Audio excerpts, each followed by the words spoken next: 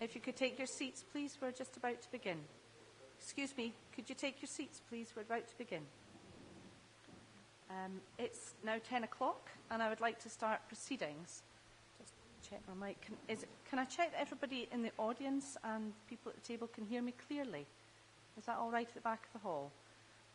Thank you. I was wondering if somebody could possibly shut those doors now that it's 10 o'clock started. My name's Elspeth Cook, and I'm the reporter appointed by Scottish ministers to conduct this hearing session regarding the appeal against the refusal of planning permission for a wind farm, consisting of 7 turbines, access tracks and ancillary buildings at Whitslaid, Selkirk, also sometimes referred to, and probably will be today, as Barrel Law. Planning permission was refused by Scottish Borders Council, and the appeal has been submitted by ABO Wind UK Limited on behalf of Barrel Law Wind Farm Limited. Now, before I set out the procedure I intend to follow today, there's a few formalities that I need to address, mostly around housekeeping issues. Can you all ensure your mobile phones are turned off or silent? If there is a fire alarm today, it won't be a test, so please leave your belongings and exit the building through the identified doors, which is obviously the main entrance, and there's also a route out to my left here through the second hall. The local people are probably familiar with the hall, but obviously there are toilets here. They're out in the foyer should you need to use the facilities. You'll have noticed that there are cameras and microphones in the room. The hearing is being recorded for later broadcast on our website, so it's not live at the moment. The system connects the video recording to the person using the microphone. So it's important to first turn on your microphone before you start to speak. If you have any questions about this, my colleague Ewan Murray could help you with the technical side of things. Those participating at the table will be aware that they've consented to being recorded as a part of participating in the event today. The audience, obviously we don't have your agreement, but you are not officially filmed or recorded, so that it doesn't affect you directly. If you're interested, the eventual storage and accessibility of this recording is at dpa.public.tv/core/portal/webcasts. So, coming to attendance, I'd like to take a note of who is taking part in the hearing session today. Can you introduce yourselves, please? And I'll start with the appellant. Yes, thank you, ma'am. Good morning. My name is Louise Coburn, and I'm a solicitor at DC2 Planning. We have one witness today, and that's Mr. James Welsh of Open, and he's sitting to my left.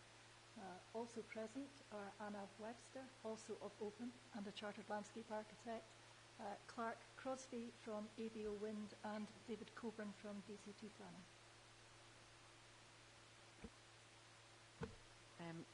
For the council. Thank you, ma'am. My name's Emma Moyer. I'm a solicitor with Scottish Borders Council. To my left is Guy Wimble, Chartered Landscape Architect and Technical Director of Ironside Farrer. And to my right is Councillor Tom Myers, the Council's Executive Member for Planning and Environment and the Chair of the Planning and Building Standards Committee. And Mr. Campbell. Good morning, ma'am. My name's John Campbell. I'm a Queen's Counsel at the Scottish Bar. I'm appearing for Blagg and Mr. Stephen Lucking, the proprietor of Easter Aylmore. I have one witness, Mr. Mark Steele, Chartered Member of the Landscape Institute. He's sitting to my left. Mr. Lucking is sitting to his left. Obviously, there's another person sitting at the table. I'm just wondering, are you participating in this today? John Williams, who's a spectator. Oh.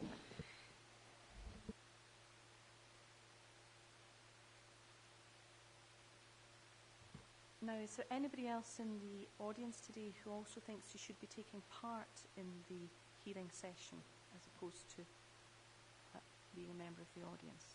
No, that's fine. The procedure I'd like to take today? Sorry, I didn't see your hand.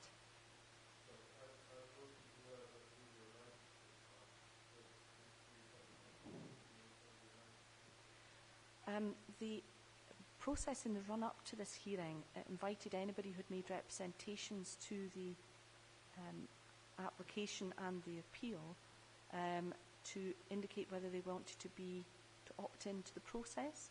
So we canvassed as many people as possible to find out if they want to participate.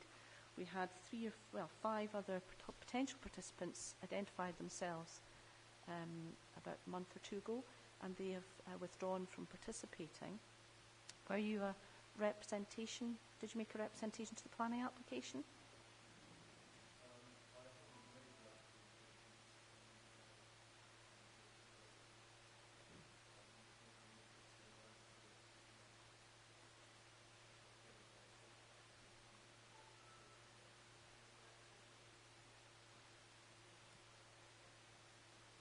Did you make a representation to the planning application?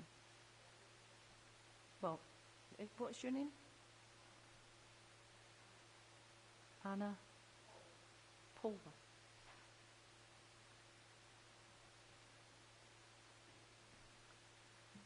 Well, I want to ask the other participants whether they have any objection to... What was your name, sir? Andrew Polver. Whether you would have objections to Mr. Polworth joining the table today?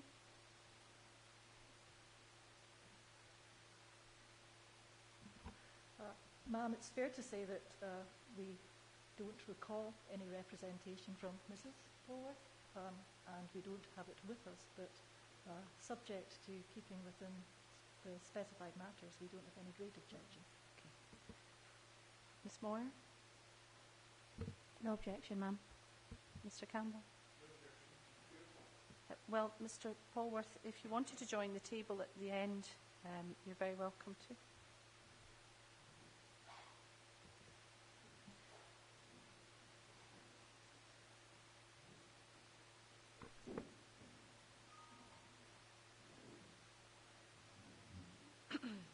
Okay, so the sequence of events today. The appeal is being determined under the provisions of the Town and Country Planning Appeals Scotland Regulations 2013. Having considered the appeal and the documents submitted with it and the subsequent exchanges, I decided to hold a hearing session in order to complete my consideration of the appeal. I issued a procedure notice for the hearing session on 12th June, and it set out the matters that will be considered today. These are known as the specified matters, and in this case there are 3. I'll shorten them, really. The guidance contained within the capacity study from 2016. I hope it's all right with parties. We may find it easier just to refer to it as a capacity study today, just for a shorthand. There is also a capacity study from 2013, so if there is any cause to refer to that, we can use the date. Thank you.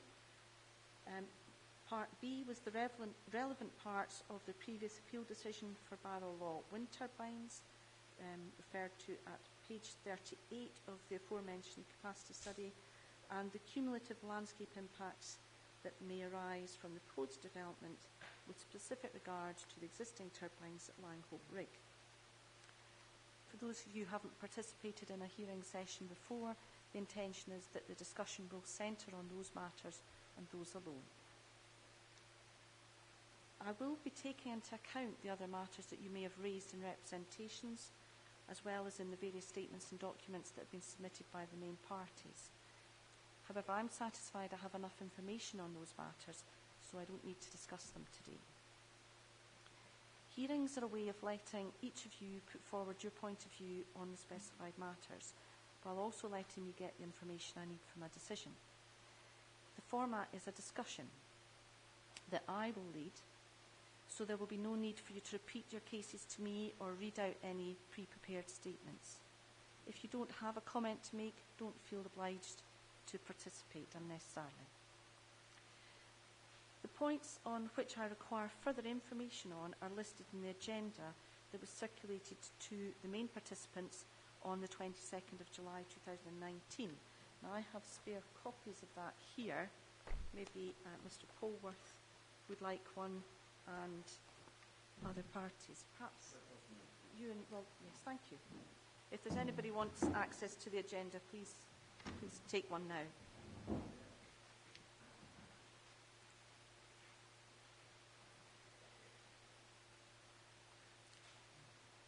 Do you consider there are any additional points that should be added to the agenda within the scope of the specified matters that you would like to advise me about? And could you do so now, please?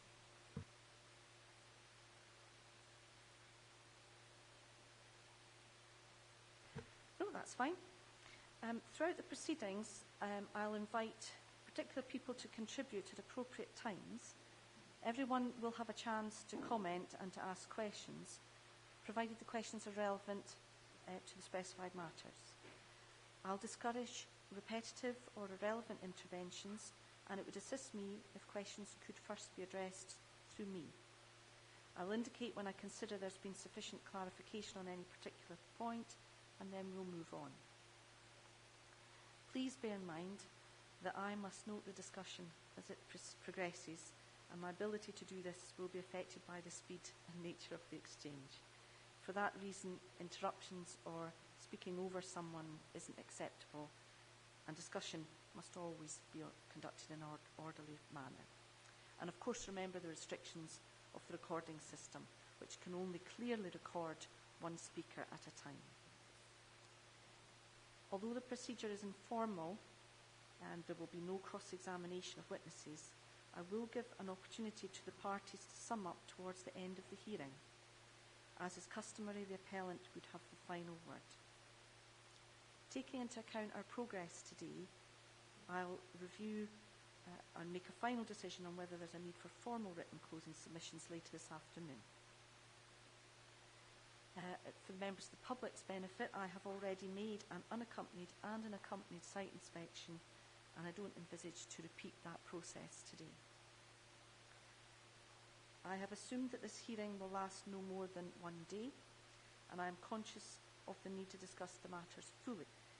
So we will review progress as we proceed and decide whether staying later into the afternoon would be advantageous to complete business. If anyone has any difficulty in staying late, please tell me at the first break so we can know how to plan our day.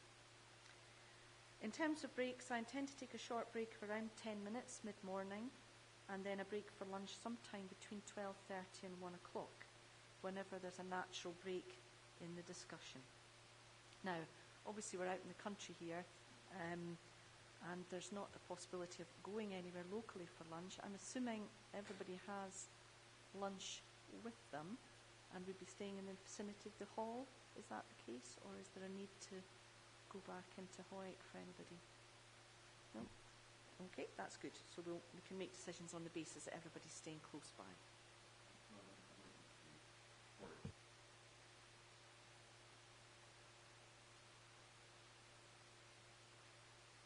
Right, so we'll bear that in mind. And to sort of sum up here, I must emphasise that if I decide at any stage, for any reason, that the hearing format isn't working, I can close the hearing and instruct my office to arrange for the matter to be dealt with by alternative means, up to and including a formal inquiry session. So, is everyone clear about the procedures? Ma'am, I have, and the fault may be mine in terms of spelling, but I have an electronic version of all the documents that the Council submitted to the appeal, which included the representations made by members of the public. And as I say, the fault may be entirely mine, but I can't see any representation from Mrs. Polwarth. It might be down to spelling, but I can't see it. Does the Council have any further clarity from your document list? Ma'am, having checked the list, I also see no reference to Polwarth. Okay.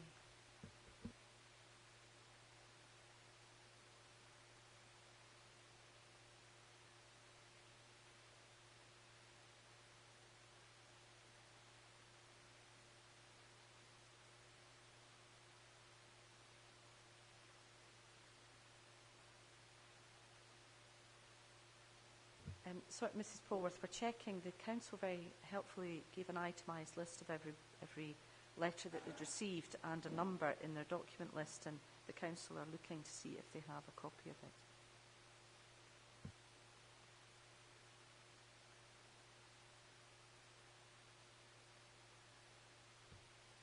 No, the council are confirming to me that they can't see anything on that list indicating the letter.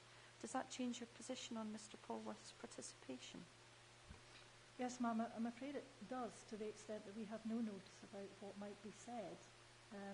It's not like we could look at the representation that had been made to the council, because certainly there wasn't one made to the appeal, wasn't one made to the DPEA. So we have no notice of what might be said by Mrs Polworth, and certainly none from Mr Polworth. But you know, I'm entirely in your hands. I'm quite content for them to take part. This is a public hearing to that extent. I just must record that we don't have notice, so we might have to come back and check if something is raised that we don't know about. That seems a reasonable approach. What does the council think to that? Ma'am, we have no concerns about Mr and Mrs Polworth being able to participate. Well, as long as Mr Polworth now has a copy of the agenda in front of you, is that correct?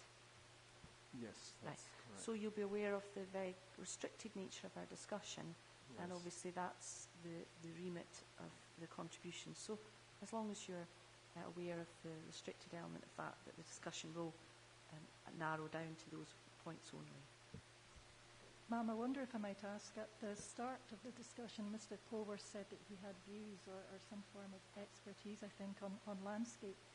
Given the obligation for witnesses to provide a short biography of their qualifications, could Mr and Mrs Polworth please confirm whether or not they have any formal qualifications as landscape architects or anything related thereto, please? Mr Polworth, could you give us a little I have breakdown? no qualifications as a landscape architect. I've lived in this area for 70 years, and I was a very close neighbour of the Barrel Law site, and I just have personal opinions about the impact of the project on the local landscape. Also, I was instrumental in constructing the original Ogilvy cairn and its replacement, and I just wanted to feel that if there was an opportunity to make comments, if those issues arose, that I would be in a position to do so. I don't have to sit at this table. I'm happy to sit in the body of the hall. Ma'am, we're quite relaxed about that. We have no particular difficulties. As I say, it's just to make sure that you know that we're aware of the basis upon which Mr and Mrs Polworth would be participating. One final question. Please, could you spell your surname, because I wouldn't wish to get that wrong. P-O-L-W-A-R-T-H.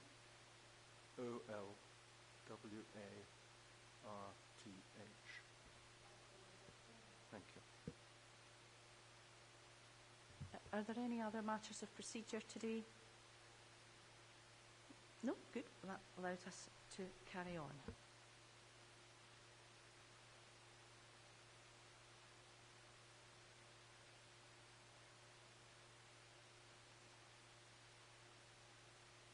Now, in terms of the way I see the discussions progressing through the questions I have, I've identified a number of documents that I think I might need to look at, and obviously, and therefore possibly the participants at the table. And it might be useful if I read out them so that you maybe have a bit of advance warning. I think they're fairly obvious once we run through them. The 2016 capacity study, the Ironside-Farrer document, and possibly the 2013 earlier version. Policy ED9 from the local development plan.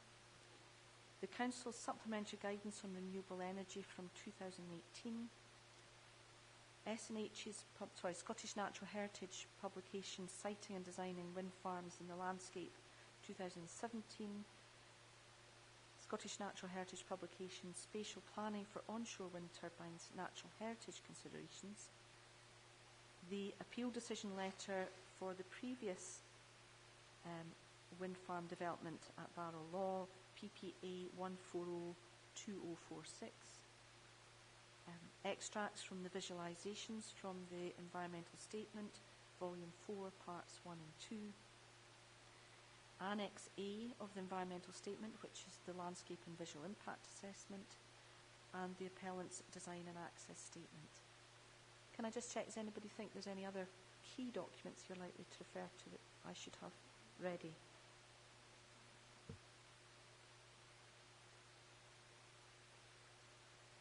No, that's fine. I hope that's helpful. Oh, sorry, Mr. Campbell. You will need to have Mr. Mark Steele's review of the LVIA in front of you, which is a document produced for my client. Yeah, sorry. Apologies. Yes, I was taking as read. I would have the statements and other documents, but thank you. Yes. Did Ms. Coburn, did you get that, the Mark Steele original document and the update?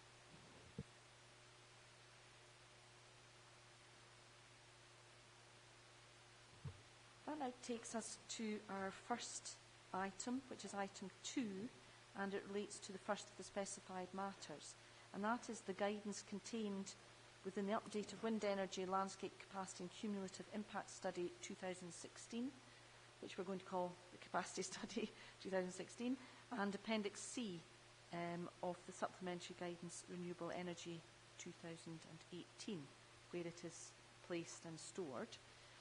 It relates to specifically to the landscape character area or type 4, southern uplands type with scattered forest, known as the Dun Now group, and that is the location where the proposed wind development take place.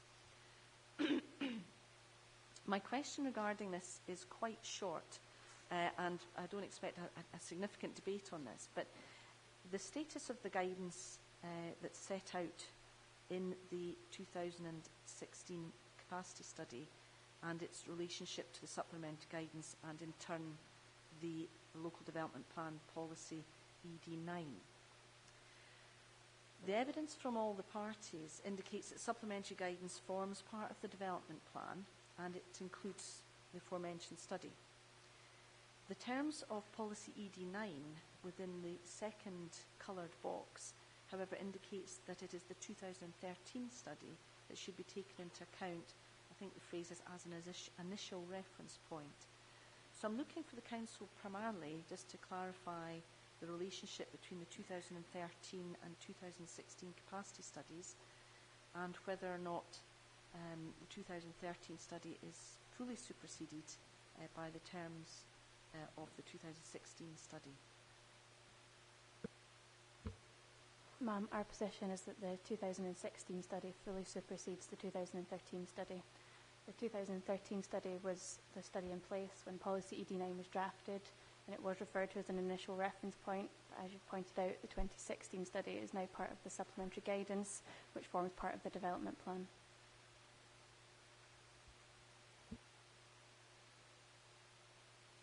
Mr. Campbell, do you have any points on that matter? I respectfully agree with that. Mr. Polwarth? Ms. Coburn, do you need to clarify anything on that? No, obviously the usual caveat about the use and purpose of capacity studies would apply. But we're grateful for the Council's clarification. Thank you.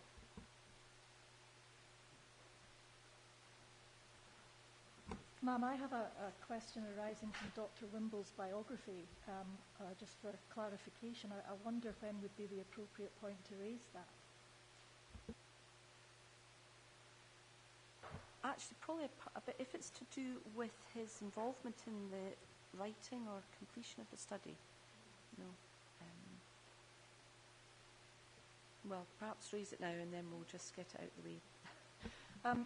Dr. Wimble, you mentioned in your biography on the final page that you did the landscape and visual impact assessment for what's commonly known as TIGLS, Trump International Golf Link Scotland. And you say in your biography that the LVIA was not contested at the inquiry. That, of course, is because there was no oral evidence, was there, Dr. Wimble, on landscape and visual matters at the inquiry? There was no oral evidence. It was not brought to the inquiry as a subject.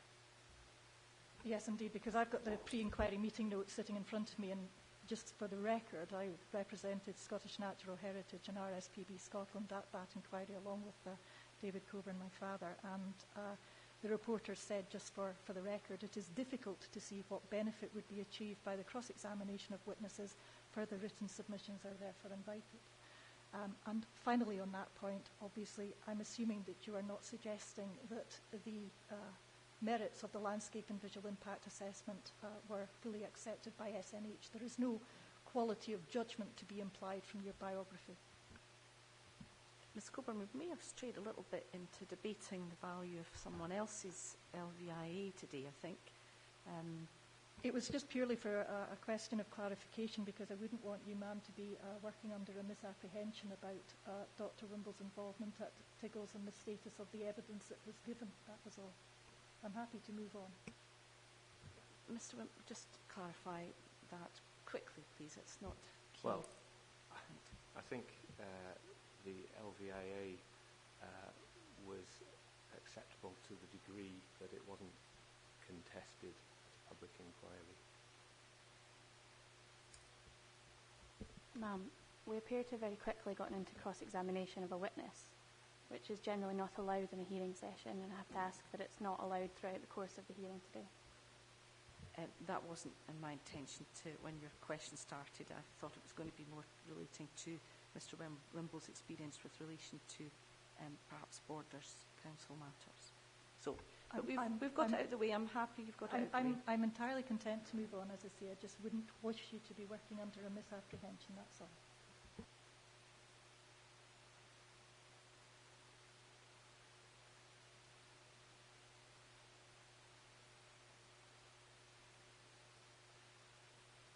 My second point relating to the capacity study relates to the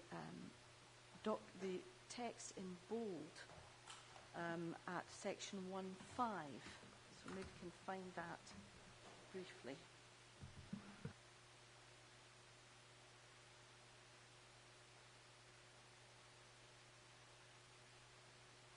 It's section 1.5 of the capacity study at page 3.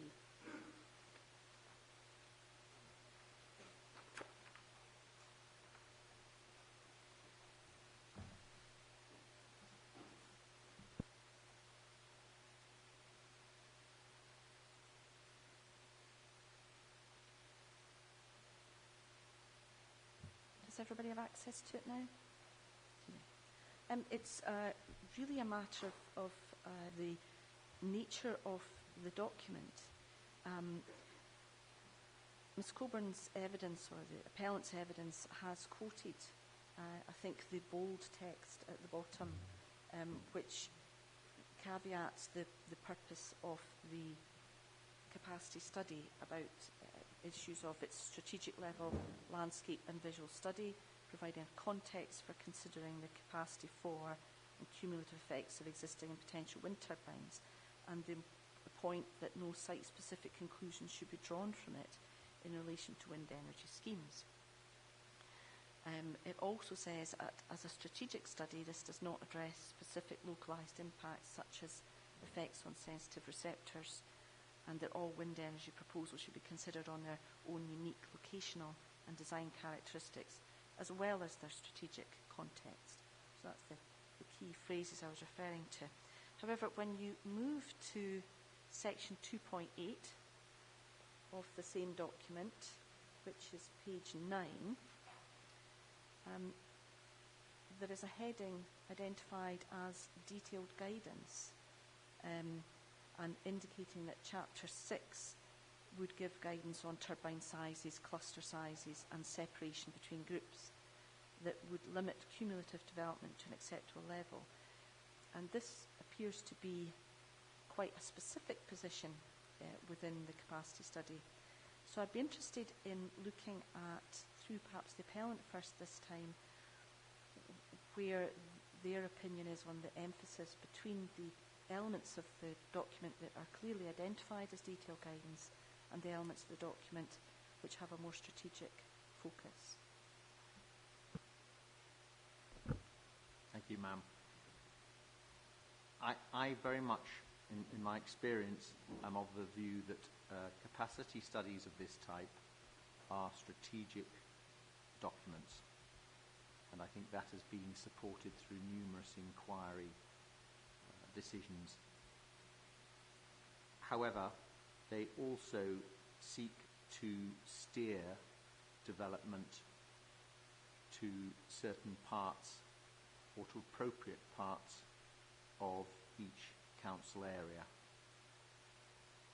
And in order to do that, they need to provide some element of detailed guidance.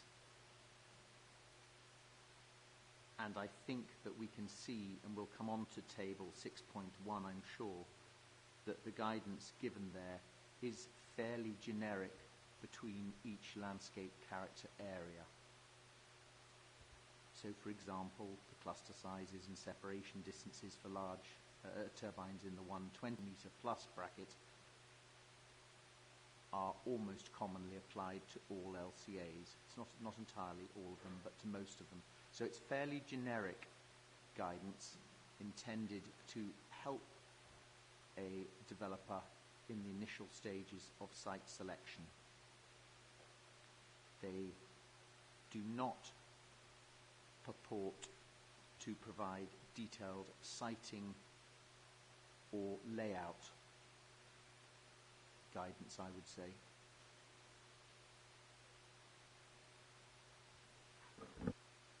Thank you. Does the council's witness have any view on that relationship? That seems to be a reasonable interpretation. The important thing is that the guidance is for the whole of the Scottish borders. So you may look at one area or another area, but this area in this case, and it is written bearing in mind the context of the whole of the Scottish borders. And I agree it's not specific to the extent that it actually dictates exactly where a wind farm should go or exactly what size it should be, but it does give an element of guidance as to things like the separation between groups of wind turbines and the size of groups of wind turbines in order to establish a type of landscape as is described in table 2.2 of the guidance.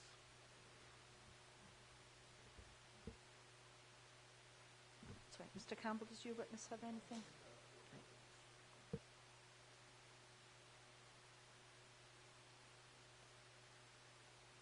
Mr. Polworth?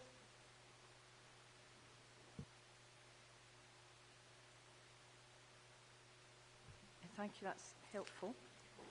It takes me on perhaps to look at the study in more detail now, which is item 2B, and that's to do with the contents of table 6.1 and how they relate to the various maps set out both within the study and repeated again within the supplementary guidance. So my next few questions are going to dip in and out of the table and the maps, just to make sure I'm properly interpreting the various pieces of information that can be gleaned from the document. So I'll just get that. So if we were looking first at table 6.1,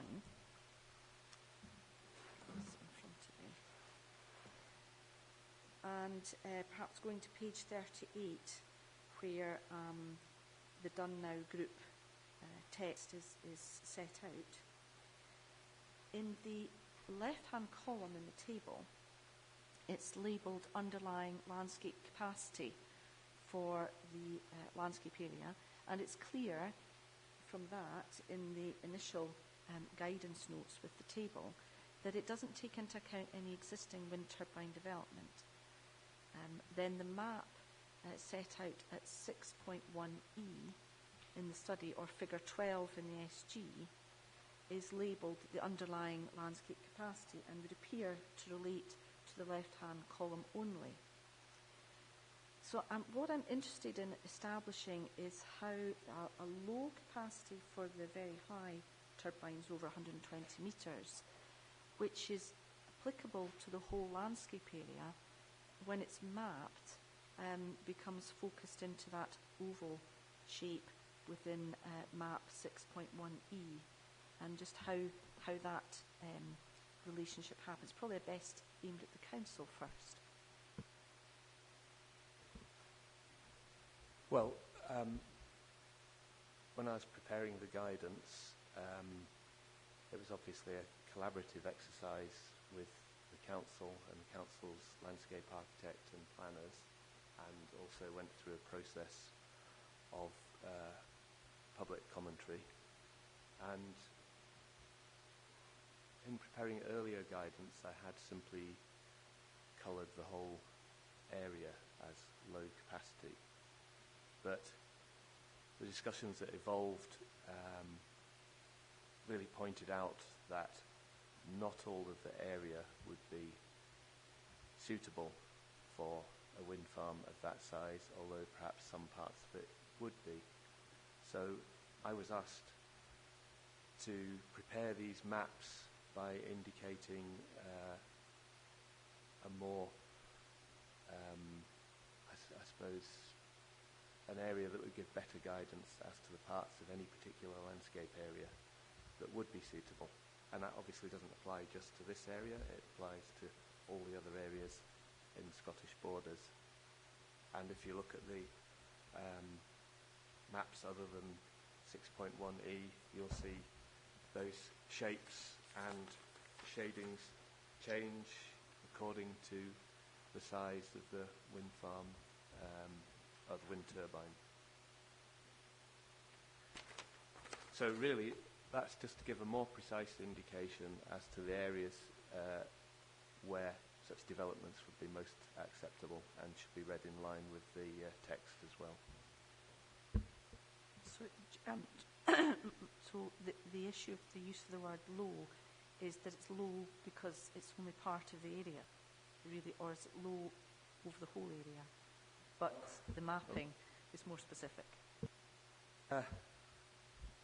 Well, I've had many internal debates with myself, but low can mean it could be restricted to only part of an area, but it could also mean that within the area shown, it's not able to accommodate a large amount of that change. It could mean both. I guess there's only so far you can go with indicating these without becoming prescriptive. Mr. Campbell, does your witness wish to add anything to that?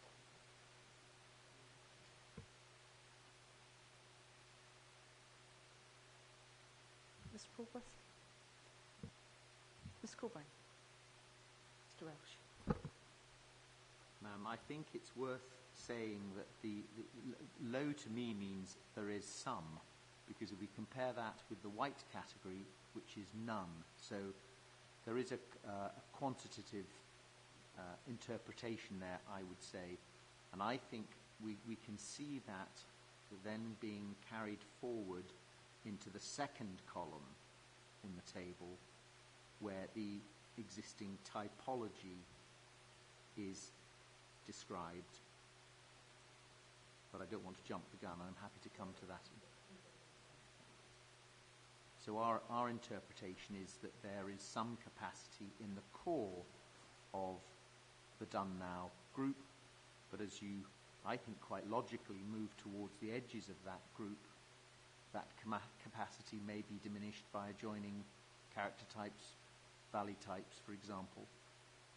And if you look at most of the areas of blue, pale blue or grey on that figure 6.1e, most are set back from the edges of the landscape character areas, which again, in my interpretation of landscape character, is that landscape character tends to get more sensitive towards the interface with adjoining types, because you often have different elevation, different land cover, etc. So I think there's a perfect logic to that figure.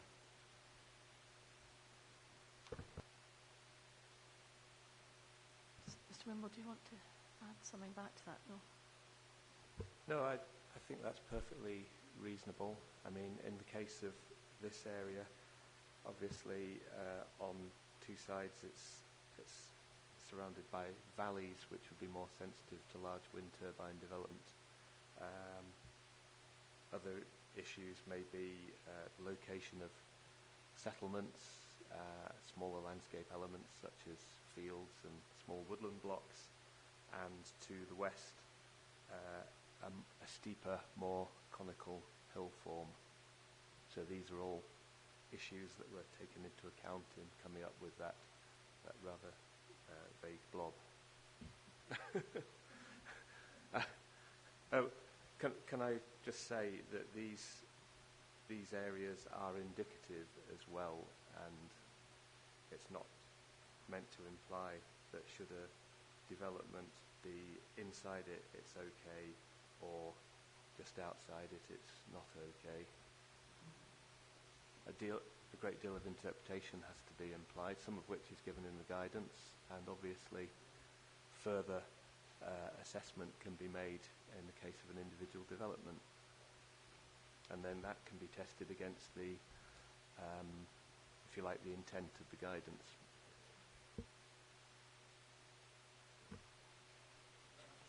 Oh. Steele picks up at page 39 of his LDIA review. You don't need to turn it up. Just at the top of page 39. Thank you. So we're staying with the table and the mapping, and it takes us to the column entitled Remaining Landscape Capacity. This is also indicated as low for the highest turbine. There isn't a map identified as remaining landscape capacity for the highest turbine. So is it possible to still use 6.1e, or should I place more interest or attention to 6.3 or 6.4 in those mapping figures? Council? Just getting to the graphics that you're pointing at. Well, the guidance can be interpreted or followed by looking at all of the graphics that you mention and by the words in the table. The point being that it's all trying to indicate an intention as to what the maximum level of development should be in an area, and without trying to be too prescriptive. So, yes, reading the guidance first of all in the table, you can look at figure 6.1e, and you can see the area in which development with 120 metre plus wind turbines is likely to be most accepted. You can look at figure 6.2, and you can see where there's already an existing development, Langhope Rig in this case, and the influence that that is having on the landscape. And then if you go to 6.3, you will see, if you like, I suppose it's the indication of the maximum level of development in the area and obviously across the Scottish borders, which is based both on the underlying capacity and what is already there.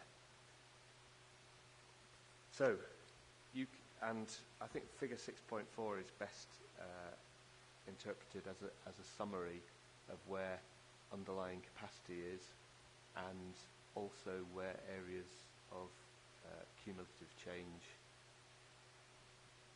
are highlighted, which is a matter that SPP refers to. So in this case, that's perhaps less of an issue because I'm just concentrating in that figure on the areas of greatest cumulative change in the borders. But we nevertheless have to take into account the presence of Langhope Rig wind farm, and knowing that and the guidance gives some indication as to where another development is likely to be acceptable in terms of its size, general location, and its separation from the existing wind farm.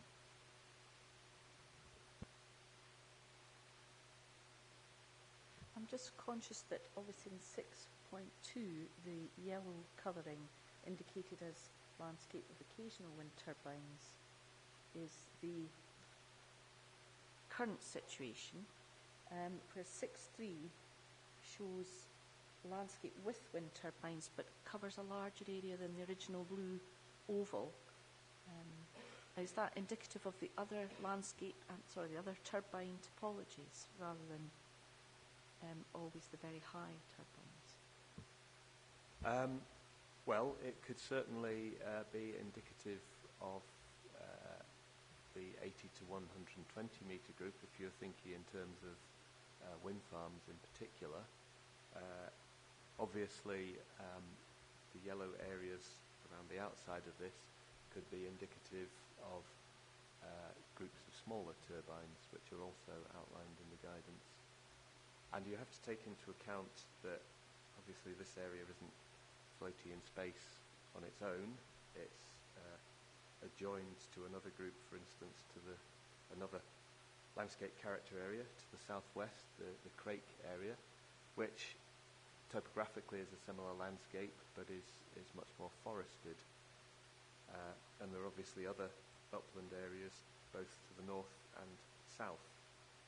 So the spread of I'll call it the sort of darker brown area, landscape with wind turbines, is really taking into account that there could be other developments in the area that we're concerned about here, or indeed in the area to the southwest of that.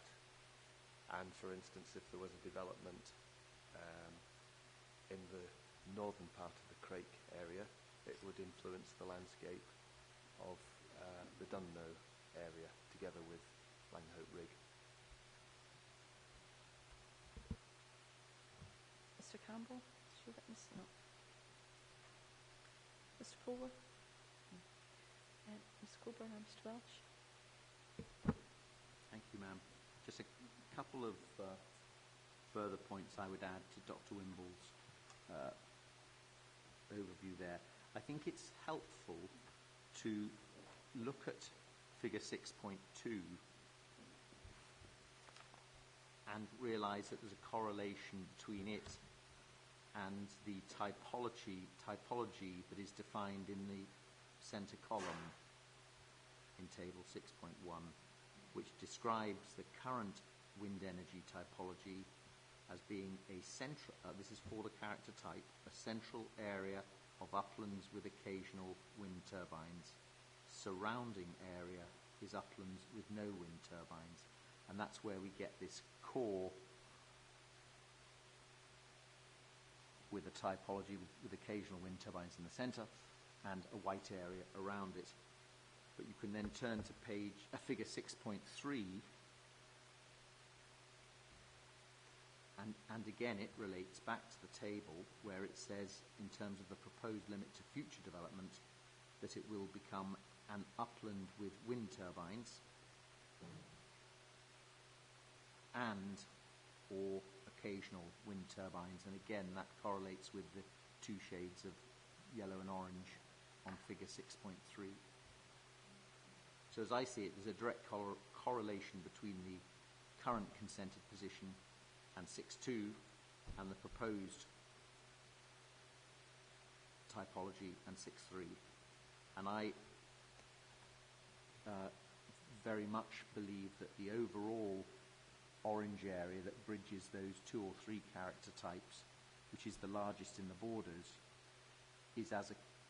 that is not dictating or linked to any specific turbine size, but reflects the prior analysis of all the different wind turbine height typologies. That would certainly seem to make sense if you look at the previous maps. 61B, 61C and 61D.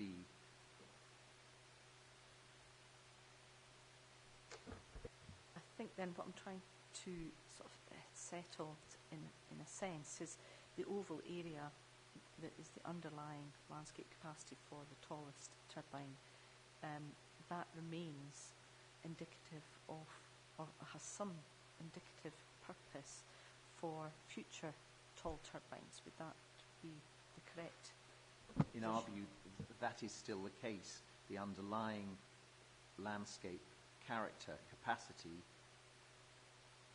for tall turbines lies in the core of Area 4.2.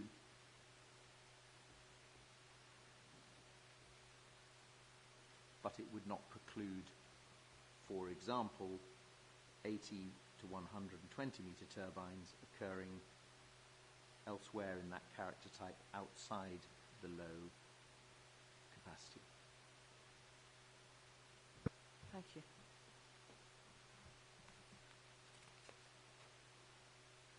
So that takes us to the next map in the sequence, which is the overall view at 6.4.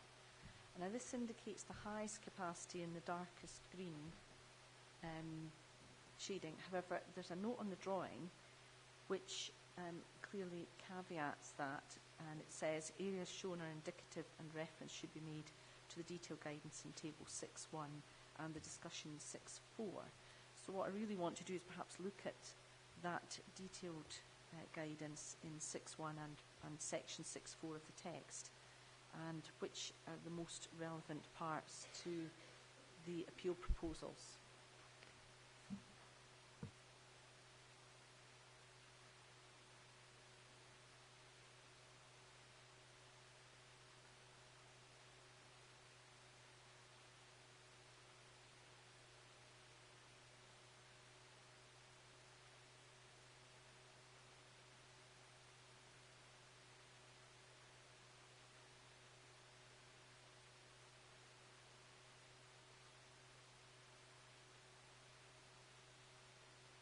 Probably easier to start with Mr. Wimble again, I think, in this context.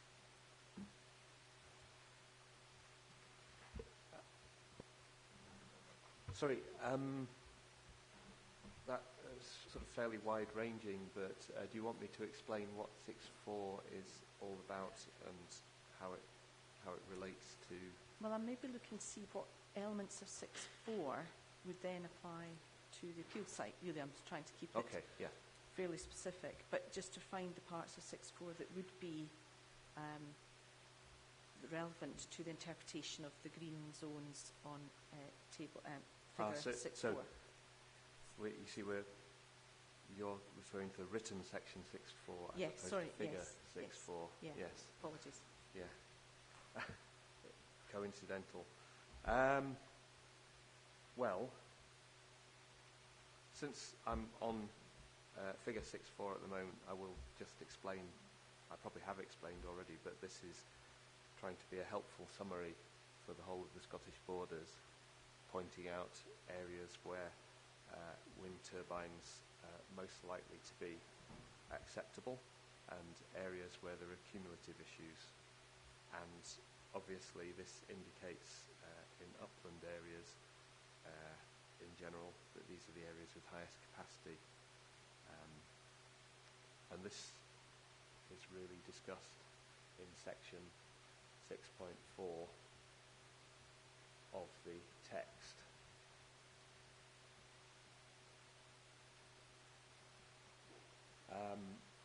So section 6.4 of the text summarises the analysis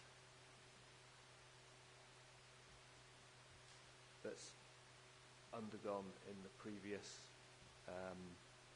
table 6.1 and in section 6.3, which summarises all the different areas, and it tries to break it down in terms that can be related to that table, pointing out areas where there is the highest capacity or there's some underlying capacity or there's no underlying capacity, as you'll see on page 67. And then areas of significant cumulative development are, if you like, a special category, because that's independent of the underlying capacity, but has an effect on the remaining capacity. And then it goes on to explain which areas are most likely to have the highest remaining capacity, and ideally that should relate to figure 6.4. So in this case, it talks about areas in the north, and also the area that we're interested in that includes the southern uplands, Crake, southern uplands with scattered forest at Dunnow, and east of the A7, southern uplands with scattered forest, similar type of area, the Coldcleugh Head group. So it sort of lumps all of those together, looking at a broader landscape area in which some larger wind farms could be accommodated to an extent.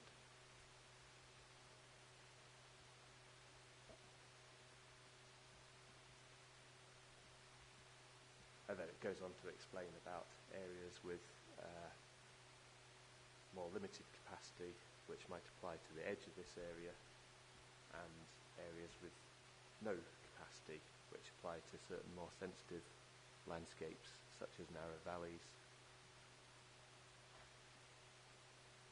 And then it finally analyses the areas of cumulative development, coming up with some guidance, but that's not really relevant in this case, but that's part of the context of how the guidance works.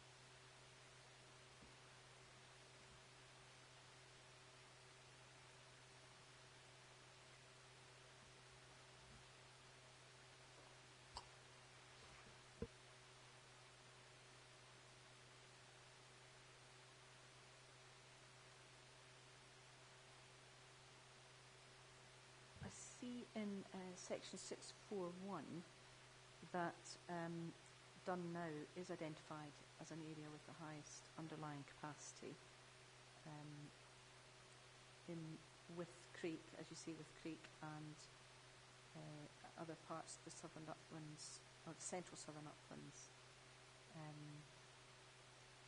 And it's, again, it's the issue of the text now tells us that these areas would be capable of accommodating turbines over 120 metres in height. But the text doesn't then indicate that it's part of. It's applying, it appears to apply to the whole landscape area as opposed to the blue oval. Well, I mean, this is obviously a summary. And when we refer to the term highest landscape capacity, that is a relative term, i.e. it's got the highest capacity compared with other areas in the borders that have a lesser capacity as indicated on figure 6.4. And obviously there are other areas within the borders that have the highest underlying capacity, or theoretical capacity if you wish to call it that.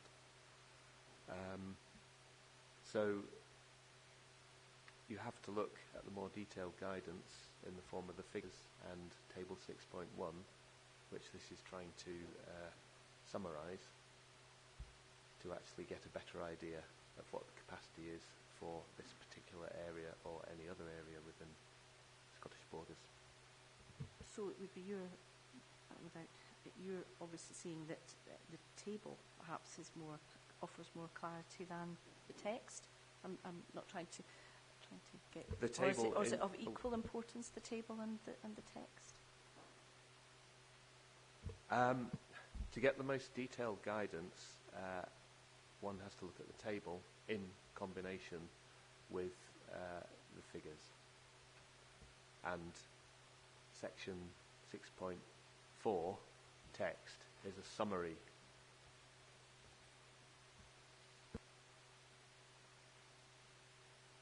I wonder if we could just look at the part of table 6.1 for the Done Now group.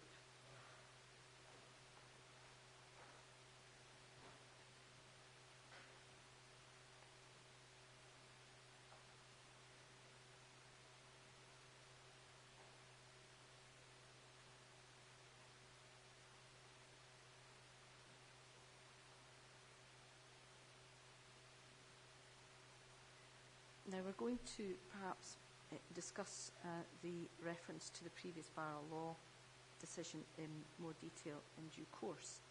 However, there is general statements there, and there are quite precise statements. I was really just looking at your view on the nature of the text under development capacity and whether that's what weight I should give to that, or what the level of importance that has.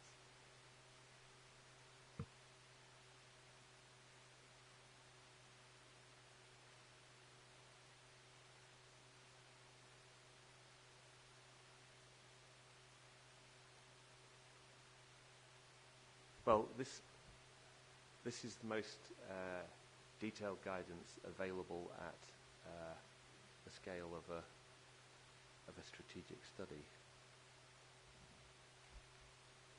And as I say, it should always be considered in the wider context of the areas surrounding it and the Scottish borders as a whole.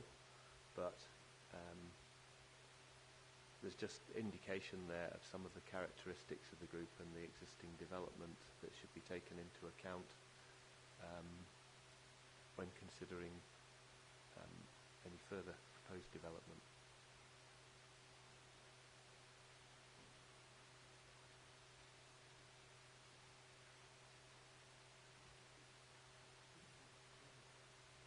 Yes. I mean, do you wish me to sort of go through the elements of that guidance? Really just trying to establish the key guidance that is offered by the table. Okay, the written guidance, well, first of all, in the landscape analysis, it's characterised as extensive open hill country, but somewhat lower and less wild and dramatic than the Broadlaw area to the north. There's a small amount of forest in the area and no designations or footpaths and relatively little human settlement in the area compared with other areas. So that characterises the area. Development capacity, it refers to the fact that it has some limited existing turbine development in the form of Langhope Rig, which is mentioned in a column to the left of the table, where it describes Langhope Rig 10 times 121 metre turbines. So it says that the surrounding topography, and this is the sort of topography around the edges of the area, provides a degree of topographical containment for largest turbines, such that if you were to put the turbines in more towards the middle of the area, it's less likely they would be seen externally. Intervisibility within the area is generally fairly low. Well, that's looking at the area as a whole. I mean, there are areas to the north and to the south which are fairly well separated from the core of the area. Nevertheless, it says significant separation from Langhope Rig and careful sighting would be required to avoid cumulative issues leading to the dismissal of the barrel law application, which I know we're going to discuss later. But what it's saying there, and in the indication of the column where it says turbine group maximum number 5 to 10, group separation distances 5 to 10 kilometres, is that a degree of separation is required to achieve the landscape type that's shown in the plans. And for instance, if the turbine groups were larger or closer together, then it may bump up the characterisation of the landscape to a wind farm landscape in the location where that happened. So the guidance is trying to advise against that by giving these separations and describing the issue.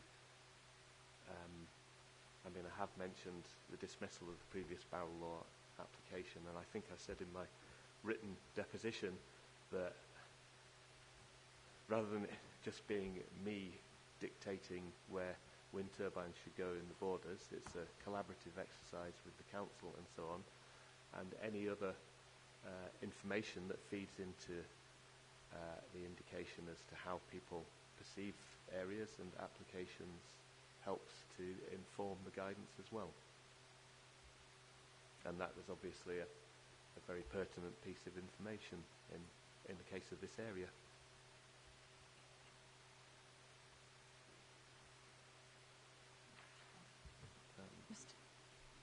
Mr. Campbell, do you have anything from your witness?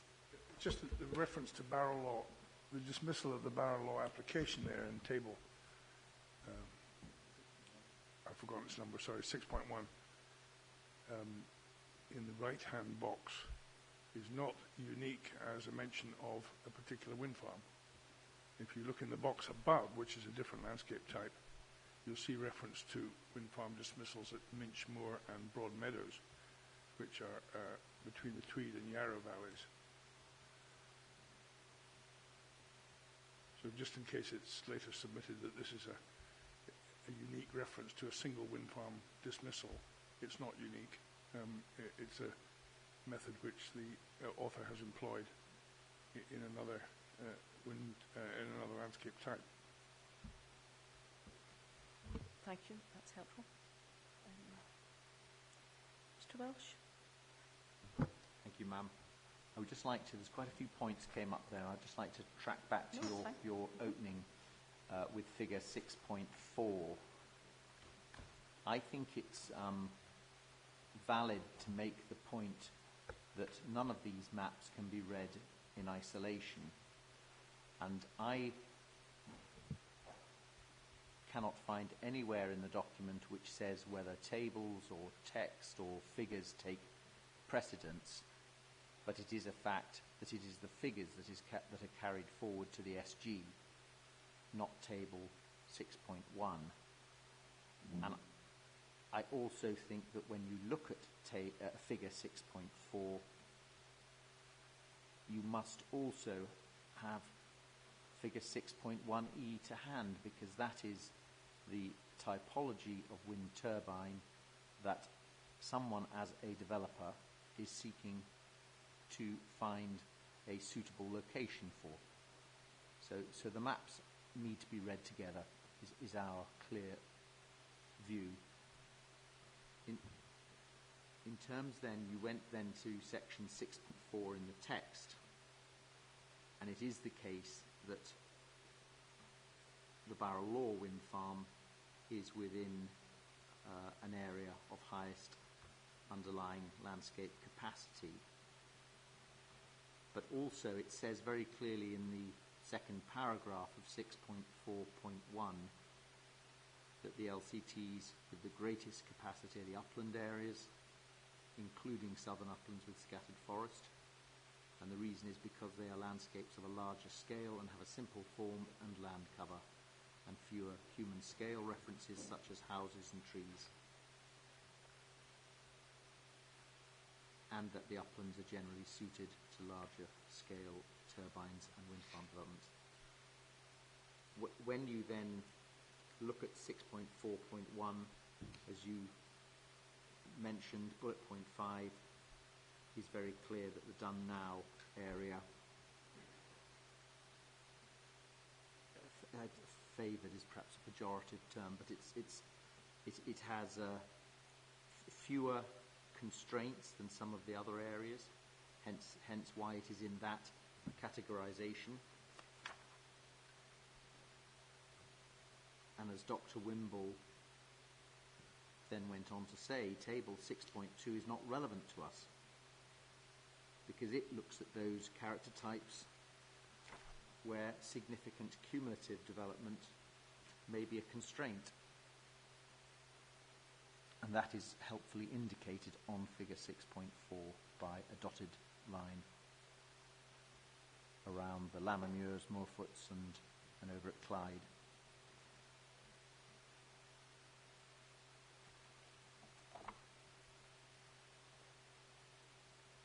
Dr. Wimble also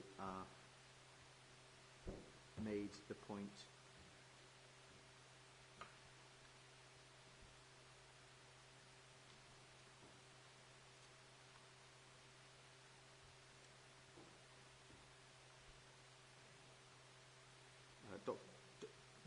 Dr. Wimble also made the point that when you went back to table 6.1, that the whole objective of the separation distances is to guide the cumulative development typology that is being sought.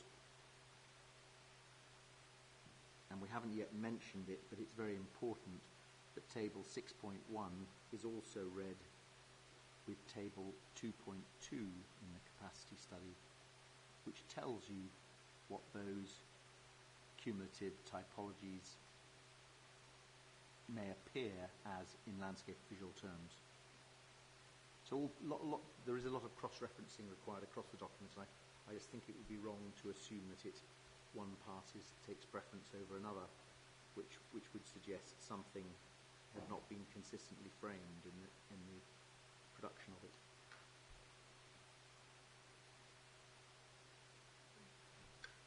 Mr. Wimble? No, I'd just like to say that broadly there I agree with what Mr. Welsh has said. And the whole point of the guidance is that it requires interpretation and is not, I hope, overly prescriptive. And perhaps just a couple of points. Mr. Welsh mentioned that Dun now is an area that is favoured from the point of view of developing a wind farm. I'd like to say, really, it is part of a wider area, including those neighbouring landscape character areas that are favoured and shouldn't necessarily be treated in complete isolation. And in terms of the numbers in table 6.1, it is both the separation distances and turbine group sizes that are important in achieving the desired landscape outcome, I'll call it. Well, the maximum acceptable landscape outcome.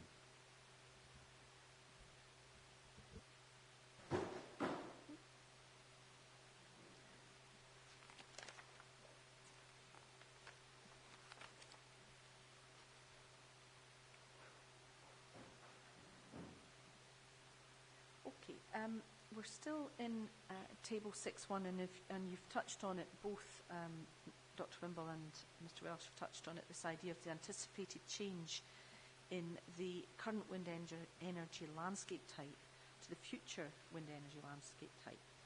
Now, table 6.1 indicates that Dun now is expected to change in terms of the wind energy from a central area of uplands with occasional wind turbines, surrounding area is uplands with no wind turbines, to a slightly different notation here where it's uplands with wind turbines stroke occasional turbines. The quick question really, as a quick answer here, is I'm just wanting to confirm that this change is expected to happen subsequent to the completion of Langhope Rig and not as a result of Langhope Rig. Is that correct? Well, the change that has occurred as a result of Langhope Rig is in the first column, where Langhope Rig creates a central area of uplands with occasional wind turbines. I know it doesn't quite sound right, but that's the terminology that has to be related to table 2.2. Essentially, it's a wind farm on its own in a fairly wide upland area, and that's my judgment of the level of its influence on the landscape. So that has been taken account of already And in the future landscape type, that is obviously taking account of that change that has already occurred. Thank you. Do you have anything to add to that, Mr. Welsh? It was a fairly, it's just a quick confirmation that I was reading the table correctly. I do think you are, but I think you can also see it illustrated on figure 6.3.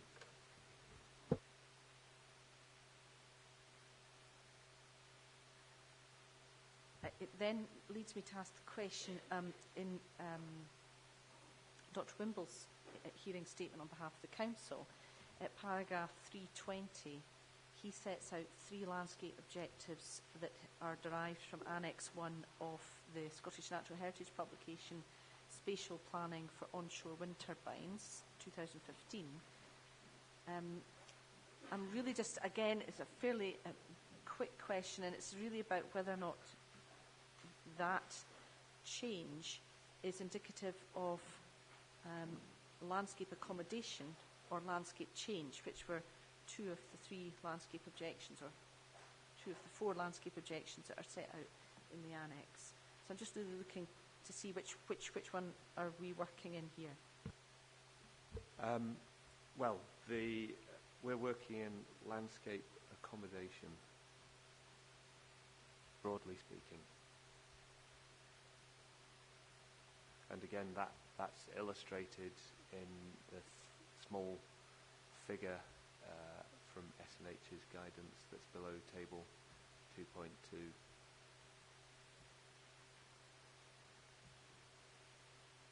And I think I do say somewhere later on in my report that that's the kind of level of change that we're looking at here.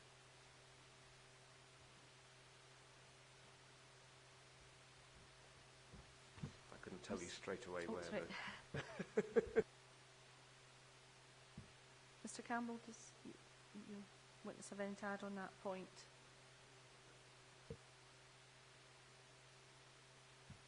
Mr. Polworth? Mr. Welsh? Just to say, ma'am, that I think it's very difficult to define pockets of accommodation and landscape change. I think it's a sliding scale, and I think it is useful to tie it back to to table 2.2 in the capacity study, where there is a gradation from a landscape with no wind turbines to one where you have a landscape fully developed as a wind farm. So there's a process there of protection through to change, landscape change. It's a gradation.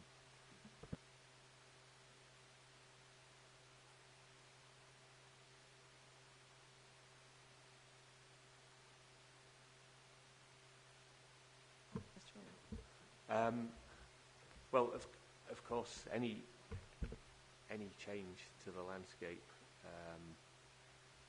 especially in the nature of wind turbines, of which there can be few or many, is something that is going to be a sliding scale. But if we don't have some definitions or shades that we can latch onto, as described in figure 2.2, it's very much one person's occasional wind turbine landscape is another person's wind turbine landscape. So I'm happy for people to dispute the definitions in table 2.2, but I think the principle of trying to define levels of change allows us to understand what is happening in the landscape. And Mr. Campbell helpfully pointed out that paragraph 342 of my statement refers to accommodating wind energy in the area. So, 3.42. It says these landscape character areas, including Dunno Group, are areas where an intermediate level of development is considered appropriate, i.e. where the level of development is that of accommodating wind energy without it becoming the key or dominant characteristic of the landscape.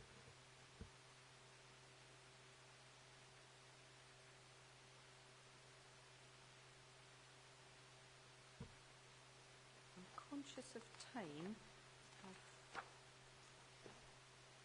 I wonder if we break briefly for 10 minutes just now, because my next questions, without giving you any spoilers, are really about this issue of landscape types and the difference between the landscape types. So I think if we stop just now for 10 minutes, come back again at 11:30, and then my next few questions will be about...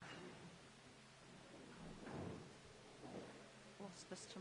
Councillor Myers coming?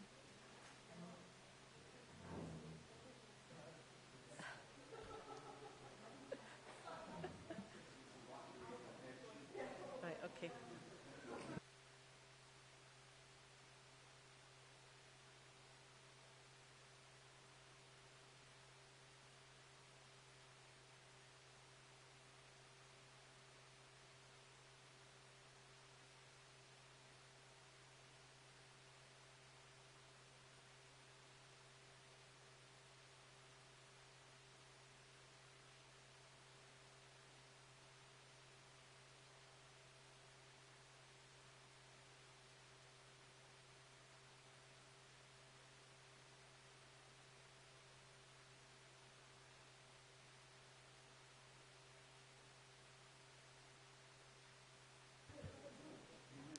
Yes, okay.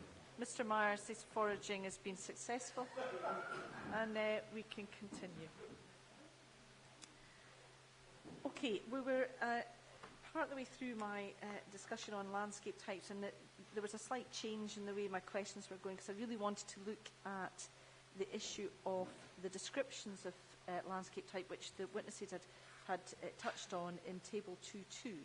And there are 5 landscape types set out there, and they are referenced to some extent in Table 6.1. So I'm really looking at some clarification or some opinion on how to approach this. So there are 2 future wind energy landscape types. 2 wind energy are set out for one landscape area.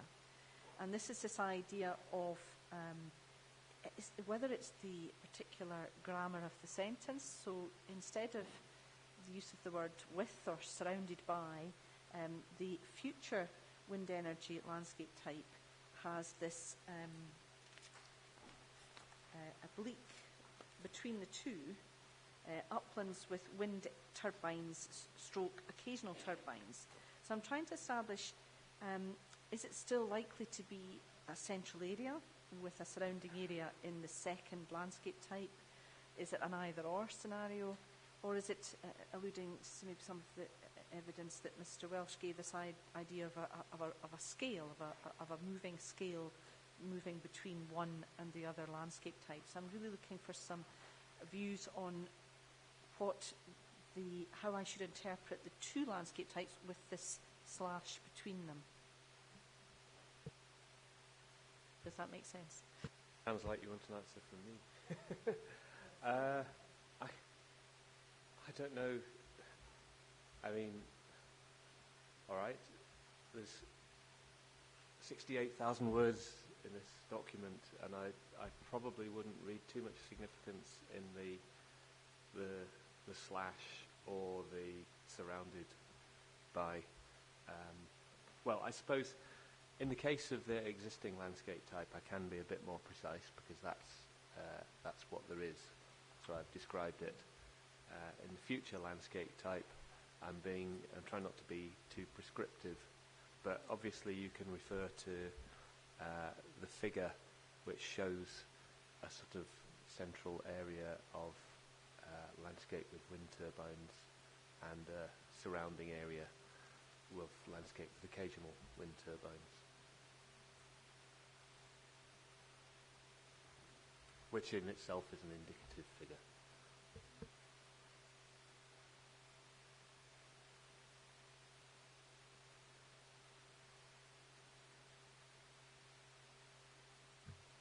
Mr. Campbell, does your witness have a view on that point? Right, yeah.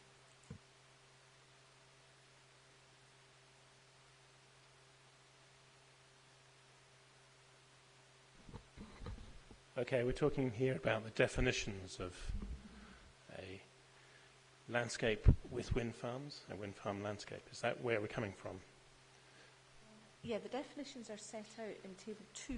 What I'm trying to work out is when I'm presented in the table with two landscape or two future wind energy landscape types, how I might interpret that in assessing the outcome of a development in the area. Okay, I think that's. I was kind of talking in a broader sense. I defer to Guy on the capacity study, so I'll leave that with him. Sorry, can I? Yes. Can I add? Like I say, I'm trying not to be too prescriptive here. The drawing, figure 6.2, I think it is, does indicate area-wise, or is it figure 6.3? That's the future landscape type. If you wanted to read it at a broader level, that is, not being precise about what type is in what area. It's giving an indication of the level of development, the level of accommodation, as opposed to landscape change by saying / occasional.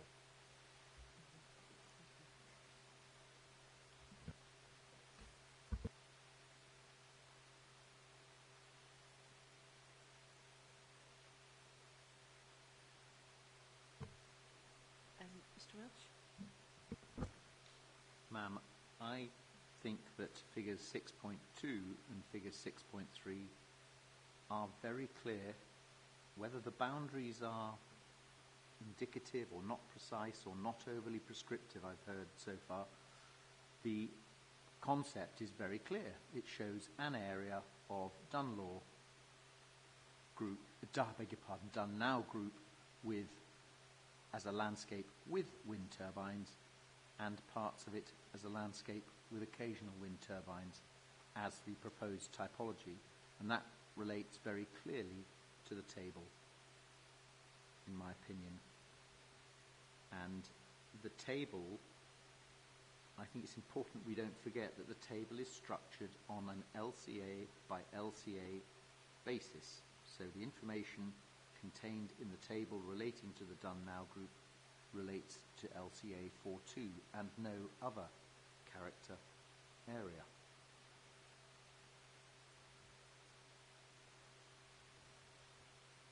You ask in your agenda for our views on the anticipated change, and I'm very clear that what table 6.1 is doing is indicating that there is a proposal to intensify wind energy development in the Dunnow group. From its current position, figure 6.2, of an LCA with occasional wind turbines or none, upper grade to a landscape with wind farms with parts as occasional wind turbines. So there's a step change there, and that step change is very clearly indicated in table 2.2. So from my reading of this document, it clearly anticipates an intensification of development in this area, and I don't see how that could be read in any other way. Figure 6.4 tells us we're in an area of highest capacity in the borders. It's also the largest area of that identification in the borders. And the objective is to enable development. It offers very clear support from that point of view. And I agree we're going to come on to talk about separation distances, but on the face of it, the Barrel Law wind farm accords with every other element of this guidance.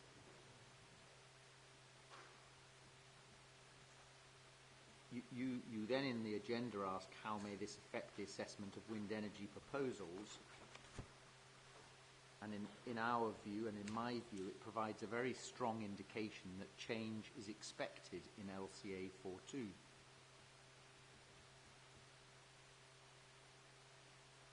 But across the borders, this is one area where the objective is to facilitate wind farm development, including turbines over 120 metres to tip.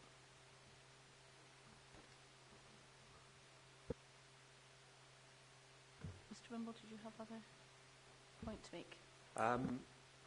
Well, I'd probably just use of some adjectives and so on there, but in what Mr Welsh was saying, obviously the purpose of the figure and the guidance is, shall we say, not to promote that level of development.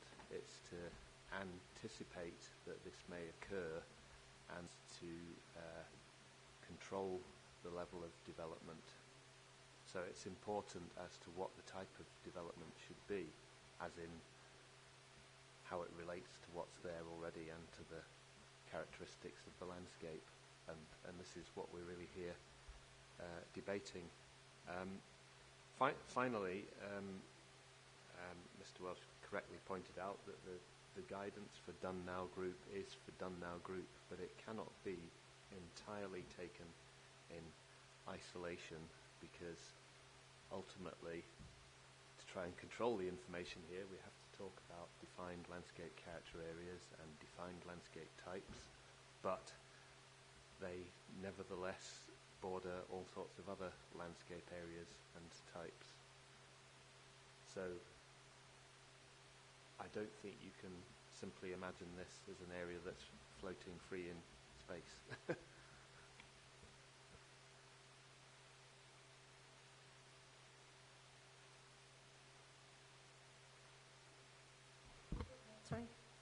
Sorry? I was coming back to that point I thought I was going to make later, but I'd just like to raise a particular issue with regard to terminology, perhaps as the topic, if you like. At ES Appendix A1, paragraph 62, it states that this is significant cumulative landscape and visual effects arise where a wind farm landscape is created, okay, as a result of the addition of the proposed development to other existing and proposed wind farms, and carries on. Give it the reference again. Okay, ES Appendix A1, paragraph 62. Yes.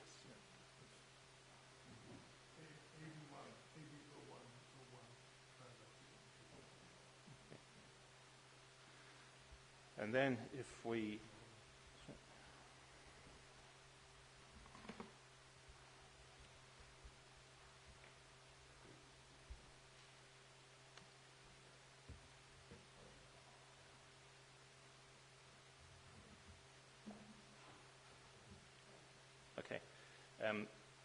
so the implication there is that if there is a significant cumulative landscape effect, a wind farm landscape has been created. Okay? If we then turn to, and I'll give you the reference slowly this time, ES Annex A, paragraph 348, which is on page A63. Yeah, page A63. It says, in some areas, however, the addition of the proposed development to Langhope Rig will lead to a significant cumulative effect on landscape character due to the high level of influence of both sites. These areas include the vicinity of viewpoints 4, 5, 6 and 13, which are in a crescent around the northeastern side of the site and are assessed to have significant cumulative effects. The area immediately around and between the two sites, where both are clearly visible, and areas to the northwest of the proposed development sites, where both sites are clearly visible with separation between them. So there is an issue of semantics here to sort out, and unfortunately we have terminology used in the capacity study which refers to landscapes with turbines, the S&H guidance which refers to wind farm landscapes, and the terminology used in the ES. So there's a teasing out exercise that needs to go on there to establish what each party actually means. It might be some consolation, because I was imagining some of that discussion about the significant cumulative effects and the effect that had on the landscape might be something we moved into towards the latter part of our agenda. but I accept I can see where you're placing it now in terms of what the future landscape, wind energy landscape might be, and what Mr. Welsh's evidence has been on that. But, yeah. But yes, continues, but in the context that we are going to look at significant cumulative and the definitions and how we assess it, perhaps in more detail, I suspect this afternoon after lunch. Yes, I just wanted to flag it up now because clearly there's a semantics to be resolved.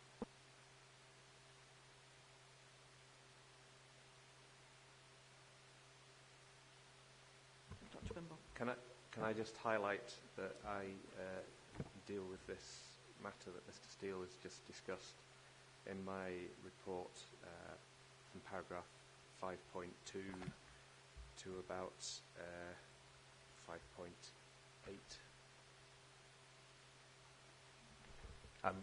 If we're coming to that later, then I haven't anything more to say at the moment.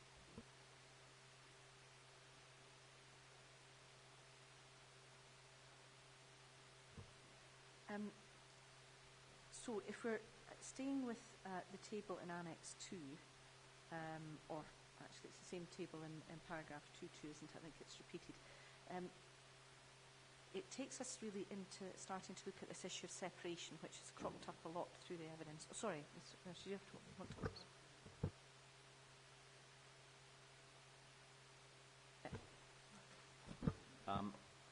Starting with the last matter first, I can just clarify that terminology varies between documents, as Mr. Steele correctly said. What you need to look at very carefully in a methodology is the definition that is used for something. And in this case, we're talking about a significant cumulative effect. And in paragraph 62 of the Appendix 1 to the ES at A1-8.4, we define what we mean by a significant cumulative effect as being a situation where wind turbines become so prolific that they become a prevailing landscape and visual characteristic. That description or definition needs to be compared with the definitions given in Table 2.2 if a comparison is to be made. That's all I would say now. We can come back to the effects later on. But just to say... Return to that point in due course. Thank you. There was just one other point I wanted to pick up on Dr. Wimble. He said that the objective of the capacity study is not to promote development, but to anticipate. I think I heard it correctly. And I think it's reasonable to say that it is stronger than that, and it presents an objective in planning terms.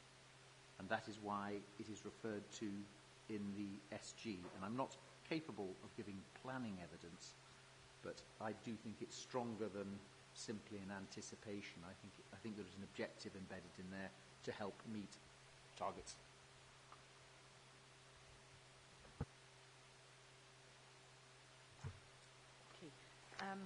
Okay. We're still in the same area, but it's this issue of separation. So it might be that some of Mr. Seale's evidence might slot into here. So there's the description of landscape with occasional wind turbines doesn't refer to separation, using that word, as a characteristic. The phrase that we have from the table is a landscape type or area in which wind farms or wind turbines are located and or are close to and visible. It really should, this wording, and I'll be interested in the landscape architect's opinions on this, do you interpret this as wind farms close to one another or close to locations where people may see the turbines in the landscape? What are they close to in that description from the table? And then have a look at the appeal proposals and whether or not they meet the landscape with occasional turbines description.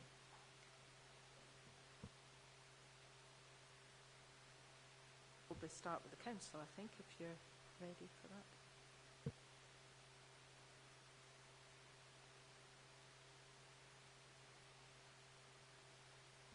that.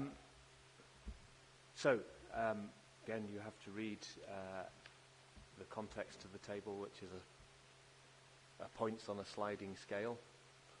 And this means that in a landscape with occasional wind turbines, perhaps can I clarify why I use the term wind turbine rather than wind farm? In that I've prepared a number of capacity studies, and whereas I sort of first set out in this, there were a few wind farms and very few isolated wind turbines. It became quickly apparent that developments of all sorts of natures were taking place from very extensive wind farms to compact wind farms to single turbines. So, and I have to say, if I was writing this guidance again, I might use the term wind energy landscape or something like that, but meaning the same thing, just trying to accommodate all the different types of development style. So, going back to the table, in such an area, you would anticipate that there are going to be 1 or 2 wind farms, and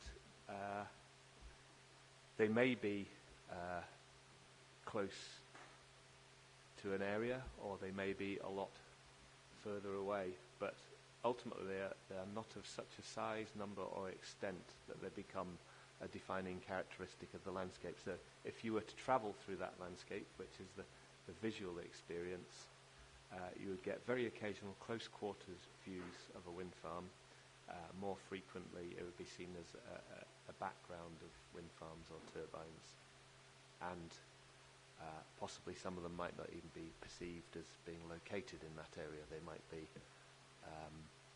turbines just outside the edge of the area that are affecting that landscape.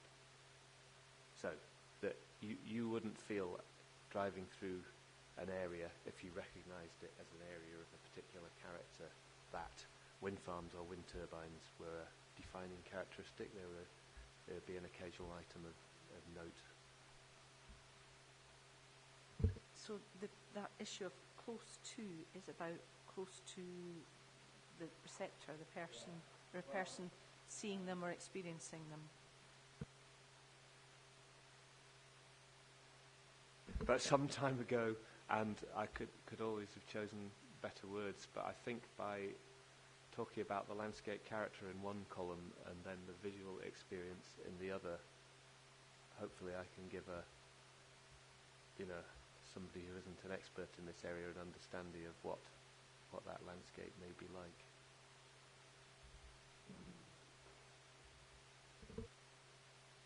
Mr. Campbell, does Mr. Steele have anything to add on the... Yes, I defer on capacity study. I defer to Guy's evidence, and there's no necessity to take it up, but there is a wee bit of guidance in paragraph 4.5 of S&H's siting and designing wind farms in the landscape. It just identifies 3 levels there. The final one being the wind farm landscape character type. Yeah.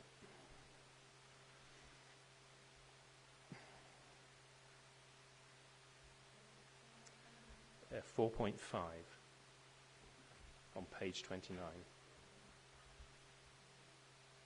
This is sometimes used as a starting point for a model, at least. It's not as comprehensive as it might be. But if we start at the bottom, we have a definition there for a wind farm landscape character area, which is one where the wind farms define the character type. The one above it is often referred to as a with wind farms landscape character. They're seen as a key characteristic of the landscape, but not sufficient dominance to be defining characteristic. And the one above that is one where they're not a defining characteristic of the landscape.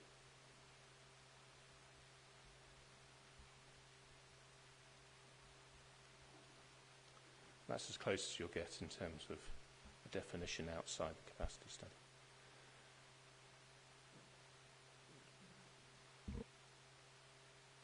The only thing I have an issue is trying to work out where landscape with wind turbines and wind turbine landscape sits between the second and the third categories. Then it's harder to place those because obviously there are is so that the separate isolated features is, you think, is equivalent to occasional or similar to wind farms? Sorry, I'll just try and draw an analogy between the two. Would it be right in thinking they sit roughly in items 2, 3 and 4 of table 2.2, and that the SNH guidance is just not identifying a landscape with no wind turbines? Yes, I think that's correct. And not identifying a wind farm? Would that be, no, clearly, yes. Is that roughly? Dr. Wimble, maybe, sorry. Yes, that's exactly what I would have said. Excellent, And we have agreement. you can see that figure 2.2 below the table is a shameless extract from the SNH guidance. Well, it's free for public use, as I understand. Which sits below paragraph 4.5 instantly. It's really just the second part of my question is the appeal proposals. Are they achieving the landscape with occasional wind turbines, or are they resulting in a landscape with wind turbines? Or is it a wind turbine landscape? That's really just, well, I'm actually looking at this, have the appeal proposals created a landscape with occasional turbines or not, would be the first question. Well, I think Langhope Rig, considered in the area as a whole, creates a landscape with occasional wind turbines. The anticipated change to the landscape, following all the guidance, would be a landscape with wind turbines, and we can go through that now, if you wish, from the table, or, well, shall I say first of all? Yeah.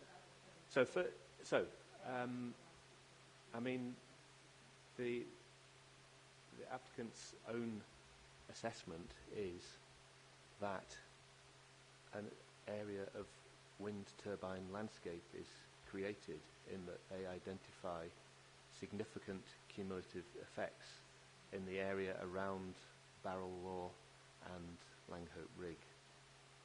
You're probably answering the next question, but I was really just trying to establish whether you thought there was any particular evidence that this development would be a landscape with occasional turbines. In your opinion, looking at it, is that a possibility from this development? Well, currently it's a landscape with occasional wind turbines, taking Langhope Rig into account.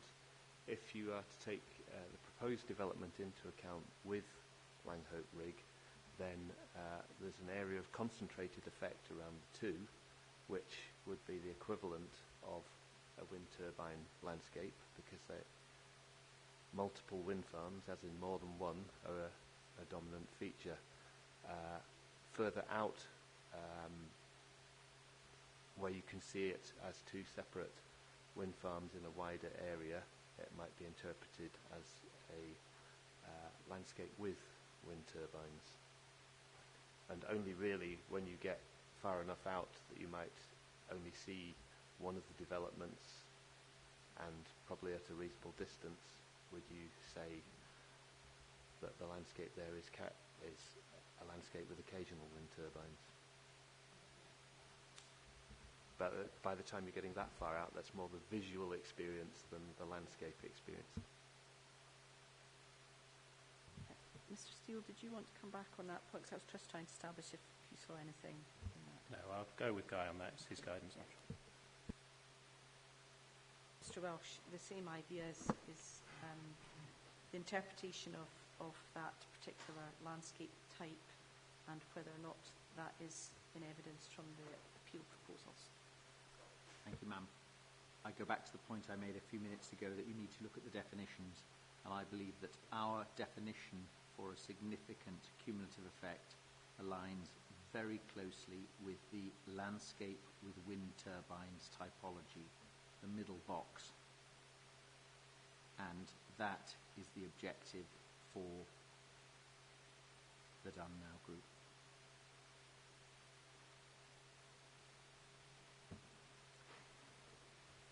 So from our perspective, we accord with the capacity study figure 6.4.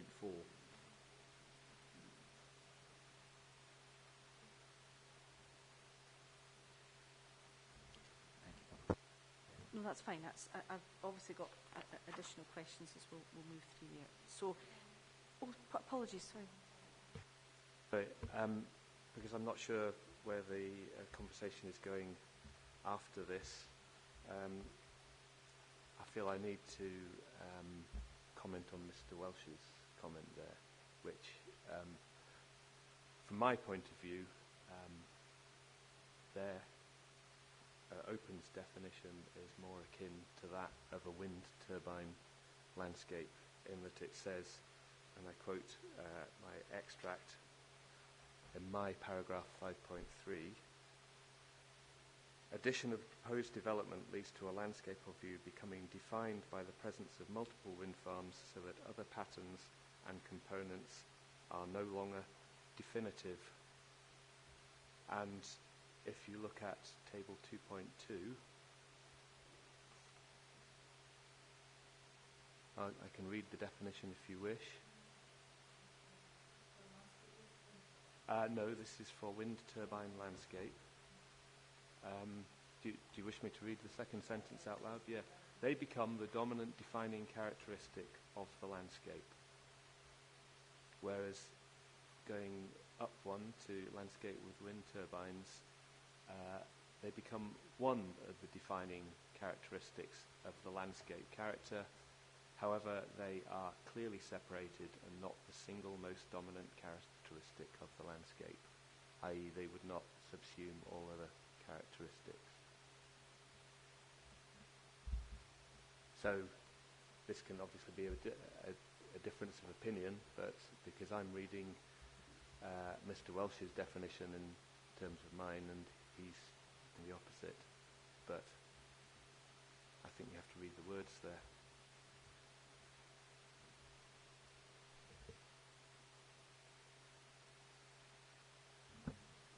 Thank you, ma'am. Our definition is in paragraph 62 of Appendix A1 to the ES, where it says very, very simply, which results in wind turbines becoming so prolific that they become a prevailing landscape and visual characteristic. And I think that aligns very closely with the definition for a landscape with wind turbines, which says, to such an extent that they become one of the defining characteristics of the landscape. It's almost a word-for-word match.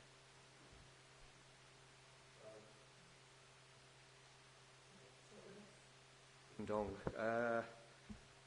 My extract is ES Volume 2, Annex A, paragraphs 140 to 141. And I'm not sure where that stands in the description of the methodology. Sorry, I don't have that open here. This is simply what I read at the time I wrote my... I would add, ma'am, you need to refer to our full methodology for the definition, which is the one, the extract I referred you to.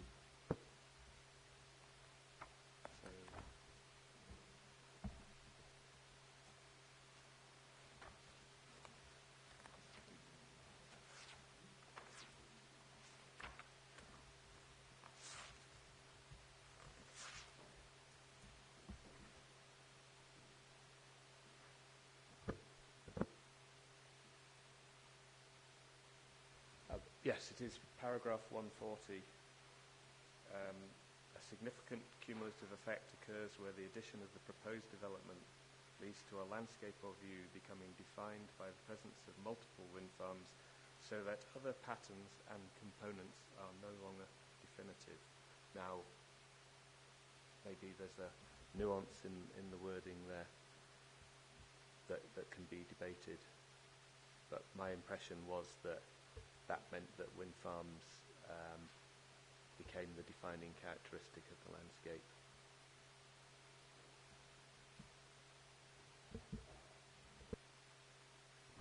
And I would say that a landscape with wind turbines allows wind farms to become a defining characteristic of the landscape. I mean, if it helps, ma'am, I would also be able to attach to table 2.2 our assessment of which of those 5 categories is likely to lead to a significant cumulative effect or not. And I would say that the first 2 categories are unlikely to. It obviously depends on a specific assessment, but whereas the last 3 categories are likely to trigger a significant cumulative effect. So the threshold in table 2.2 for me is after occasional wind turbines.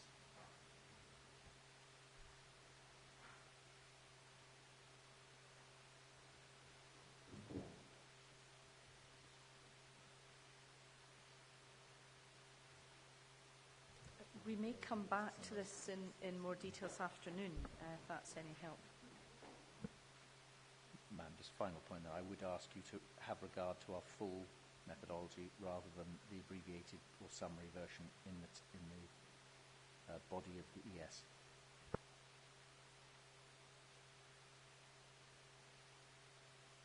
I'll just check this. The full methodology is in the annex, is that correct?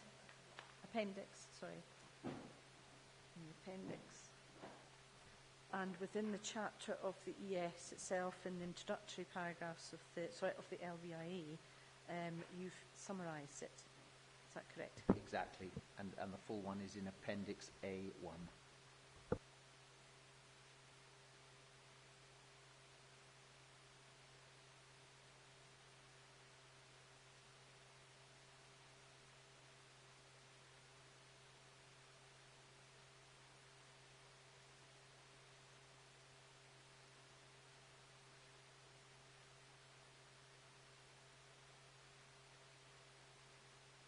We might come back to that in more detail this afternoon, I think. It does take me a little bit more onto the issues of separation, because that's a factor in Table 6.1. The description of a landscape with turbines indicates that the groups of turbines should be clearly separated to avoid them becoming the dominant landscape characteristic. So I'm really looking for the parties to identify what they think to be the salient features of groups of turbines that are clearly separated, and would the appeal proposals identify a clear separation in the context of landscapes with turbines? It's Dr. Wimble, if you're ready.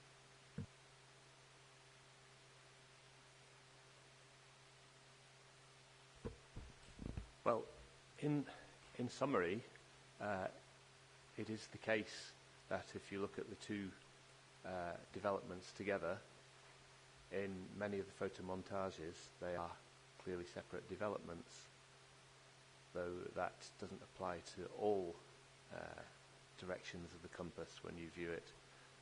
The issue is the degree of separation.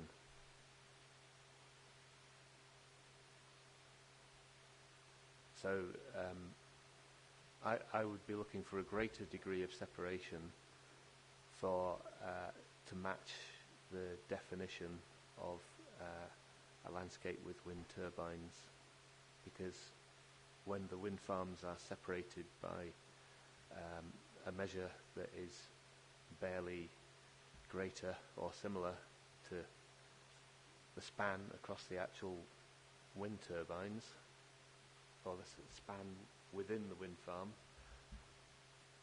they become a more concentrated feature in the landscape, which I think goes beyond the definition of a wind turbine landscape and becomes closer. Sorry, it goes beyond the definition of a landscape with wind turbines and becomes closer to the definition of a wind turbine landscape,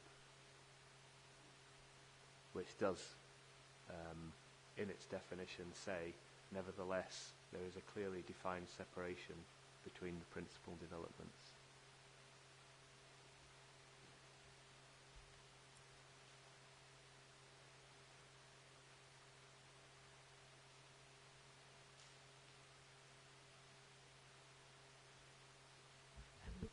Mr. Steele? I concur with Mr. Wimble.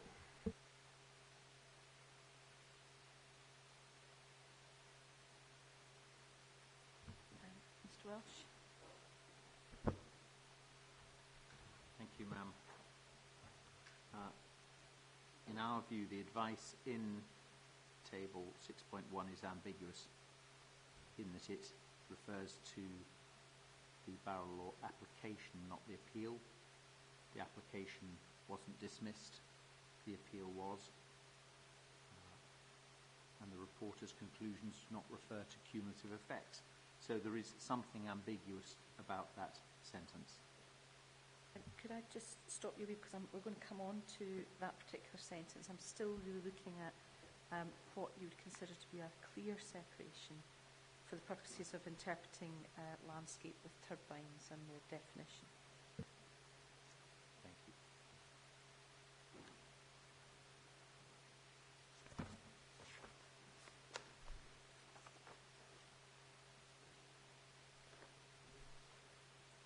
The capacity study qualifies the advice given in table 6.1 as approximate separation distances that should be applied between turbine groups in order to achieve the planned wind turbine landscape types. So the spacing is there to determine the typology objective. It also goes on to say that the recommended distances are approximate. And we've heard quite a lot of qualification of the capacity study by Dr. Wimble this morning as being, I can look it up, but it was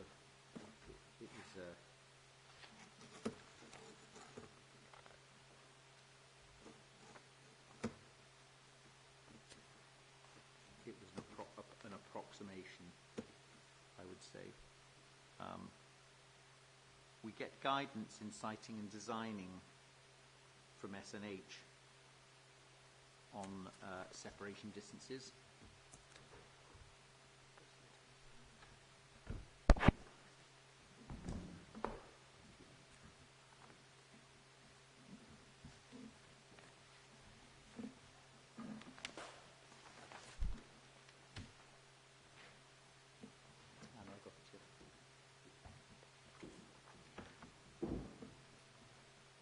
Paragraph 411 of ABO 3.01,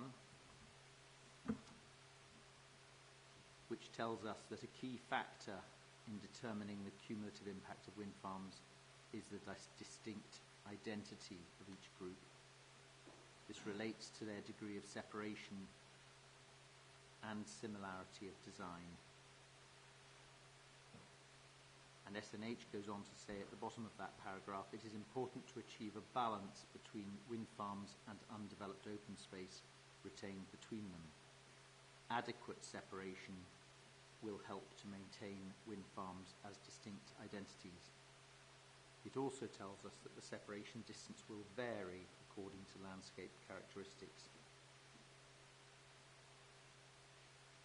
And in SNH's consultation response, they advise that they consider the barrel law scheme, forgive me if I don't get quite the right word, generally accords with SNH guidance.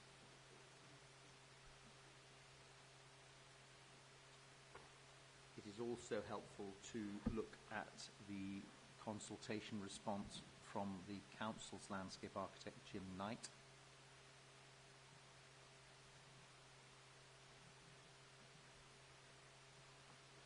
His paragraph 15 notes that there is sufficient space between the two schemes to allow them to be perceived as separate arrays from most directions, and the size discrepancy between them is not great.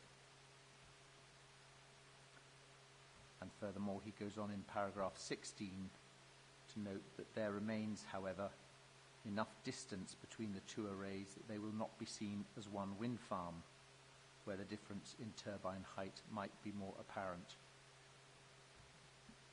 In our view, ma'am, we preserve the distinct identity of each of the groups.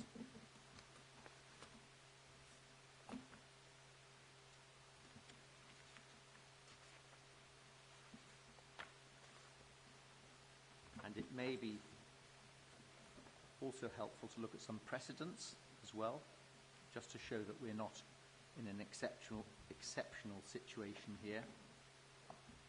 I can tell you in the borders at Quixwood and Penman Shields, the separation is 3.8 kilometres. Between Dunlaw and Keith Hill, it's 1.1. Between Peary Law and Harbin Head, it's, beg your pardon, ma'am, Keith Hill, 1.1 kilometres. Peary Law and Harbin Head in West Lothian is 400 metres. And there are, I could carry on, but there's a few examples there. And in each case they preserve their separate identities and have been approved as such. So our view is that we meet the adequate separation sought by SNH and preserve the distinct identity of each group.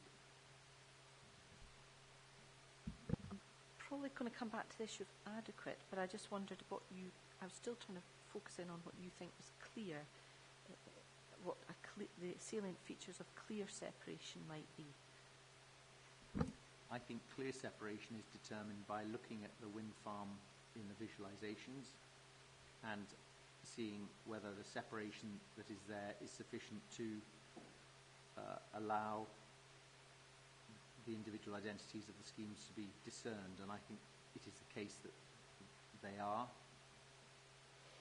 And indeed, through the design process, we even narrowed the distance slightly between Barrel Law 1 and Langhope Rig in order to mitigate some of the effects of the earlier scheme. So we felt that 1.8 kilometres achieves those objectives. Now to insist on a wider separation, as you pull those two developments further apart in a hypothetical scenario, what you're going to do is increase the extent of significant cumulative effects between them.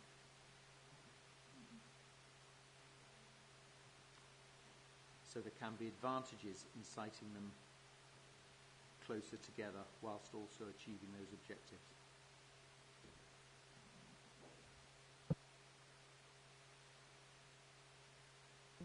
Sorry, do you want to come back? Sorry, could I come back on one or two of those points?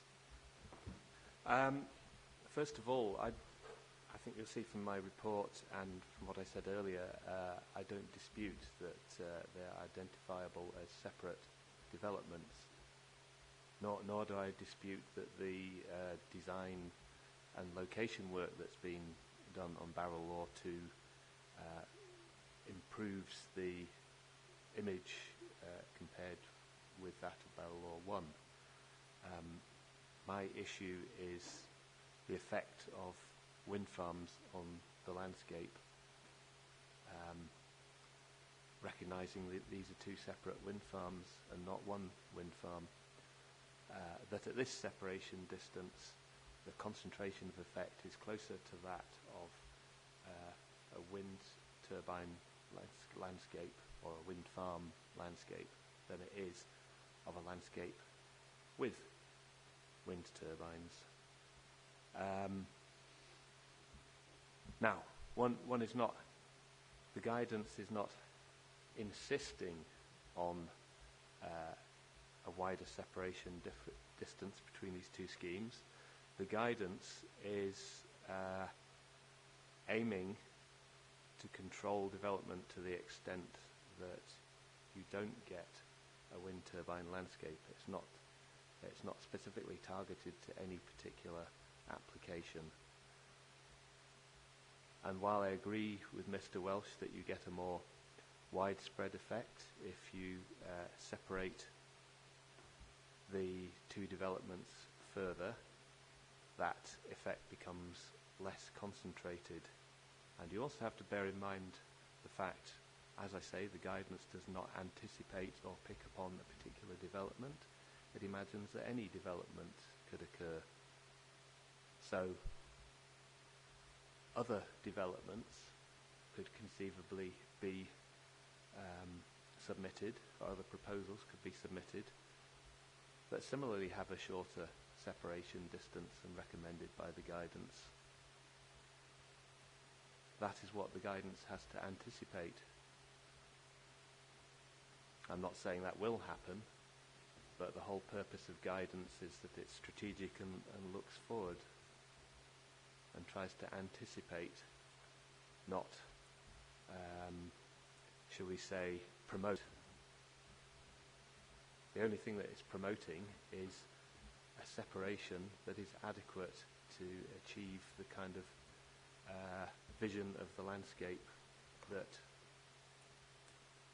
the planning policy would wish to achieve.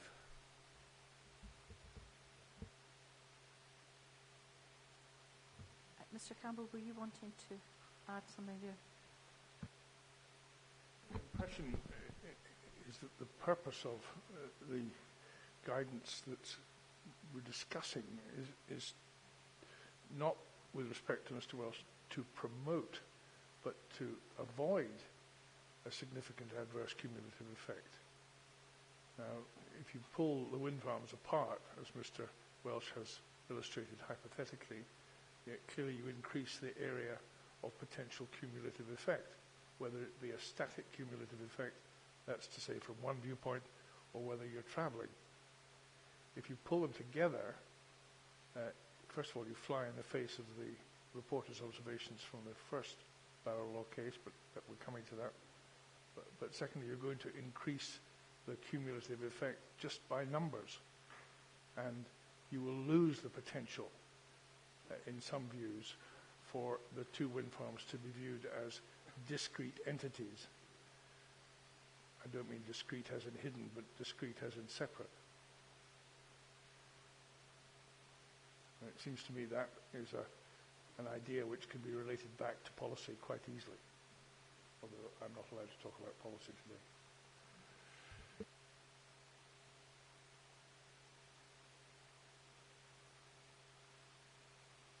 So, Councillor Myers. Thank you. Just listening with a lot of interest to the comments over the last few minutes. It seems to me that the guidance that's set out allows for development in this area. It doesn't necessarily promote it. And on the question of separation, while nobody's disputing that the proposed and the existing would be clearly separate, the question is that what is the degree of separation that's appropriate, not the fact that they may be separated by a small distance. And the approximation is already implicit in the fact that it's an approximate number is always already implicit in the range given between 5 and 10. So that doesn't necessarily mean that it could be way beyond those definitions. Thank you. I'm coming back to some of those issues of the prescribed separation in due course. Oh, right, yep. Thank you, ma'am. I think what you need to have regard to when you assess whether barrel law and Langhope rig sit comfortably together is whether they deliver the definition of the objective in table 2.2. And in my view, it's exactly what they do deliver. They do not go as far as the definition for a wind turbine landscape.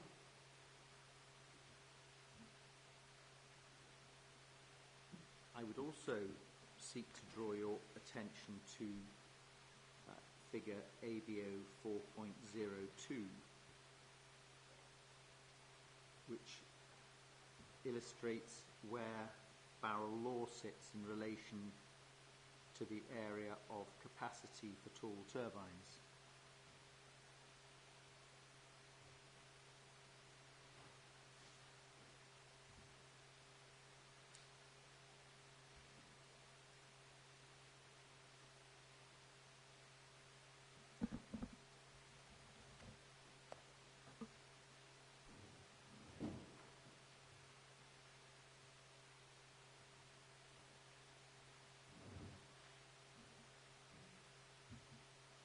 can I check, is that the green zones and the blue zones It's superimposed it's the blue one I was referring with to. the position of the Yes. barrel law plotted? Thank you. So that you can see where it sits in terms of that capacity study. If you enforce a 5-kilometre separation, it will, as we can see from SBC 215, push all future 120-metre high turbines out with the area that the study has identified as having underlying capacity for this typology. That seems illogical to me and contradictory. You probably want to come on to that later on. But, okay. We're sort of overlapping a few. I'll come back to that then later. As long as we're not going to get into the 5 to 10 kilometre discussion, because I do intend to get there. Yeah, it's just really the definition of underlying capacity does not anticipate which wind farms are in an area. It merely indicates capacity within an area of landscape. So simply because Langhope Rig wind farm is in that area is not a material consideration for determining the underlying capacity of an area. However, it is for determining the remaining capacity.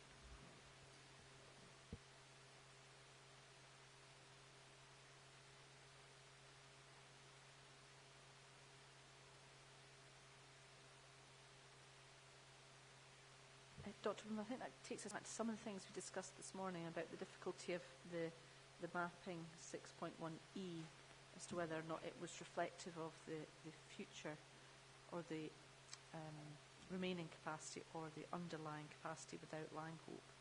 So I think that was the way we were discussing this morning, and we did get to a point where it was still indicative that that was still the underlying capacity starting point, shall we say? Yes, that's right. It's and therefore imagining. Oh, yeah. sorry. Yeah, no, that it was still a useful blue oval to consider against future development. Yes, and to consider the location of existing development, but it's independent of either because it is the innate characteristic of the landscape or capacity.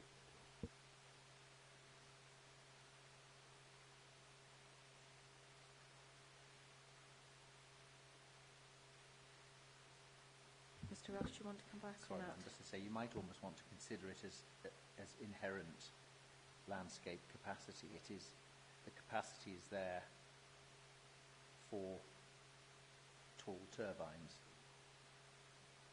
Someone with wisdom put Langhope Rig there.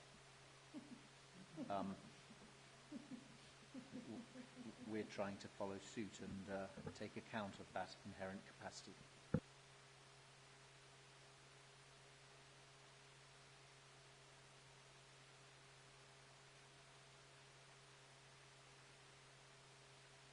I think we've probably discussed that particular area sufficiently. I'm really hoping to have got to the end of our discussions on separation. I think we've touched on a lot of the things that I'm going to come to in a moment, but I'd really like to crack on to 1 o'clock and see if we can get to the bottom of the separation discussion and then start with the other items after lunch. So I'm going to keep going till 1 o'clock just now, I think, and see if we can get through this. So the next point was really leading us on to the sentence from Table 6.1, which was about however significant separation from Langhope Rig and careful siting would be required to avoid the cumulative issues leading to the dismissal of barrel law application. Now we're going to discuss the cumulative issues as a separate task, and it's quite hard to, I know, pass back and forward between these points.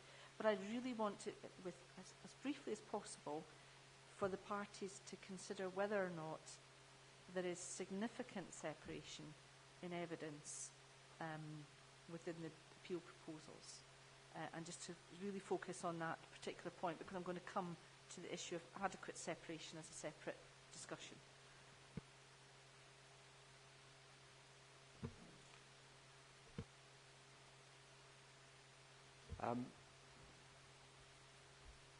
So, you wish me to discuss further whether, in terms of my guidance, there is significant separation between the existing and the proposed wind farm. Is that? It's significant separation is the phrase you've used, and is to establish whether what you're seeing is significant separation or what might, or whether or not it leads us just to the guidance figure of 5 to 10. So I'm trying to get a feeling of where does significant separation sit in relation to the other information in Table 6.1. Okay, well, I think I've kind of given the game away in the table by indicating the 5 to 10 kilometre separation. So I think, and having knowledge of the previous barrel law proposal, which is in approximately the same position as this one, that significant separation means something closer to 5 to 10 kilometres than it does closer to 2 kilometres. So I think we can all acknowledge there is separation between the two developments. There is just not significant separation in the terms that I think would lead to a less concentrated effect on the landscape.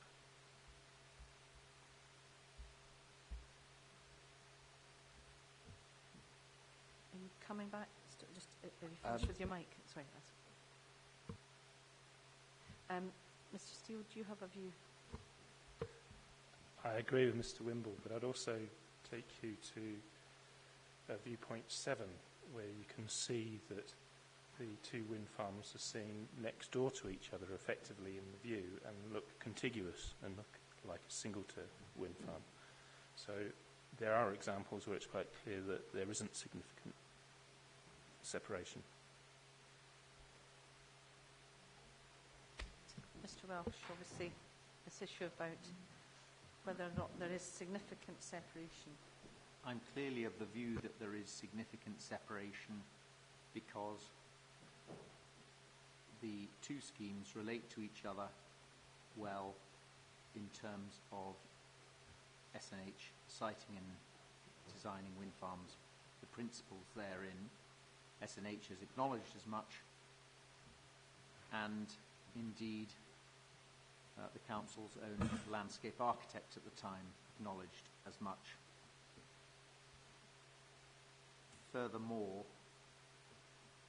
and I know we're coming to it later on, but I cannot see any disagreement in the reporter's decision for Barrel Law 1 that the 2 or so kilometres at that time was too tight. And I will come back to that point because there's a very helpful piece of assessment on that. So as far as I'm concerned, they are separated at an acceptable distance apart. Ma'am, if I might be permitted to add something. Speaking as a layperson, if the purpose of a document is to guide development without wanting to be pejorative, then I would have expected a document that has been adopted by a council upon the advice of Scottish ministers to delineate where, according to that document, development could appropriately be cited. I am not aware, and I'm sure I will be corrected if I have got this wrong, of any suggestion of, on the figures, of a donut, if you will, which says that a 5 to 10 kilometre buffer or separation distance must be applied.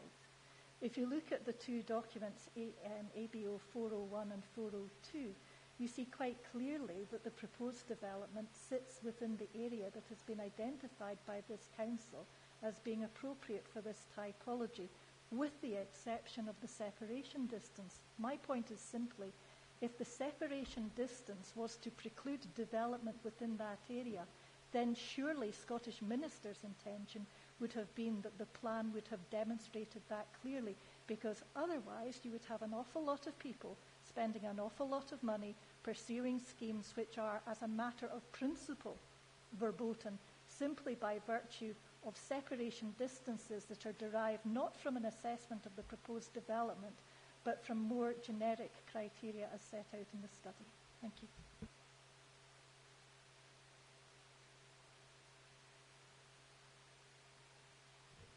Dr. Wimble? Well, firstly, I think I'll go back to the point that I made earlier, is that the area defined is, if you like, an innate quality of the landscape. I'm not sure what the definition Mr.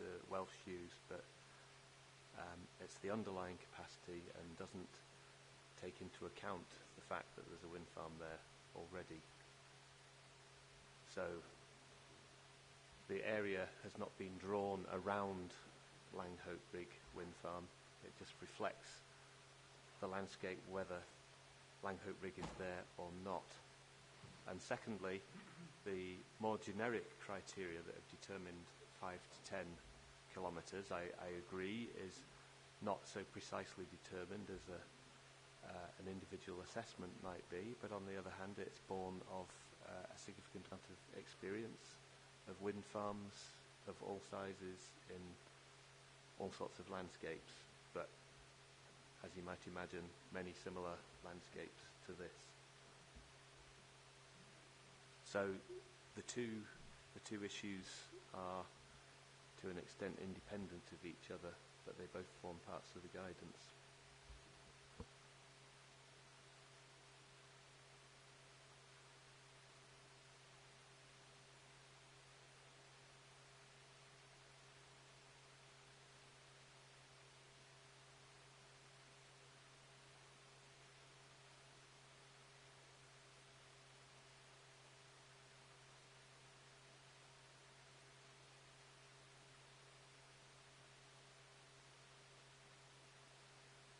And that takes us really to this issue of adequate separation.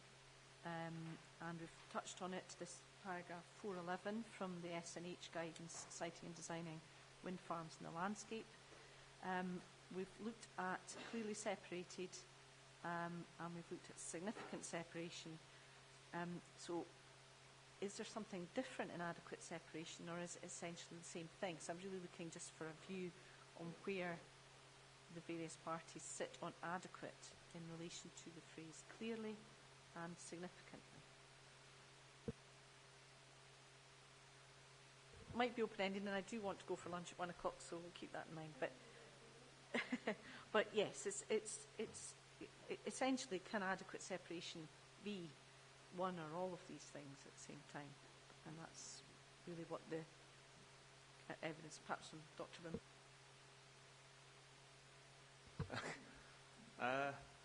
So, the two wind farms are adequately separated to the extent that from most of the closer viewpoints to Barrel Law, you can see that they are two separate wind farms. However, that doesn't apply to all locations, as Mr. Steele has pointed out, and it also didn't seem to occur to the planning officer when he wrote his report and considered that the two wind farms could actually be considered as one group.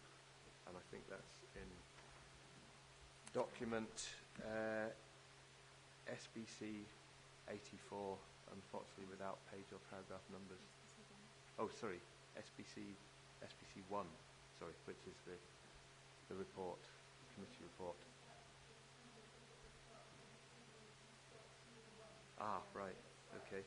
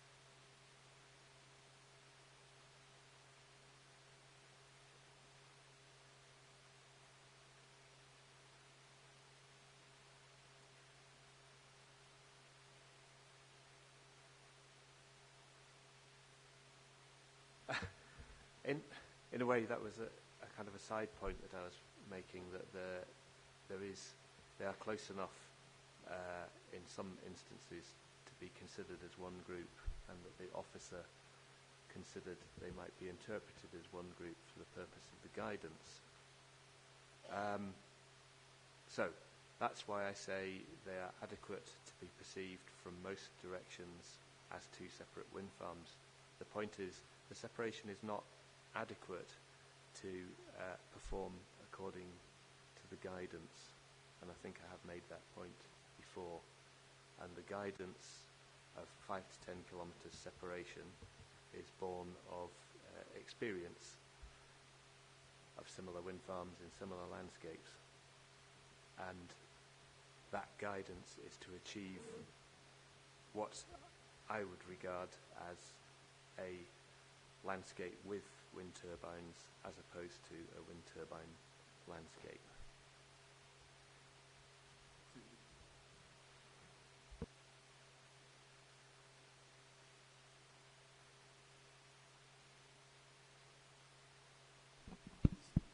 Sorry, Mum. So what you're saying is that it's not adequate from in order to comply with the guidance. There is a separation, but it's not adequate from. Yes. Can I underline that the guidance is there to anticipate any development, not just Barrel Law or Langhope Rig. Could I direct you, please, to the hearing statement?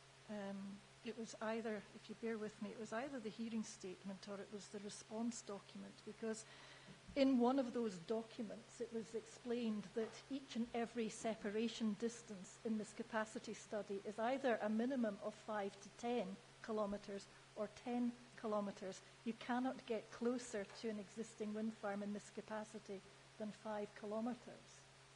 I'll defer to what else Mr. Welsh might want to say, but the idea that the separation distance here is relative to the Langhope Rig wind farm and the capacity or the character area in which it sits must be borne in mind, that each and every separation distance suggested in the capacity study is either 5 to 10 kilometres or 10 kilometres.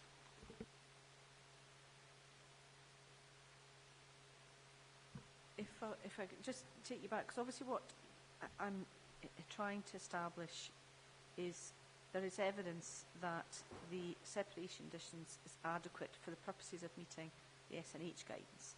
So I'm really just trying to weigh up the ability to meet the SNH guidance of adequate versus the other tests which come from the terms of the capacity study to do with significant or clear, and they are all to do with which future wind turbine landscape is results from the development.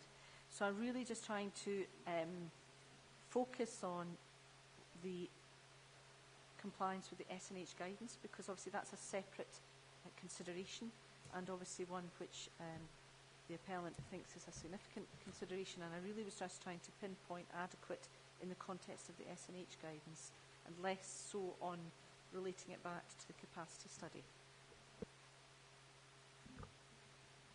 Yes, Dr. Wimble.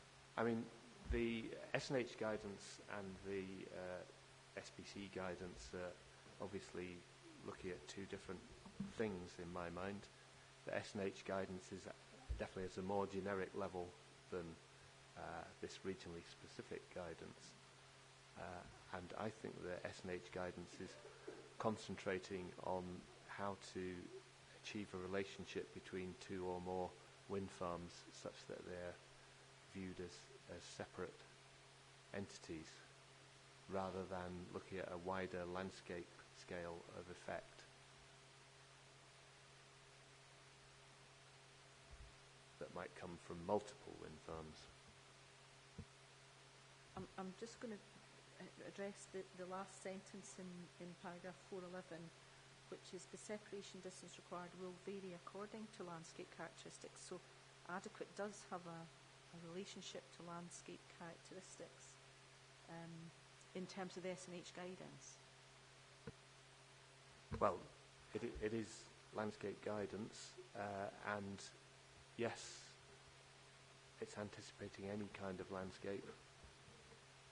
And the context of two wind farms, whether they are fairly close to each other or greatly separated, their relationship to each other will be affected by the kind of, for instance, if there was a hill between these two proposals of 100 metres height and a 1.5 kilometre spread, it would obviously visually separate them much more so than the topography there is now.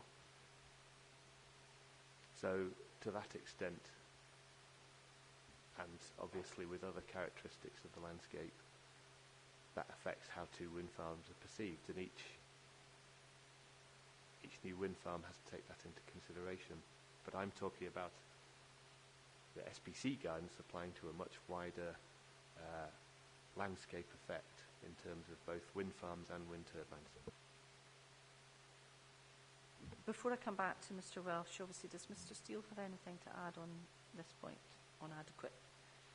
So I've not included you, Mr Polworth, apologies, but I know we were in the depths of sort of landscape architect evidence. Mr Welsh, do you want to come back on this issue now that I've obviously clarified this issue of adequacy in terms of the guidance? Paragraph 411 sits in a section titled Designing Landscapes with multiple wind farms. So they are very clear about what they're talking about. And SNH's definition is quite straightforward. It says adequate separation will help to maintain wind farms as distinct identities. Now, I'm very clearly of the view, following the design exercise that we did in the DAS, that we have achieved in most viewpoints, I think there's two maybe where there is some overlap, a situation where we preserve the distinct identities of the two wind farms. So I say we have achieved adequate separation. It is also fair to say that SNH advice applies across all parts of the country, and for me it has a higher place as best practice guidance than any capacity study. And from that point of view, SNH, in reviewing this development proposal and concluding that we accord with its guidance, is a fairly big tick in the box.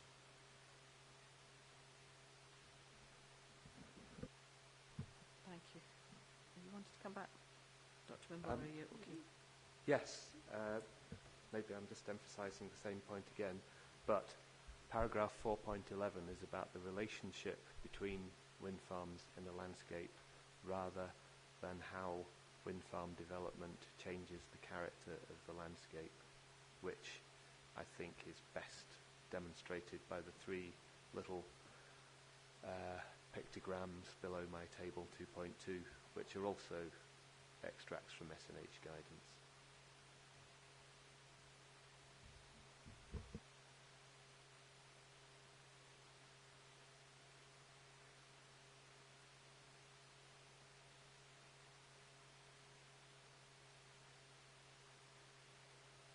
Very quick, I think we've touched on it, but I just want to ask the council maybe, and just then obviously get comments from the appellant, can adequate separation in terms of meeting the SNH guidance, could that actually require significant separation to achieve the same thing? So we've established that significant separation is about the future wind turbine landscape. If you were interpreting that, would you then say it was adequate separation? Does adequate then extend its meaning to include significant landscape separation because that's what the landscape requires?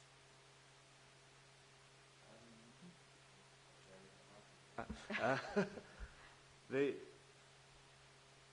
guidance is about the effect of wind energy on the borders landscape rather than about the relationship of wind farms to each other. But obviously there is a consequence of how wind farms relate to each other on the borders landscape.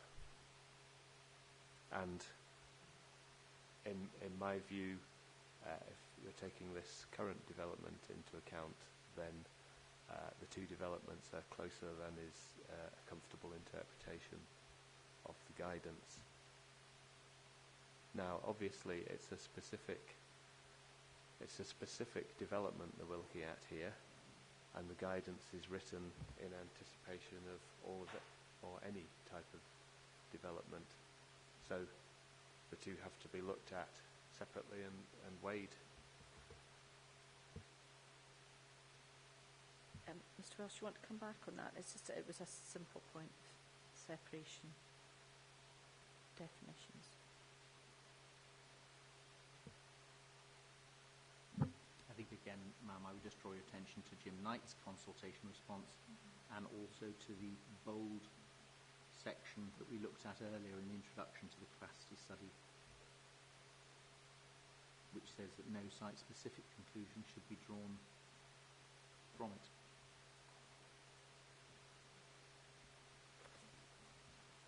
Right, thank you. I think, ma'am, if I might interject, and again, doubtless I'll be corrected if I've got this wrong, it seems to me that the capacity study is to guide development, and no site-specific conclusions are to be drawn from it.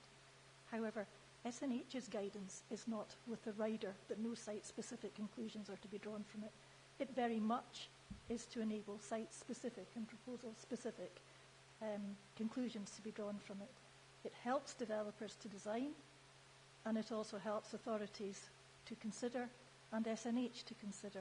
And in my experience of representing SNH for 10 odd years or whatever, SNH's guidance is very important, and compliance therewith is a very important consideration in the planning balance in terms of a site-specific and proposal-specific bar. The same cannot be said and has not been said of capacity studies.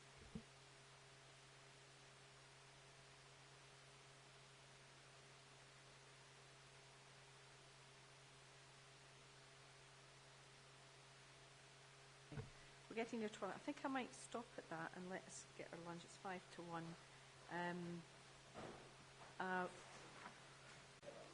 If everybody could get themselves back to their seats and we'll crack on. I have one strange bit of new business, and it relates to a watch found in the car park.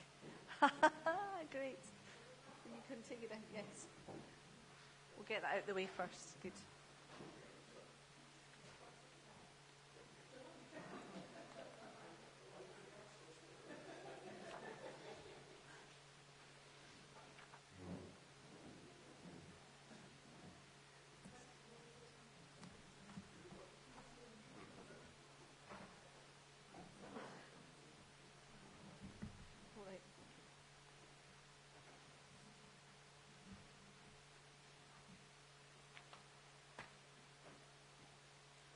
Okay, so we're back to where I was, and I apologise because it's the tail end of the conversation we were having about separation distances, but I really felt we weren't going to have enough time to do it justice. It takes us back to the 5 to 10 kilometre separation distance as it applies to the Done Now group. And we've touched on it earlier, so I think it's already been mentioned, but I wouldn't mind just repeating the topic. And it is about whether the word approximate, should that be approximate within the 5 to 10 kilometre separation distance, or does approximate mean, in the context of the guidance, another figure that may or may not be within 5 to 10 kilometres? So perhaps that's a question for Dr. Wimble.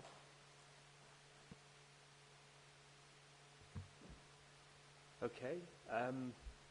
Maybe I should delve a little bit into the background that has led to me prescribing separation distances, which I would say, has been more than anything born of bitter experience of interpretation of words like adequate separation, where adequate separation simply means what suits the purposes of the person who is proposing the word adequate.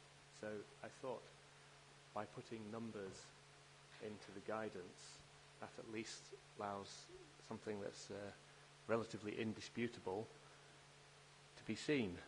Now, the interpretation of those numbers, as I say, because it's guidance, is not absolutely prescriptive. So 5 to 10 kilometres, as Mr. Welsh has pointed out, is applied to many of the landscape areas for wind turbines of the larger size. And that is born of my experience of looking at wind farms in this sort of landscape. Now, I think we discussed before how landscape context in the interpreting of S&H guidance, for instance, can vary what is considered to be adequate, or in this case could vary what is considered to be a defined separation distance in kilometres. So I talked before about how maybe separation by a hill or a hill with forest might reduce that requirement slightly. On the other hand, perhaps a completely open landscape might tend towards the other end, more towards the 10 than the 5. So that's what that is based on. The 5 to 10 is not absolutely prescriptive, but it is indicative. And my interpretation of 5 would not be 1.8, for instance, which is the separation of these two wind farms. And Mr. Welsh mentioned many other wind farms that have been built with a closer separation distance. And I acknowledge that there are many, but I would also say what were the reasons for them being built? Were there other issues that, if you like, overcame the issue of separation distance? Excuse me. Because I have similar guidance in South Lanarkshire, for instance, and quite often the 5 to 10 kilometre distance has ended up being interpreted as 1 to 2 kilometres. And my only comment on that is, well, the council, whoever approved it, had many reasons why they wanted to build that wind farm, of which landscape was only one consideration. And so that's how even a fairly black and white definition can be interpreted. But I keep on going back to the guidance, which is, in my view, this guidance is predicated on allowing a certain level of development and no more. Mr. Campbell, does your witness have anything on the issue of approximate in relation to 5 to 10? And that, Mr. Polworth, I'm assuming we're still in the depths of our technical language. I would be very happy to make a contribution, speaking as a layman, but also as a professional, because I've farmed the ground in the Upper Rail Valley since 1976 in sight of both Langhope Rig and the proposed Barrel Law project. But it is a very restricted and confined space we're talking about when you're talking of big wind turbines. And we already have one wind farm at Langhope Rig. And it seems to me that the developers in this case are trying to squeeze what they can into a very restricted space, and that 1.8 kilometres is in fact only just over a mile in my parlance, which sounds even closer. And I think they are pushing the bounds in terms of proximity, which is going to be very, very evident for those of us who, on a daily basis, travel up and down the Ale Valley.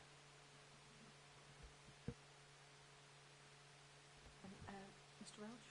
If I could just jump in before Mr. Welsh. Coming back to a point that Dr. Wimble made in terms of the people who consented, as he described it, many examples provided by Mr. Welsh. I know that he has others in addition to those that he mentioned this morning. With the single exception of Quickswood Wind Farm, all of the wind farms that were consented, so including Penman Shield, which post-dated Quickswood, they were all consented by the Scottish ministers, whether at appeal or by way of an application under Section 36 of the Electricity Act 1989. So the determining authority in deciding that those separation distances were adequate was the Scottish ministers.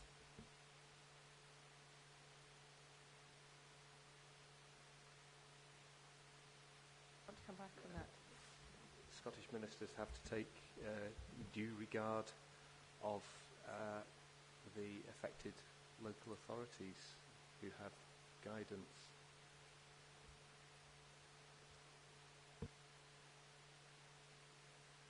That's fine. Mr. Welsh, do you want to come back in now? Thank you, ma'am. I just wish to draw your attention to paragraph 6.2.3 of the capacity study, which again reiterates the approximate separation distances and makes it very clear that the distances are in order to achieve the planned wind turbine landscape types as described in Table 2.2. So I think the question we should be asking is, does the development achieve the proposed character typology for the Done Now group or not? And indeed, in 2017, I contacted the Council to ask for some further clarification about aspects of the guidance, and we have a document at ABO 5.32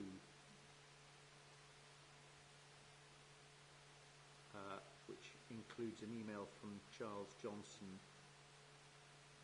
on the second page of that email, in which I had asked him whether the distances were derived from any published guidance from SNH or anywhere else, and he said the distances in Table 6.1 are not directly derived from published guidance. They are approximate, based on a judgment of how far groupings of wind turbines should be separated in order not to exceed the level of wind energy development specified. The approach of using separation distances is not to enforce a rigid stipulation, but is a starting point to ensure that there can be none of the ambiguity that could result from the use of qualitative terms.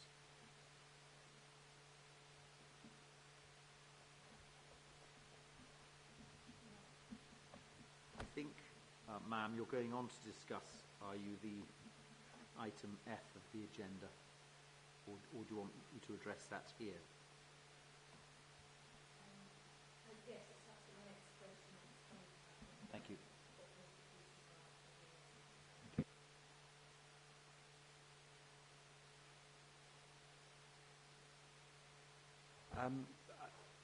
I think I might have actually written for Mr. Johnson what Mr. Welsh has just quoted.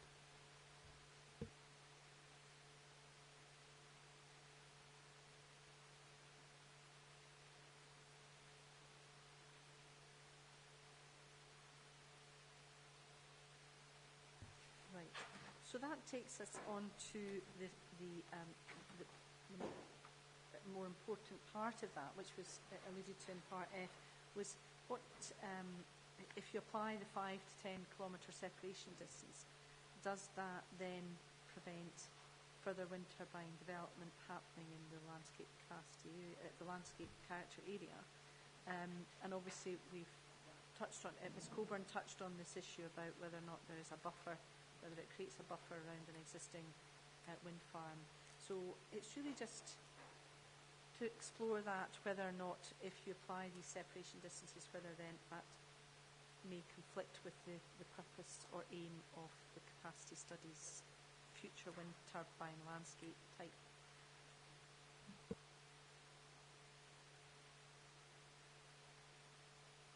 Set the ball rolling. Okay. Can I refer you to SBC 215, which is the Langhope Rig wind turbine offsets?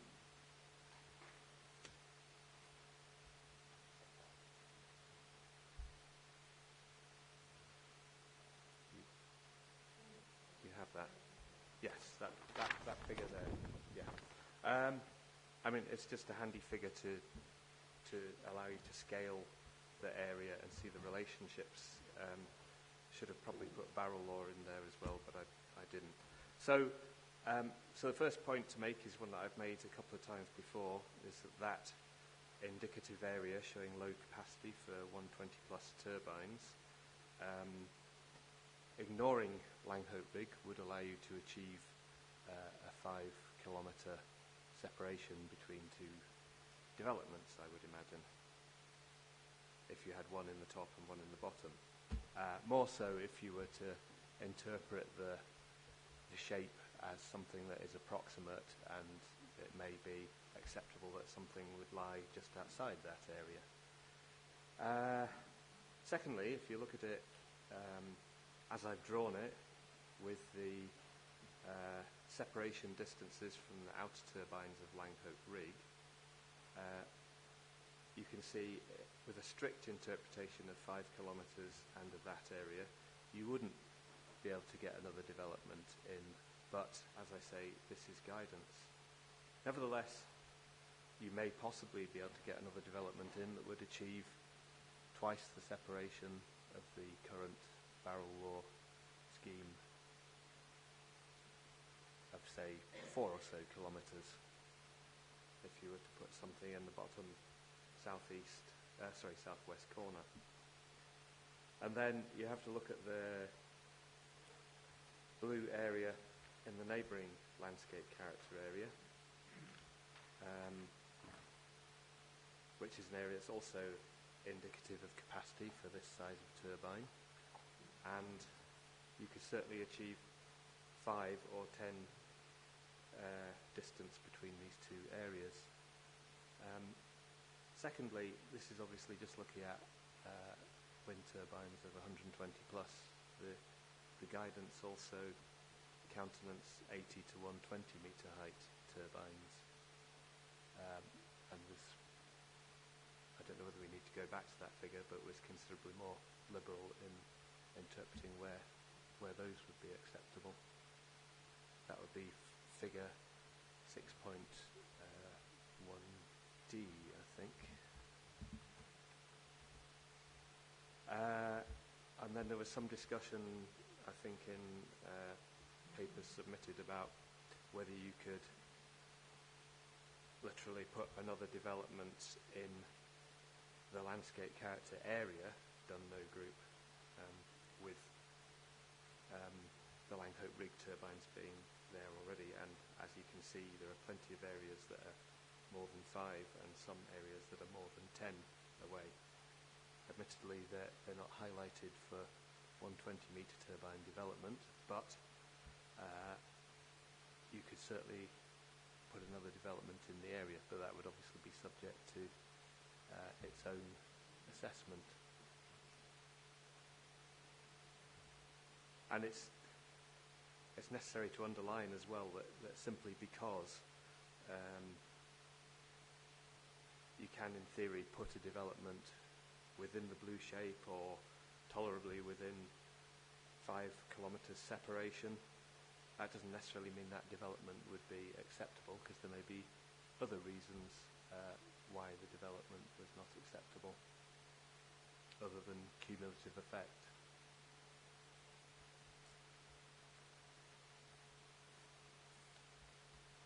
So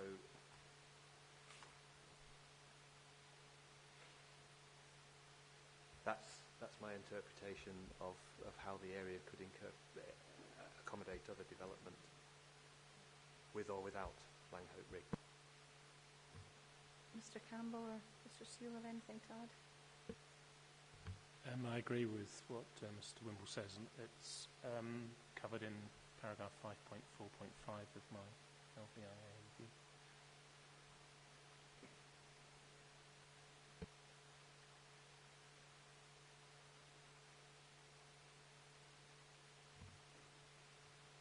Mr. Polworth, anything to add in at this point? Just that other developers have been showing interest in the area and taking out exclusivity agreements on land, presumably with the intention of putting forward development proposals. Can I just point out, ma'am, there's no evidence before you to enable you to reach that conclusion? Well, there's nothing to back it up, and there was no notice given of this.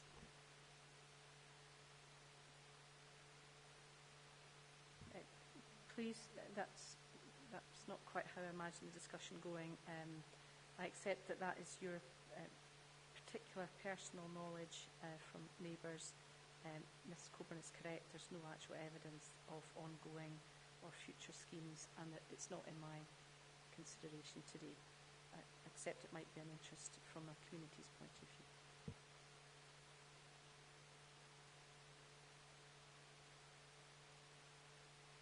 Thank you, ma'am. I think it's fairly straightforward to see from figure SPC 215 that there is no potential for additional turbine groupings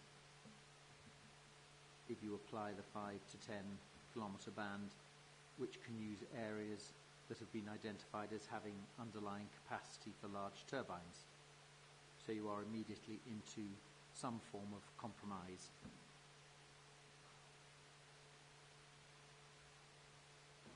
That said, knowing what we know from the Council's response to this development in this area and the presence of a number of constraints that can even be determined from this figure, including proximity to settlement, it would be highly irresponsible, I think, for anyone in this hearing forum to hypothesize where you could or could not put a wind farm without months of technical work and consideration of constraints, including ecology, peat, aviation, and so on. So I think it's a very hypothetical position, but what we do know for sure is that if you apply a 5 to 10 kilometre radius, in effect you are sterilising any further development from occurring within the Done Now group area, which has capacity.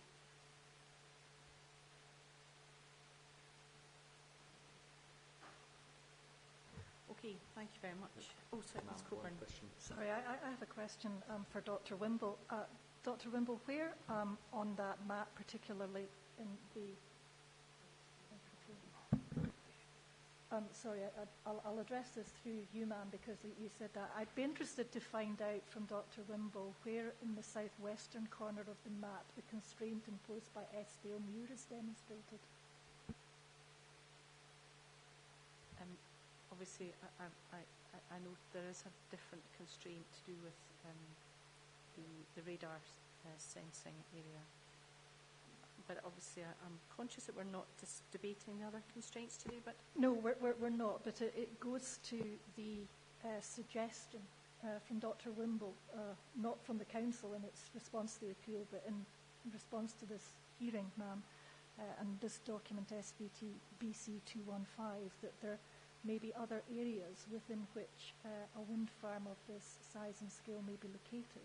My difficulty is that obviously there are no SPAs, SSSIs, SACs and the like on this map, but particularly with reference to Eskdale Muir, I can't see where that is delineated, and that is an absolute bar to development. Just please answer that if you can. Ma'am, if I may, just Dr. Wimble's comment was clearly predicated on the fact that any subsequent application would have to go through its own specific site application process, was by no means a statement that an application in a different area would be acceptable in other terms. And I don't think we're here to discuss other constraints today, as you pointed out, ma'am. Well, in fairness, we're not here to discuss other putative proposals. But all I was wanting to ascertain from Dr. Wimble is, if I was looking at that map, where would I find the constraint imposed by Estill-Muir? And if the answer is it's not shown, then we can move on. It's not shown on that map, but it is shown in figure 3.8 of the capacity study.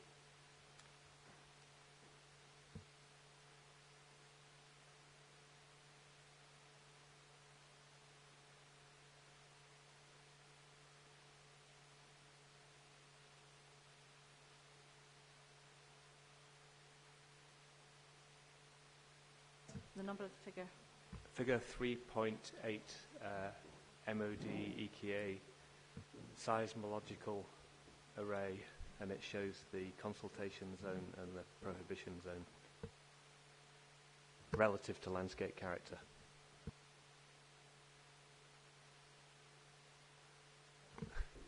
Well, for a point of information, the whole of the Dunno area lies in the consultation zone. Okay, I don't really want to continue any more debate on that because I'm not here to debate the Estill-Muir constraint.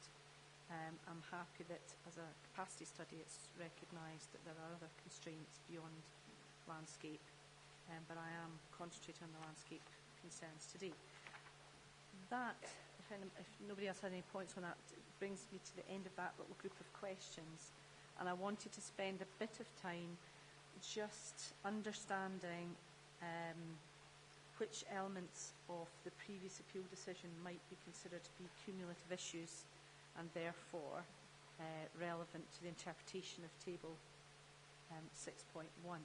Now, in the hearing statements, I received slightly different answers from the three participants, as is quite possible. Dr. Wimble's evidence was to look at the whole section from paragraphs 10 to 24. Do you all have a copy of the appeal decision in front of you from Mr. Cunliffe's decision from August 2014?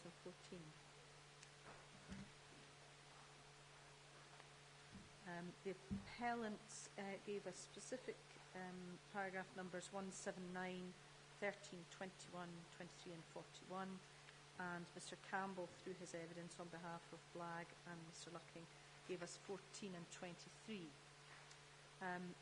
I just wanted to, because it's helpful for me to understand what everybody considers to be the cumulative issues that arose in the previous appeal case, I thought it was useful to spend a little bit of time, not too long, just looking at the various paragraphs and agreeing where I should concentrate my efforts. I'm certainly, having looked, and I hope that we can do this, but certainly paragraphs 1, 7 and 9 identify that cumulative issues or impacts are a consideration but don't actually specify or discuss them. So I would say that the appellant's initial three paragraphs are not giving me any particular information. And then I really wanted to look then at paragraph 13. Paragraph 13 is raised by the appellant, and it's about the previous reporter's agreement, I think is what's happened here, agreement with SNH's concerns about cumulative and landscape impact. So if we go to the second paragraph, which starts with SNH, SNH was also concerned about the cumulative landscape and visual impacts of the proposal along with Langhope Rig. In relation to viewpoint 6, SNH found that the proposed turbines would be sited on a prominent ridge and that it would be a key and dominant feature of the view. Now, I might have strayed into a visual issue there. And then the rest of the paragraph seems to be about visual impacts, and I was certainly reading them as individual visual or landscape impacts. And then the last sentence is, I agree with SNH's assessment. So I'm assuming that Mr. Cunliffe's decision there has endorsed SNH's concern about cumulative landscape and visual impacts, and that they may relate to the position on the ridge and the dominance of the feature in the view. Am I in the right zone? Are the parties able to kind of confirm that I'm in the right place with that particular statement? I have to say, I read this as simply referring to visual impact, but not to cumulative effects.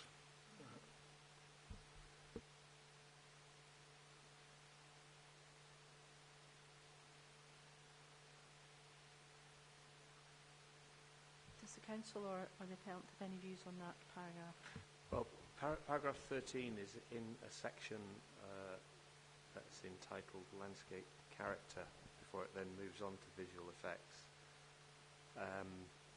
And then there is obviously a final section called Cumulative Effects.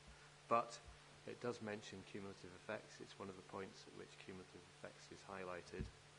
S&H had concerns about cumulative effects. My reading is that Mr. Cunliffe is very much taking on board what S&H says at quite a few points here. I suppose I'd like to make another point about, which you highlighted, that I've highlighted the whole of the section of his evidence that talks of his report that talks about landscape. Now, I came from this from the point of view of having fairly short notice and having to look at all aspects of the past and previous proposal. And I suppose the point I'd raise is you can't have significant cumulative effects without significant landscape and or visual effects. So you have to discuss them as a precursor to talking about cumulative effects. So I think my evidence has to be read in that light. I think it's obviously paragraph 23, or perhaps you want to go on to that later. Yeah. Oh, sorry. To get the appellant's view on paragraph 13 first, and then we'll look at paragraph 14. Thank you, ma'am. He does note, as you say, that S&H is concerned about cumulative landscape and visual impacts, and you need to read S&H's consultation response to see how they concluded on that. But I do think he is straying into visual in terms of his assessment that follows that with reference to the viewpoints.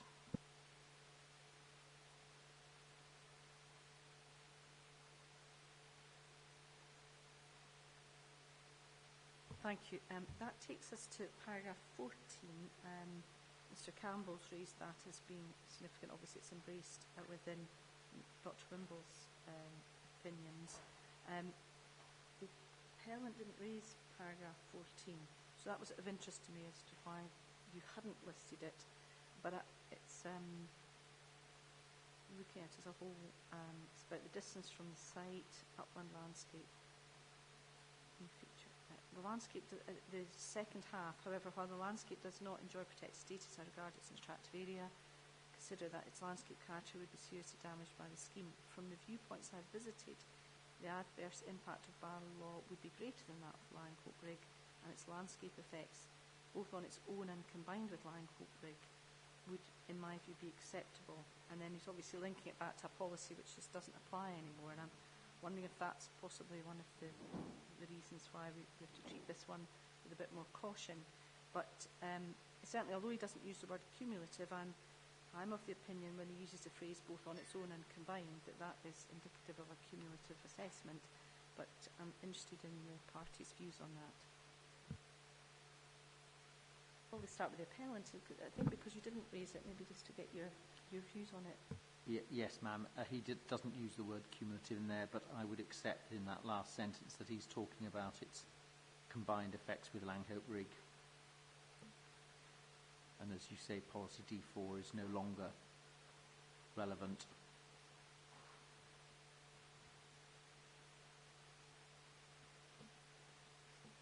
And we are dealing with a different scheme, obviously. Yes.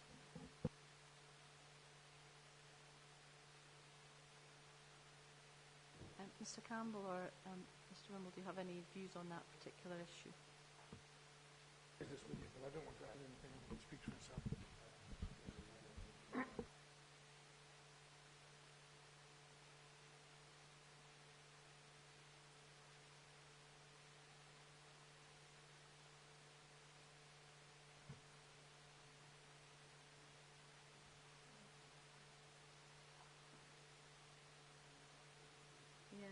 looking. There's an issue where there's another word, use of the word combined effect, and that's in paragraph 20. It's looking at the tourist and recreational route receptors. Second half of paragraph 20, those views referring to viewpoint 4 and 6 in that case will already be compromised by the effect of Langhope Rig, that the barrel law turbines will be closer to the road and higher, and the combined effect of the two wind farms would significantly reduce the scenic quality of the route. So he's seeing there to be a combined effect on the minor road between the B711 and Ashkirk. Do we agree that's a relevant consideration? That's fine.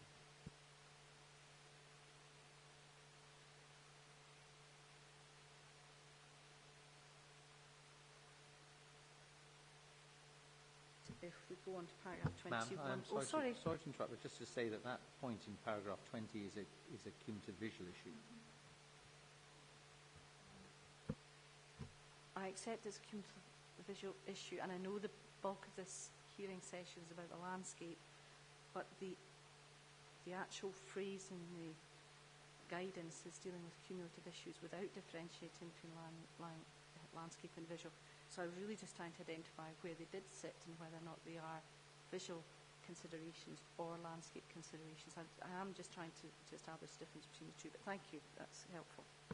I think in fairness, ma'am, that we didn't pick up that you wanted to discuss cumulative visual issues as well. We interpreted your specified matters as being restricted only to cumulative landscape, and so for that we apologise if we haven't brought to your attention cumulative visual effects.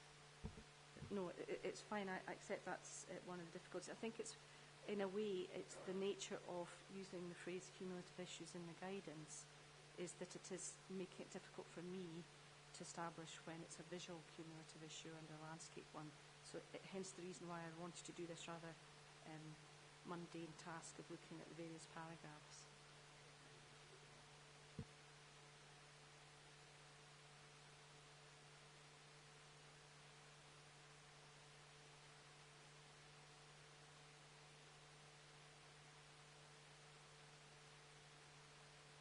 It takes us to paragraph 21, I think, which would agree is it says a more pronounced cumulative effect would be seen from Witchy now, viewpoint 7, but it wasn't rated as significant. So I think, again, there is a cumulative effect identified there, but the previous report didn't identify it as significant. So it's there in the mix, but it's not one of the cumulative issues that would be taken forward. Would that be the correct interpretation? I think, ma'am, it's probably fair to interject now. For a whole host of reasons, we have concerns about this decision, which was the subject of considerable discussion internally and with the DPEA. And as I understand it, I've been told internally in the DPEA, this is not one of Mr. Cunliffe's better decisions, in fairness. And I just have said that, and that is the appellant's view, and it has been said. Pardon? Okay. If you turn your mic off just a second. Right. The purpose of here, quite rightly, is not to critique Mr. Cunliffe's outcome, but to establish what the Council might have taken from it. I accept that you might not agree with it, and that perhaps it is dated, it is going back to 2014. I fully understand that there are different policy and guidance landscape or geography around this document which don't apply back now. But I'm trying to establish which bits are relevant. If you feel that they are not as strong because they are vulnerable, because you have a particular opinion about this decision, I'll take that as evidence, but I won't accept the criticism of the decision as a whole. That would be inappropriate. But if you feel there are certain elements of that that are not as strong or not as relevant, then that's the evidence I would like to hear from you. Well, the reason that I described it in the way in which I did is that the fact that we're having to sit and discuss whether something is landscape or whether something is visual, or whether the decision or that appeal was refused for a particular reason or another, demonstrates that it's perhaps not as clear in its wording as it could be. And the difficulty that those of us have on this side of the room is that our interpretation of the reason for Mr. Cunliffe's refusal, I don't think will be mirrored by those on the other side of the room. And it is for that reason, ma'am, and that reason alone, if I'd been allowed to finish, that I was about to explain that we have concerns with this decision in terms of precisely the rationale and the balancing exercise undertaken by Mr. Culniff in coming to this decision.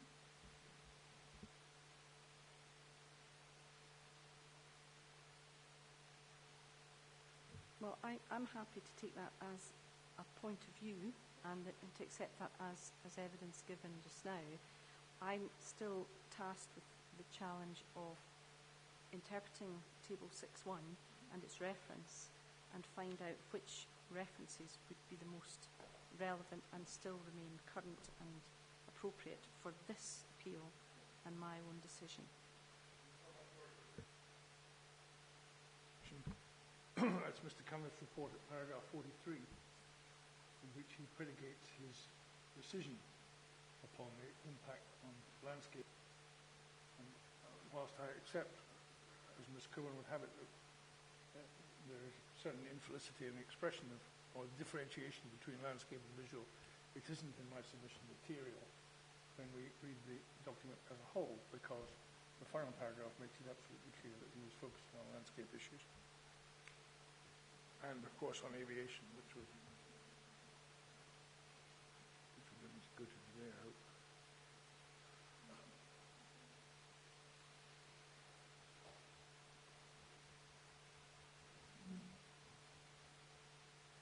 Right, so if we can just humour me a little bit longer in my requirements to just establish where the cumulative effects are defined, because I really only have one paragraph left, and that's paragraph 23, which the appellant agrees contains it, as does Mr. Campbell's submission. Again, it's confirming that the impacts are with Langhope Rig, that they are would be seen from most locations as two distinct and separate wind farms. That they accord with SNH guidance on designing landscapes with multiple wind farms. However, he's restating SNH considered that there would be significant adverse cumulative landscape and visual effects, particularly as experienced from the closer viewpoints such as 2 and 6, and that the addition of Barrow Law to Langhope would increase the intensity of the extent of the wind farm development on the visible skylines. So therefore, I'm looking at the importance of viewpoint 2 and 6 and their equivalents within the new submission, and also skylines as being an important feature. Would that be a reasonable way of summarising the cumulative issue arising from that paragraph?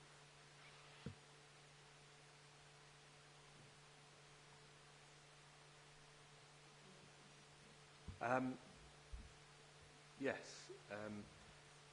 I mean, it's not entirely possible to separate landscape and visual issues in that the perception of a landscape, especially if you're not in the landscape, can still be influenced by what you see from another location, and horizons are particularly sensitive because of that skyline situation, which increases the prominence or dominance of any wind farm development. So, yes, you have to talk about these things in the round of what you see and how it affects the perception of the landscape. Mr. Campbell, do you have anything to add on that? No, thank you.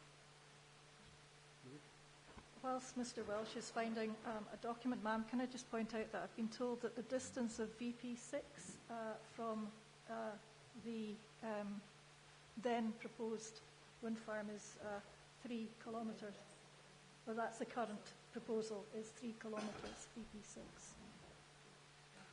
Just to check what the measurement, you're telling me the measurement from the viewpoint to the nearest turbine is 3 kilometres. And is that different? Is there a difference in measurement that you're highlighting that to me from the previous viewpoint 6? No, I'm just simply pointing out that it's highly localised. It's 3 kilometres from the nearest turbine.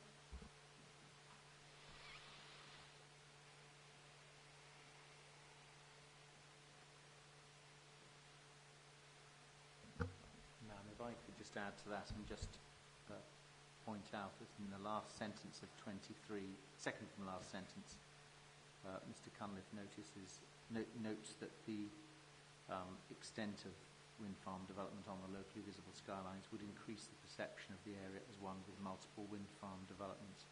I would just say that I think that accords with the current objective for the character area.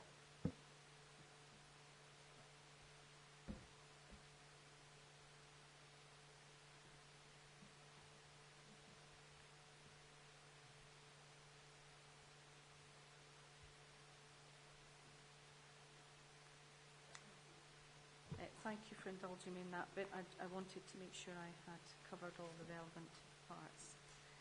We're into really more or less the last section of this afternoon's discussions. It's only 2:30.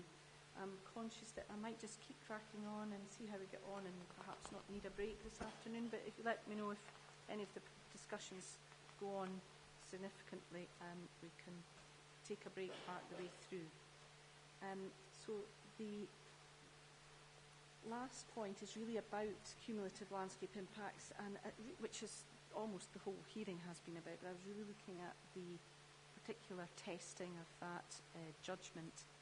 The first question I have is about identifying the threshold where the significant cumulative effect occurs. Now, we have heard some evidence on this already, so feel free just to remind me that that is rather than repeat it again. But I'm really wanting to just clarify what the 3 pieces of evidence are from the 3 landscape professionals, because obviously you're all similar but different, and I just wanted to make sure I have got your particular approach to this issue of significance correct.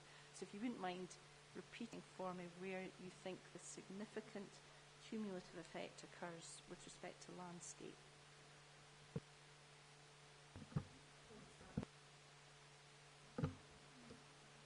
Thank you, ma'am. In relation to the wind energy landscape typologies in table 2.2, just to reiterate what I said earlier, and this would be subject to the caveat that professional judgment is always applied during an assessment, but generally speaking, I would have said that the first 2 categories indicated there are unlikely to give rise to a significant cumulative effect, and the bottom 3 categories are likely to. So in my opinion, the threshold occurs between landscape with occasional wind turbines and landscape with wind turbines.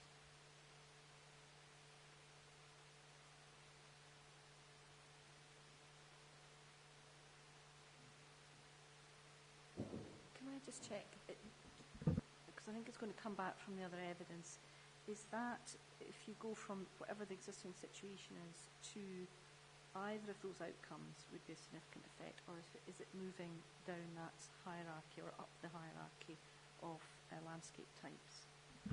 It's making the step change from, at present, a landscape with occasional wind turbines to a landscape with wind turbines where they become one of the defining characteristics of the landscape character.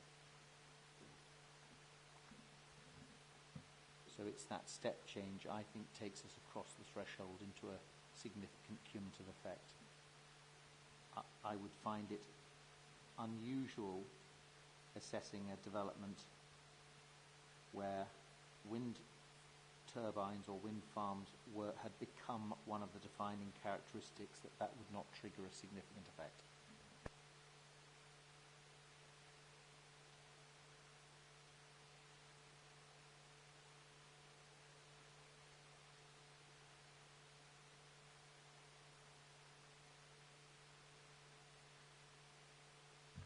And the council?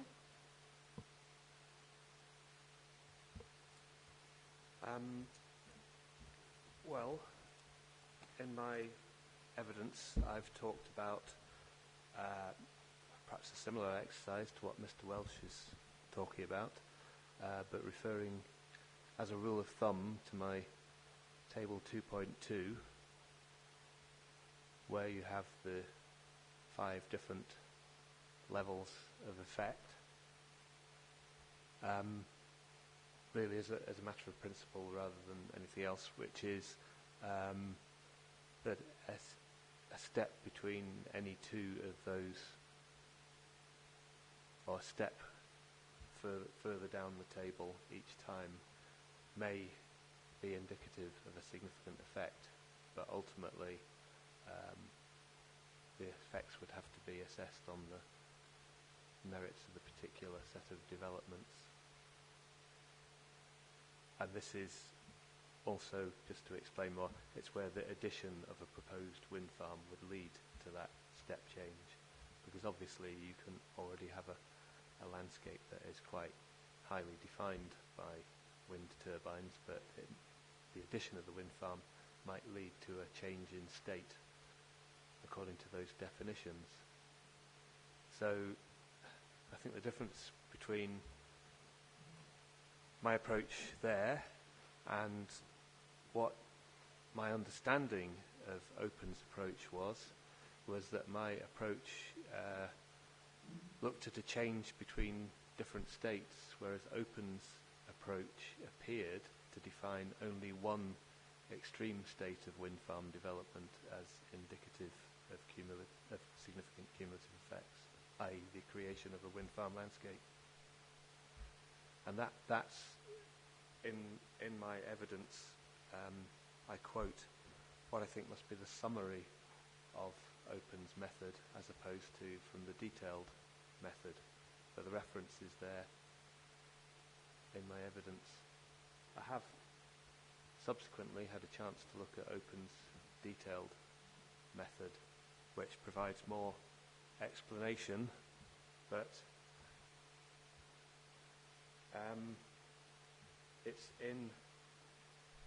it's all ABO 1, I think. It's volume 2, part 1 of 2, annex A1, appendix A1, sorry, on page A1 12 and A1 13.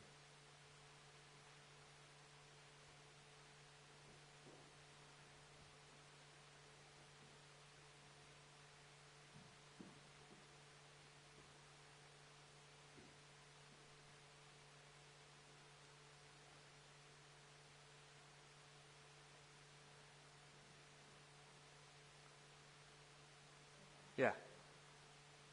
So that starts at paragraph 62, saying significant landscape and visual effects arise where a wind farm landscape is created as a result of the addition of the proposed development to other existing or proposed wind farms, which results in wind turbines becoming so prolific that they become a prevailing landscape and visual characteristic. It then talks about how this wind farm landscape may evolve. Now, what I don't see here is that between the 3 stages, which might approximate to occasional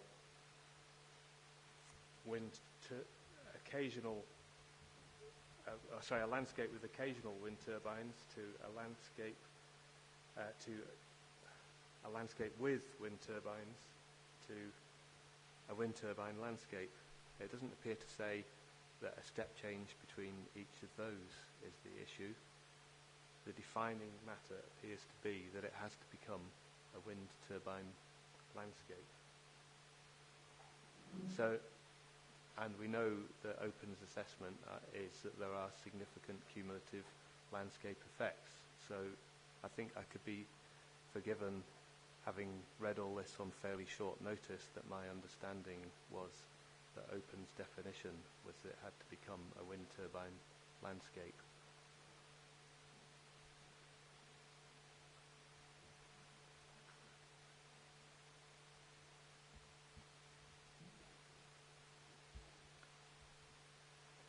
Nevertheless, what I feel is, my own opinion about what is happening here, which I think I've already said, is that obviously there are significant cumulative effects. Looking at a broader area, the addition of barrel law turns a broad area into a landscape with wind turbines, but close to the two developments, I think that they are dominant enough that it might be perceived as a wind turbine landscape because of their proximity.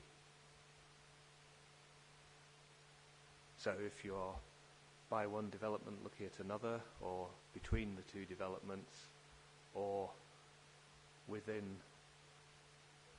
a fairly short distance either side, south, east, west of either of the developments, you would feel that that area had become dominated by wind turbines, and that's the thing you would notice most about the landscape.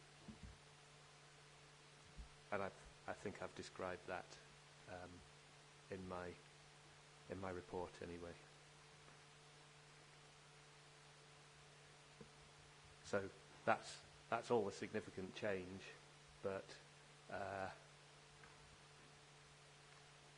my definition of a significant change is not simply based on it having to become a wind turbine landscape. It's a change in state. Just when you're on that point, obviously I notice a direction to have a look at the GLVIA, which gives me some guidance on, it says the most significant cumulative, this is at paragraph 728, the most significant cumulative landscape effects are likely to be those that would give rise to changes in the landscape character of the study area of such an extent as to have major effects on the key characteristics and even in some cases transform it into a different landscape type. So the GLVIA, the guidance on landscape, the SNH, yes, apologies. It's an SNH, I'm just looking because obviously it's this phrase, to transform it into a different landscape type, would appear to accord with both your evidence that it's about moving into a different type of landscape, not moving fully to a wind turbine landscape, and that's what the SNH guidance is directing me to as well. At paragraph 728, it's at page 129 on the, I think that's on page 129 at paragraph 728.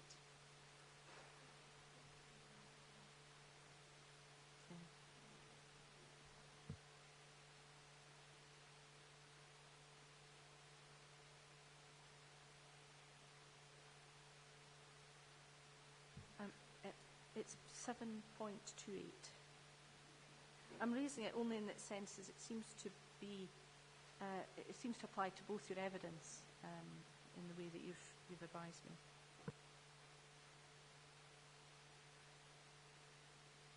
Perhaps if you're having a look, we could hear from Mr. Steele. He's got a view on this. The point that I'd like to make is that the sentence starts, the most significant. It doesn't say all significant effects. It defines itself as the most. So you have to treat that statement with some caution because it's talking about the upper end of the spectrum of significance. On the matters discussed by Mr. Wimble, I came to the same conclusion as him. And indeed, if you go to Appendix A1, which is the methodology, under section A1-8.4, yes, all I do is ask you to read paragraph 62, 63 and 64 and come to your own conclusions as to the basis of the assessment of significance. And indeed, if my reading of those paragraphs is that a wind farm landscape has to be created for a significant effect to occur in this assessment, then clearly that change has occurred where significant effects are identified in Annex A, paragraph 348, which summarises where significant cumulative landscape effects occur. And furthermore, if one reverts slightly back to the word adequate, that suggests if those level of effects occur in that relatively localised area, largely between the wind farms, that suggests that separation between the wind farms isn't adequate in the way that was discussed previously. Because if there were a wider separation, those levels of effect would not have occurred.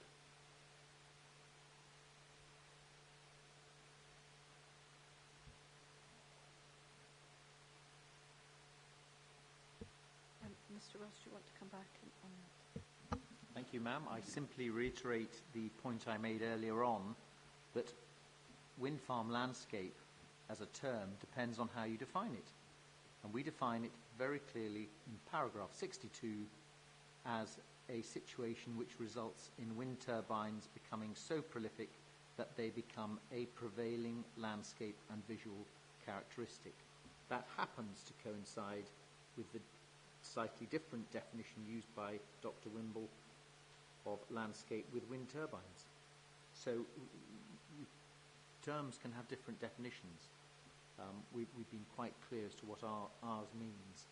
I would reiterate that the significant cumulative effects that occur in the Done-Now group are highly localised. They are significant effects that, in my view, are predicted by his study. And furthermore, significant cumulative effects do not preclude consent from being granted. And I do feel this afternoon we've slightly drifted into a situation where I'm concerned that we might attempt to draw site-specific conclusions from a highly generic and strategic document.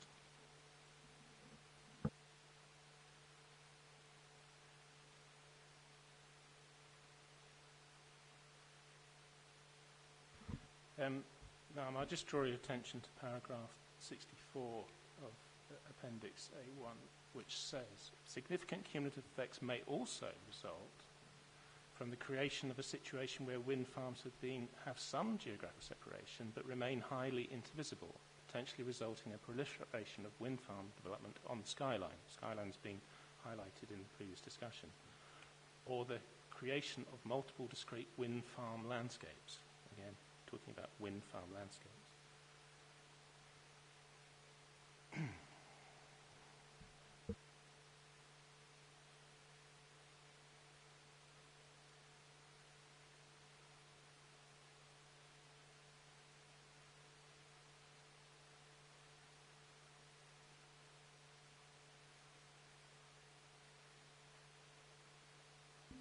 Thank you, Mal. I'd just like to address this skyline point, and if I could ask you to have a look at the design and access statement.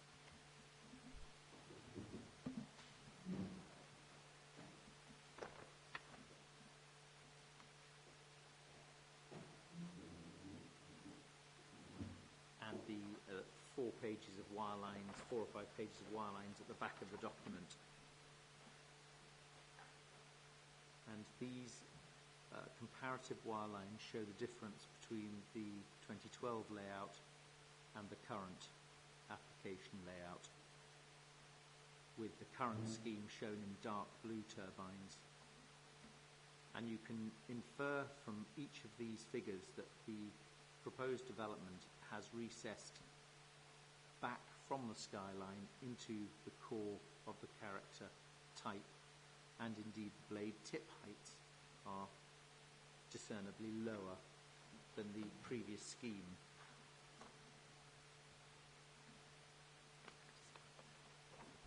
Despite the higher turbines, or notwithstanding higher turbines, and also that the fields of view have reduced. So when we're talking about skylines, I think it's relevant to note that the development is set back from it, as is Langhope Rig. I wonder if I might add to that. It's a very general point, I'm afraid, but I think an important one nonetheless. In looking at the capacity study, which, according to Dr. Wimble this morning, he wrote in conjunction with Scottish Borders Council landscape architect and with planning officers, Mr. Knight, Mr. Miller, Mr. Johnson, Mr. Aikman, all considered that the proposed development complies sufficiently with the capacity study if you were to look at it in those terms, which we don't think we do.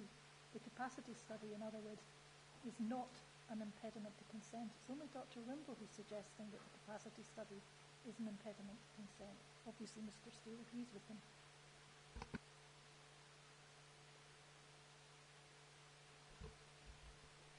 It's a matter of fact that the recommendation for this application was for approval. However, it is the committee who represent the planning authority and the committee who determined to refuse it. That is the view of the planning authority as a whole. Individual officers of the council's views are not relevant to this, insofar as they were not consultees. Mr. Aikman is just the officer who signs off the report. The planning authority as a whole refused this application. With respect, that wasn't the point I was making. All I was saying was that, with reference to what Dr. Wimble said this morning, he said that this capacity study he drew up in collaboration, I think was the word used, with Scottish Borders Council's landscape architect and with the planning department. Now, I'm well aware, and I do not dispute for 1 nanosecond, that the committee is entitled to depart from the recommendations of officers. I know that well. But what I am saying here is that none of the officers with whom Dr. Wimble collaborated to draw this capacity study felt that the capacity study or its terms served to be an impediment to consent. Mr. Knight not having objected, and the overall recommendation being one of approval, please do not think that I am suggesting, because I am not, that Councillor Myers and his colleagues were not entitled to depart from recommendation.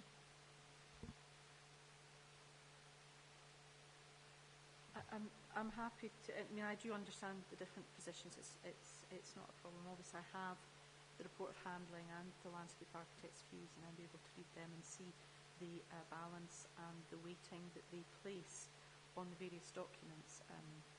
The council was the decision maker in that case, and I understand that they're entitled to place whatever weight they wish on the material considerations. Mr. Campbell and Mr. Steele.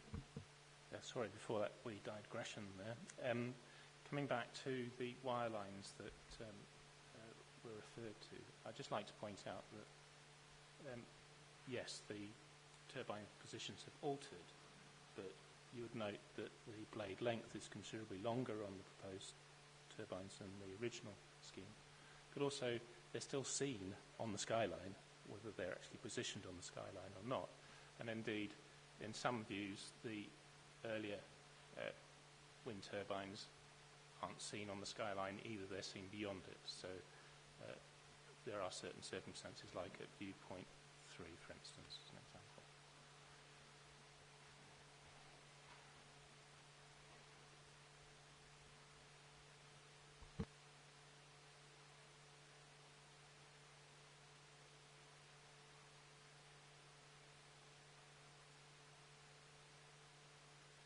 Are you happy I've covered everything I need to on about understanding the issue of significant cumulative effects and where the test should be applied from your perspective?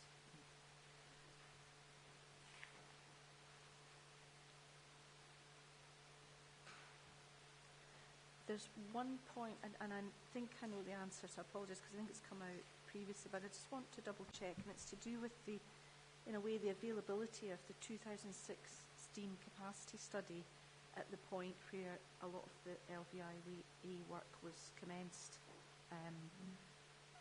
Obviously, in your evidence, Mr. Welsh, I don't see that the issue of significance has addressed the future landscape type as set out in the capacity study. It's certainly not in the original LVIA, but that wouldn't. I'm assuming that just wasn't available to you as a consideration. It was a draft stage.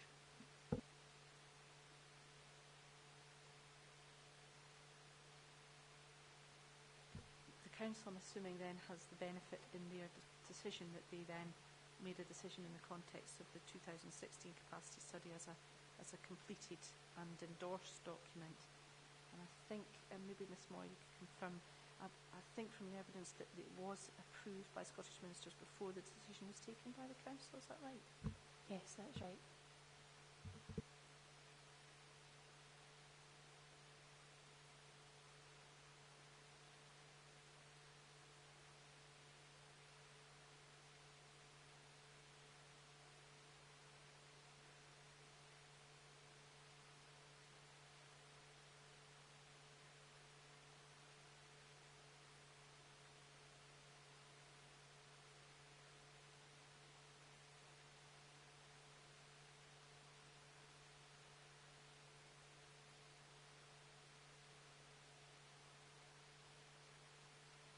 Again, then. Thank you, that was good. It's good to stretch your legs for a few minutes. The next point I want to go on to, which I thought there might be a little bit of debate, which is why I thought we'll have a break before we start, and it's over trying to establish whether or not there are significant cumulative effects, or why there aren't significant cumulative effects at some of the viewpoints submitted with the LBIE. I think there's agreement with everybody that there are significant effects as set out. Now, we've heard the paragraphs quoted already today, paragraphs 346 to 348 of the original LVIE. And I think that's in 347 is where, 348 says where there are definite significant cumulative effects. But in 347, the LBIE says the viewpoints are illustrative of not significant effects. So I was really wanted to have a look at those three viewpoints, 2, 8 and 15, because these are ones where I can see the two sets of turbines together, or I would be able to see the two sets of turbines together. So what I wanted was just to explore why in those particular cases seeing the turbines together doesn't result in a significant effect or significant cumulative effect in landscape terms. Okay, so that's really what I'm trying to explore. So we can either do this by looking at it viewpoint by viewpoint, or do all three at a time. Which would you prefer, Mr. Wells? Because obviously I'm hoping you would kick off with this. Do you want to explain all three, 2, 8 and 15, or just look at 2 and then 8 I'm and quite then happy 15? to go through 2, 8 and 15 and explain why we that's good. Thank you. assess not significant effects. But I must clarify that I had understood today that we weren't going to assess cumulative visual effects, but it was but that we were to concentrate any evidence on landscape effects and use these viewpoints to perhaps just illustrate why in landscape terms it might not be significant. Yes, it is correct. I'm just trying to understand, obviously, that the cumulative effects obviously occur when you can see the two sets of turbines together, and certainly the turbines are visible in the other viewpoints that you've used as illustrating significant landscape effects. I was just wanting to explore, again, it's leading on from the discussions we had about where the threshold of significance is.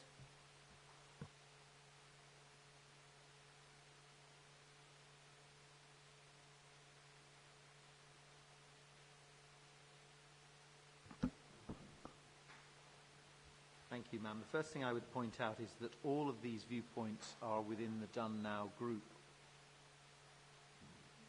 so that it's not as if we're looking from a different character type into the Done Now group. Some are close to the edge, but they are all within it. In viewpoint 2, we can see Barrel Law sitting to the fore of Langhope Rig. In our assessment, because the two wind farms coincide like that, and because Langhope Rig is set further back and within the same part of the view, there is no potential for a significant cumulative effect to arise at that location.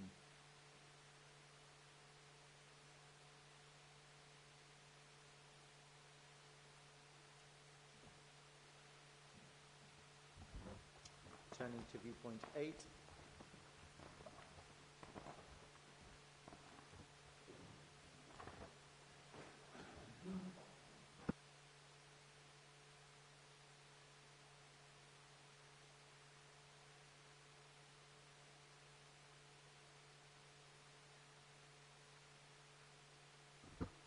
the A7 south of Ashkirk.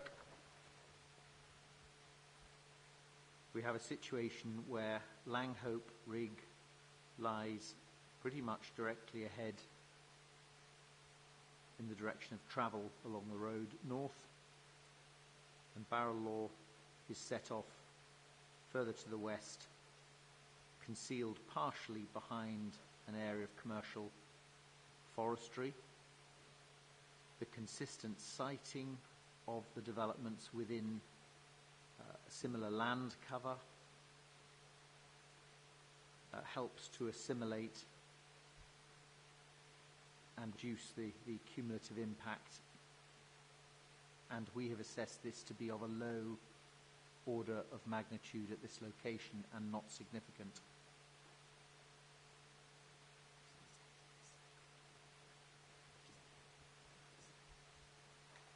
We also consider that because the two projects are seen separately, there are no issues in terms of coalescence of turbines. They are legible and readily identifiable as separate entities.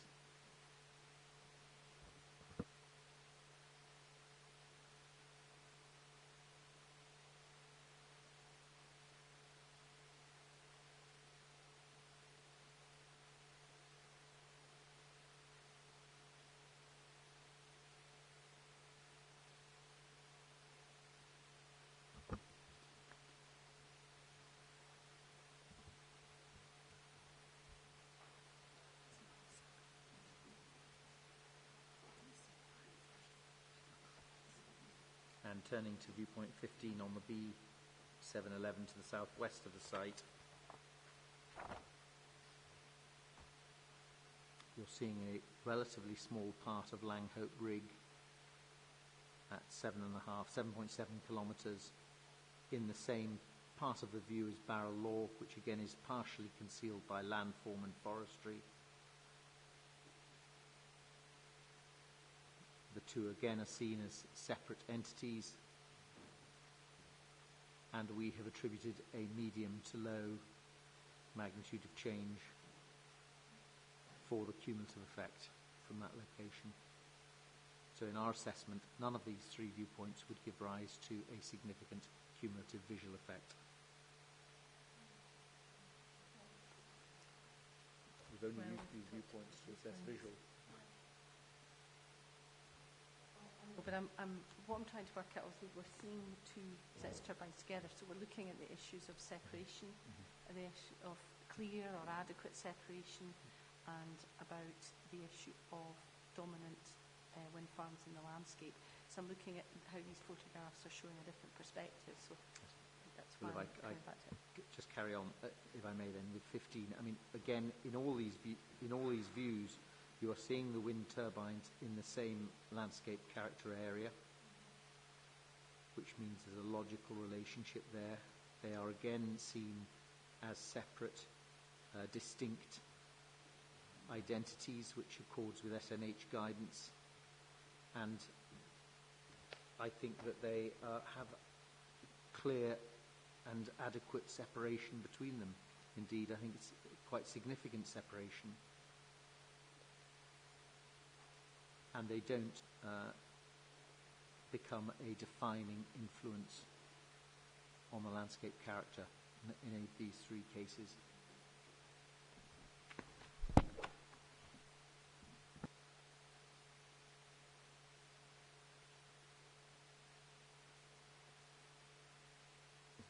Does the Council have anything to add on that?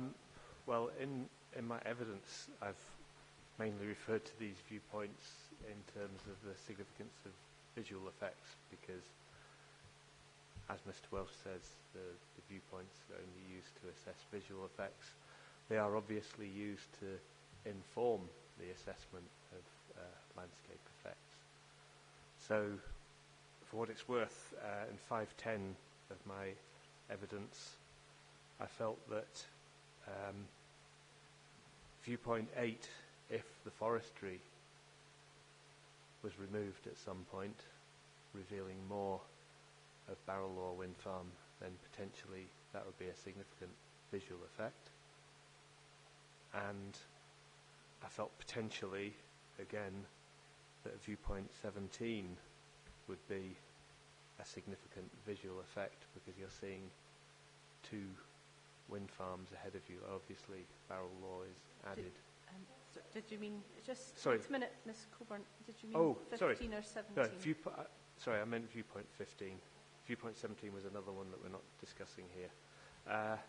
So, that because there were two wind farms in the view and Barrel Law was added in the direction of travel, that possibly the addition of Barrel Law could be significant. In neither of these cases would I attribute it to the highest level of significance.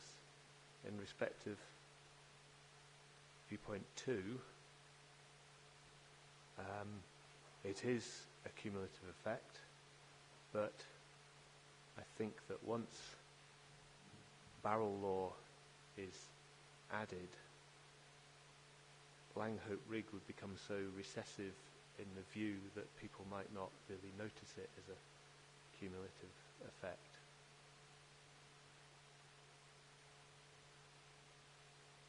Now, as to how this might inform landscape, well,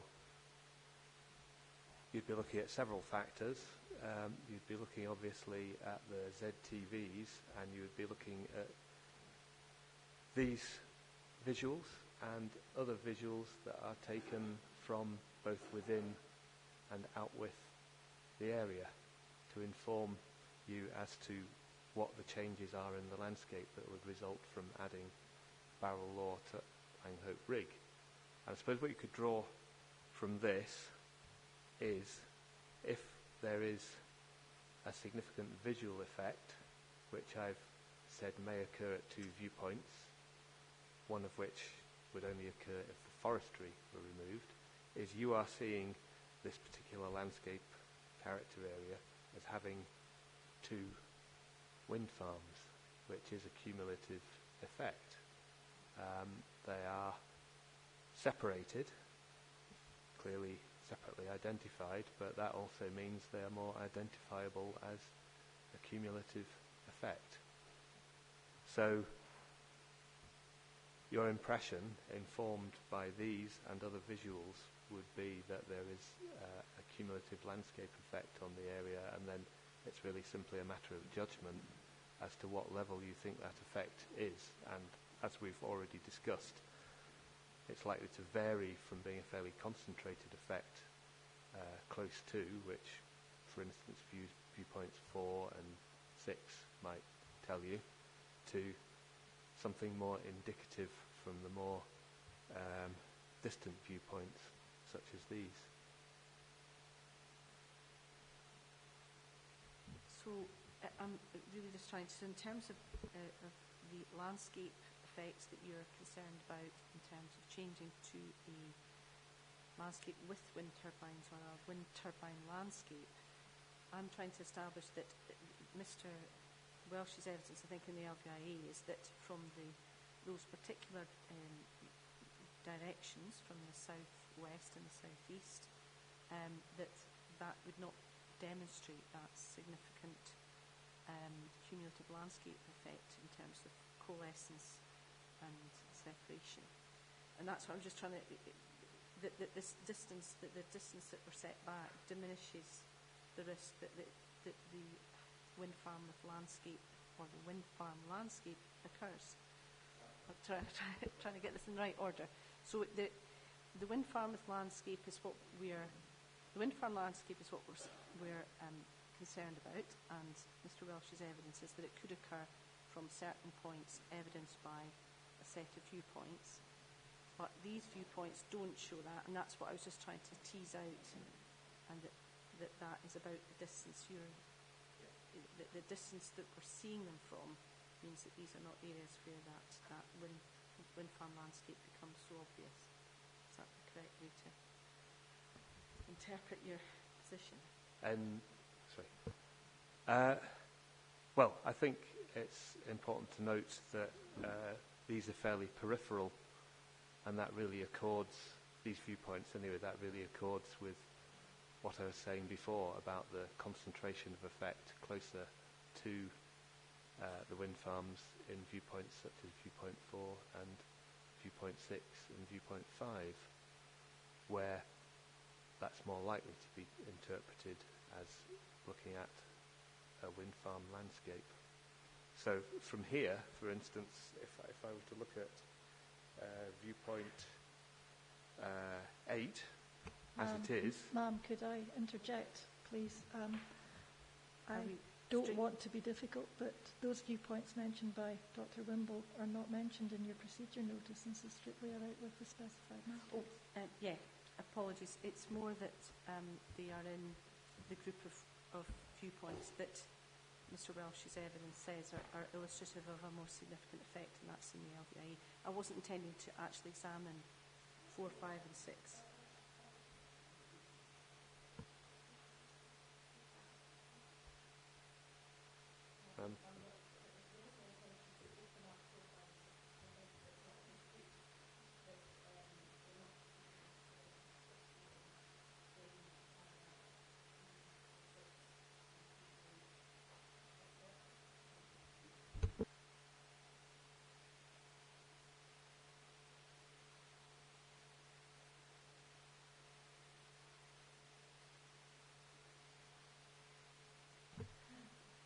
Apologies. Trying to tease out, so where the two sets of turbines can be seen, and I know that's a visual impact, and that there is an awareness of a separation distance, and separation distances are something we've looked at in terms of the change in the wind turbine landscape type, that I was looking at what those visualisations tell us about looking at the wind farm, the two wind farms together from the southeast, which is viewpoint 15, and the southwest, which is viewpoint 8. Would that be correct? Southwest? Due west? Yes, sorry, yes, southwest and southeast. So I'm not trying to stray into sort of an assessment of the cumulative visual effects. I'm trying to look at why those separation distances and why seeing those groups of turbines together doesn't give us concern that it's a wind farm landscape. Well, I merely referred to the other viewpoints as examples of closer locations from which a particular landscape effect might be perceived. But I was actually, before I was interrupted, talking about one of the ones which are on your list. So if I were to take you to viewpoint 8 and you were a traveller on the A7 stopping at that lay-by, currently Langhope Rig wind farm would be fairly prominent on the skyline, but Barrel Law would not be particularly prominent.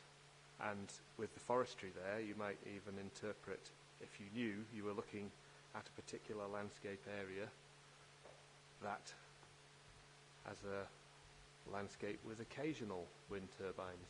Were the trees to be removed, making Barrel Law more prominent, you might think you were looking at a landscape with wind turbines.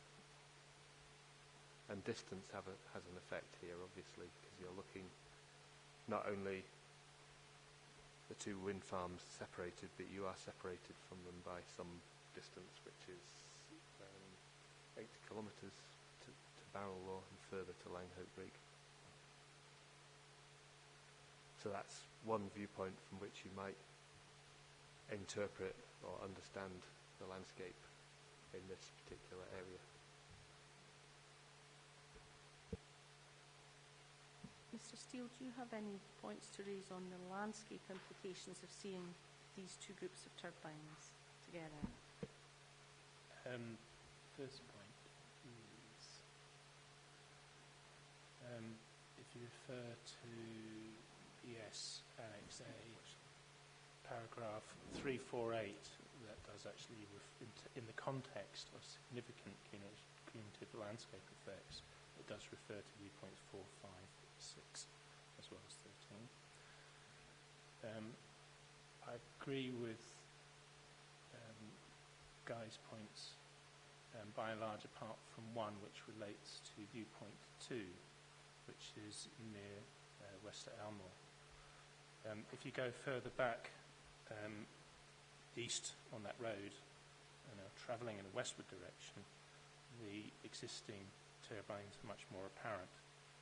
I went out and checked at lunchtime, and you can actually see all of the turbines, you can see all of the hubs, you can see the majority of the turbine blades, and you can see the majority of the towers as well. So the cumulative effects at that point will be much more apparent than is indicated in the viewpoint 2 photo montage. Apart from that, I agree with Mr. Wimble. Thank you, ma'am.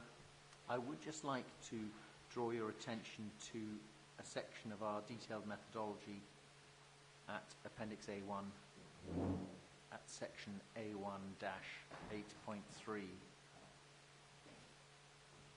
because assessing a cumulative effect is not just about distance, but takes into account a range of factors, and these are set out in paragraph 59.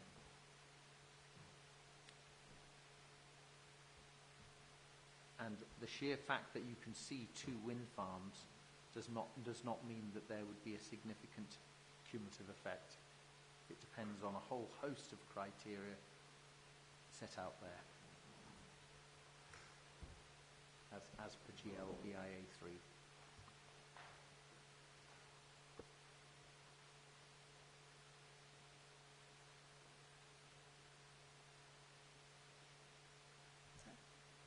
Right, thank you. I just want to, obviously I raised a question to do with the design objective 5, which is about managing the cumulative effects with Langhope Rig Wind Farm. And if you've got the design and access statement handy. Now, obviously the evidence you gave earlier that the capacity study from 2016 wasn't available to you as you prepared your LVIA. I'm making the assumption that you were in the same position with the preparation of your design and access statement. That would be correct, yes? Yes, ma'am. So these these design objectives predate what we've learned from the approved capacity study in terms of the future landscape type and the constraints to development capacity that are set out in Table 6.1. Yes. So in that context, what I was just hoping to establish is the descriptions in the second and third bullet points of viewpoint 5. Viewpoint 5? Design objective 5. Sorry, we can tell we're getting towards the end of the afternoon. The second and third bullet points. I was just trying, again, it's this language, the issue of dominance and key characteristics. Where do you think those objectives sit in terms of Table 2.2 and the 5 wind farm landscape types that we looked at earlier? So that's the landscape occasional turbines or landscape with turbines or wind farm landscape. Just trying to see whether you think your design objectives were aimed at any of those particular landscape types.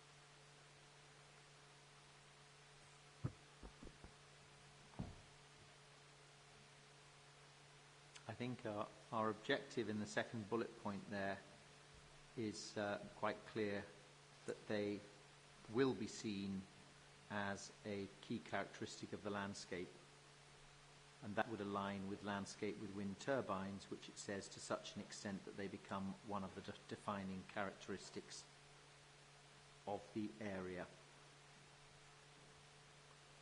So I think that the second bullet point aligns with the third category, which would anticipate the potential for significant effects. The third bullet point, ensure that the development lies within and is seen within the same upland landscape character type as Langhope Rig. and relates to the same characteristics. I believe that we have successfully achieved that through the design exercise, and indeed that's what we've seen in the views we've just been looking at.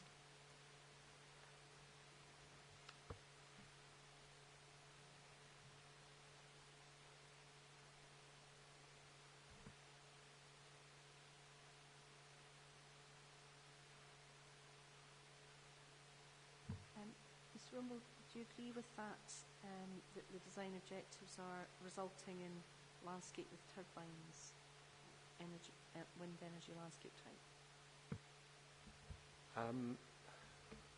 Well, it's not quite how I would see it, because I've explained before about, if you like, how close to the two developments you get when they become a dominant feature in the landscape.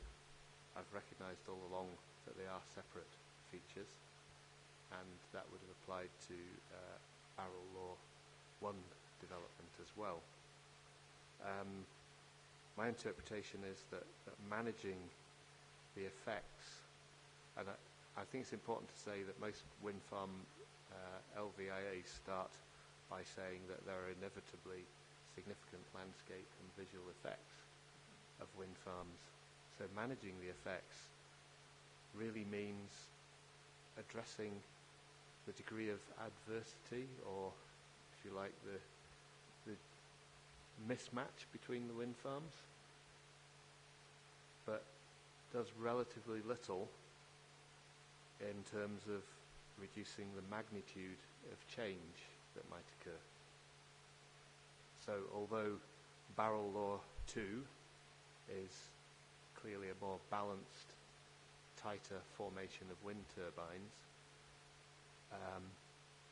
most of its effects, seen from viewpoints, are still of the same order of magnitude, and I think that's borne out in Open's assessment as compared with the 2012 assessment. In fact, I think they may even find more significant effects than the 2012 assessment found. So that's what I understand by managing the effects. It's accepting the effects but trying to reduce their adversity.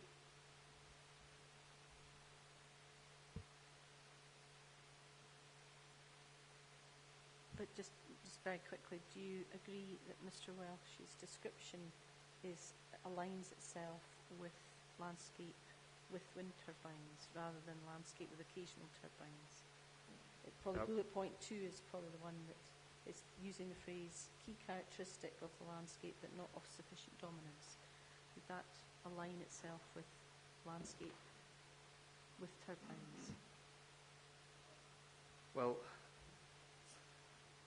it depends how close you are to the development. As I say, there is a concentration of effects when you get close to the wind farms, or you're in between them, or close by one looking at the other.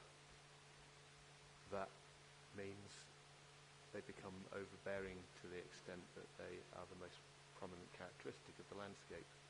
Whereas you look from further away and they're more absorbed into the landscape and more likely to be considered leading to a landscape with wind turbines. And further away still, where you might only see one of the developments, it might be a landscape with occasional wind turbines.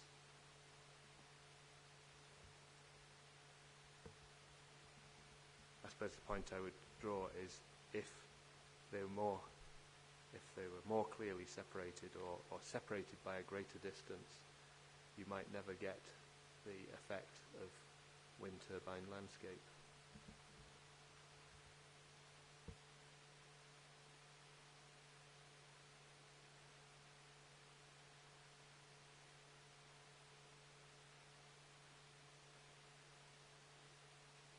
Mr. Campbell, Mr. Steele, do you have anything to add on that point?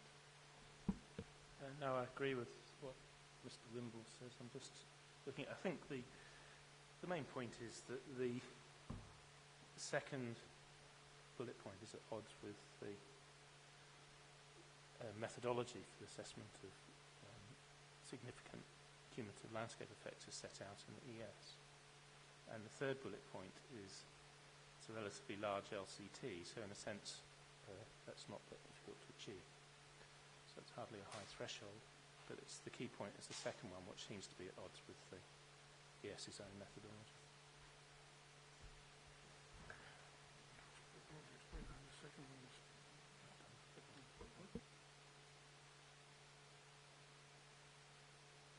Mr. Welsh, do you want to come back on that? Thank you, ma'am. I'd just like to say that the design objectives were defined at the scoping stage, and the objective was to address issues that had arisen in relation to Barrel Law 1, whilst also having regard to SNH's siting and design guidance. And in its scoping response, SNH said the design objectives were reasonable, and those were then applied rigorously to the redesign process. And as we've said already today, SNH has confirmed in its consultation response that they broadly accord with its objectives. And in my experience, in working across the wind farm spectrum, that is a fairly favourable position to reach with SNH. They don't offer that very freely, that type of support. Support's the wrong word, advice.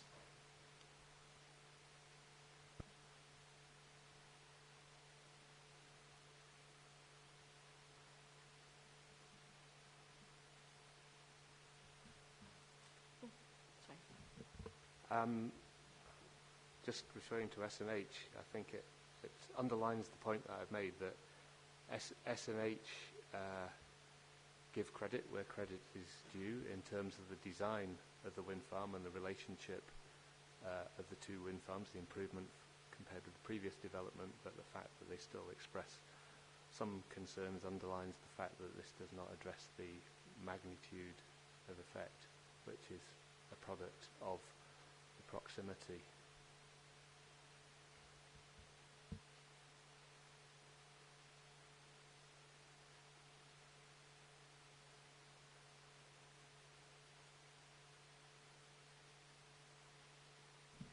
Well, that's my last question. Mr. Polworth, do you want to come in? We're just coming to the end of this discussion on... Yes, thank you. I would just like to speak for the local community, for the people who travel through, walk through, live in the vicinity of the proposed development, and for the stretch of the Upper Ale Valley between Shieldswood Linns and Aylmer Loch, which has huge value as a completely natural landscape and a wild landscape lying between urban areas to the north and south and much more densely populated and cultivated areas round about. And it is an immensely valuable resource for people who want to come out of the towns, for people who come from far away and who now see the Scottish borders as an area for complete rest, relaxation and detachment. And they are going to find an industrial development on a scale which we would never have ever dreamt of seeing in such a landscape.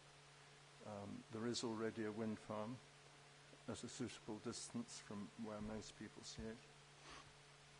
But people who walk on the hills don't walk towards or under or in between wind farms. They look for unspoiled natural beauty. And I am concerned that we're going to lose that in this particular instance in what is otherwise a developed landscape. And I speak from experience since 1976 of living in and caring for that landscape. Thank you, Ms Polwarth. Ms Coburn. Yeah, just a couple of points arising. I appreciate that Mr Polwarth hasn't had the benefit of having taken part in the appeal.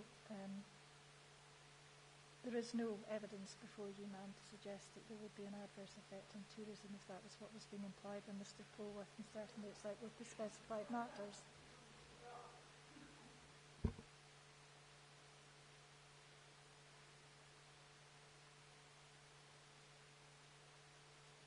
Just to Ms Coburn is correct. Firstly, we weren't really discussing the effects on tourism today. Obviously, Mr Polwarth's evidence was about the change in the landscape, and it strayed into tourism issues. I accept that there is evidence regarding tourism impacts, and that it's part of what I will consider in due course. Both the evidence and concerns about effects on tourism that's evident in the individual letters of representation and the more detailed assessments that have come through in other documents. So I'm happy that that is part of my consideration. It's just not something that this hearing is intended to discuss in any detail. Might I also point out, in terms of the value of the local landscape, the 2012 LUC report instructed by Scottish Borders Council. And whilst I may have some personal sympathy being a fellow borderer, this landscape in which we are located was not suggested by LUC as being sufficiently valuable to be brought forward as a consideration for a future designation. And just going back to the tourism point, it's not just a question of the detailed assessment that's before you, ma'am. There is also the study that was undertaken by Scottish Borders Council and referenced within the supporting text, if I recall correctly, to policy 89.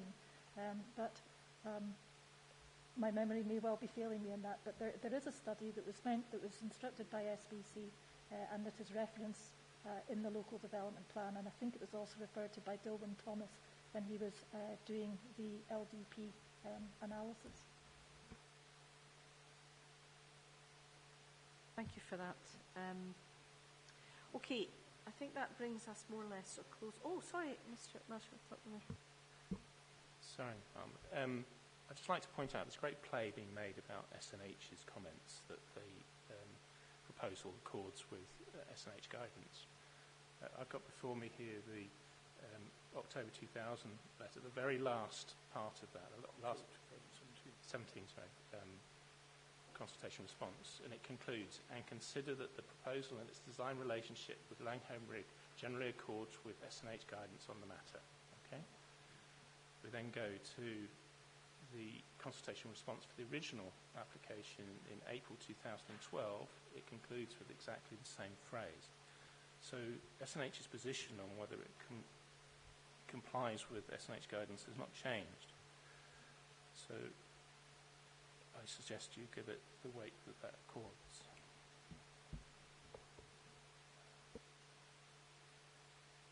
Well, first of all, ma'am, that's a question of planning, balance and judgment. But more importantly than that, Mr Welsh was quite accurate in saying that SNH's judgment about cumulative effects is that the proposed development generally accords with SNH's guidance. Now, you have, ma'am, Open's detailed opinion on SNH's appraisals and the factual errors included within SNH's consultation response. And I invite you to consider Mr Steele's comments in light of those detailed comments which SNH chose not to address.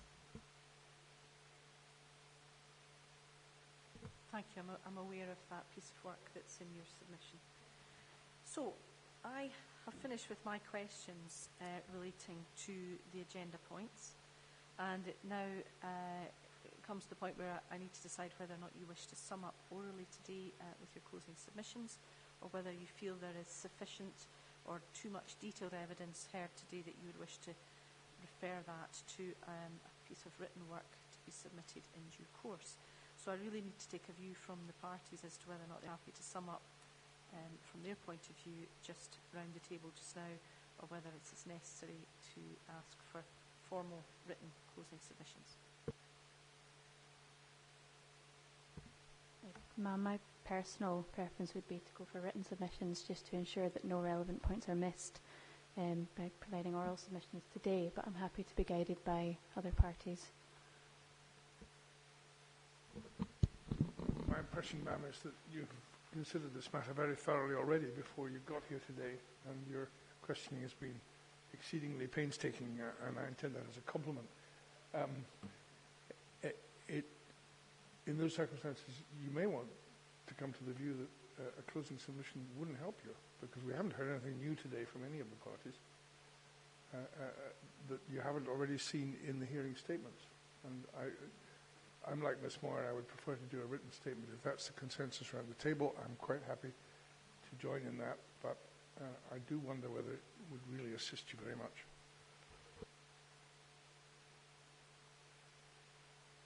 Thank you, ma'am. Our preference would be for written closing submissions.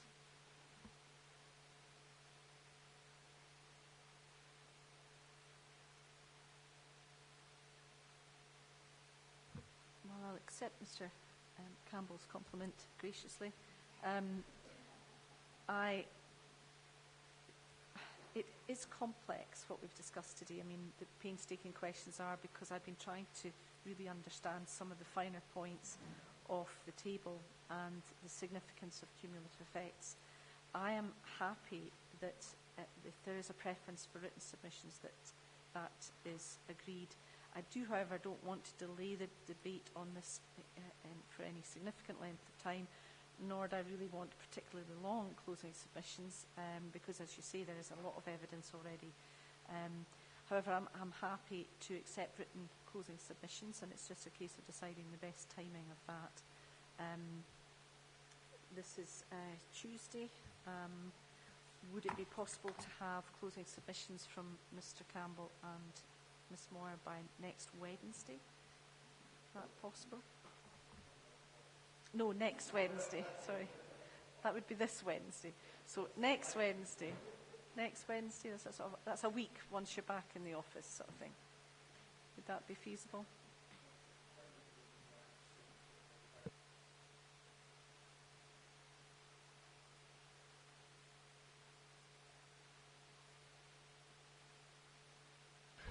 If a week on Friday would be possible, ma'am, I can manage that.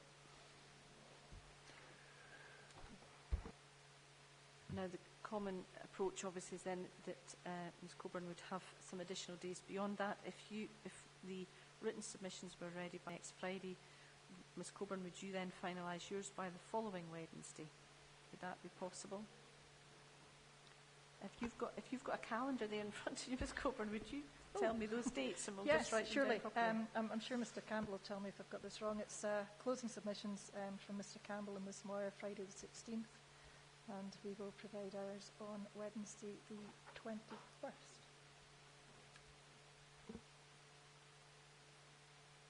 Excellent, thank you very much. Well, that brings this hearing session to a close. Thank you very much for your participation, for coming all the way out here to Roberton, which was a horrible day when we started, but actually has brightened up quite nicely.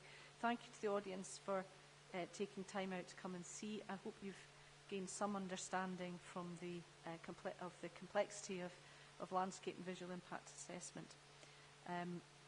So that is the hearing finished, and thank you very much.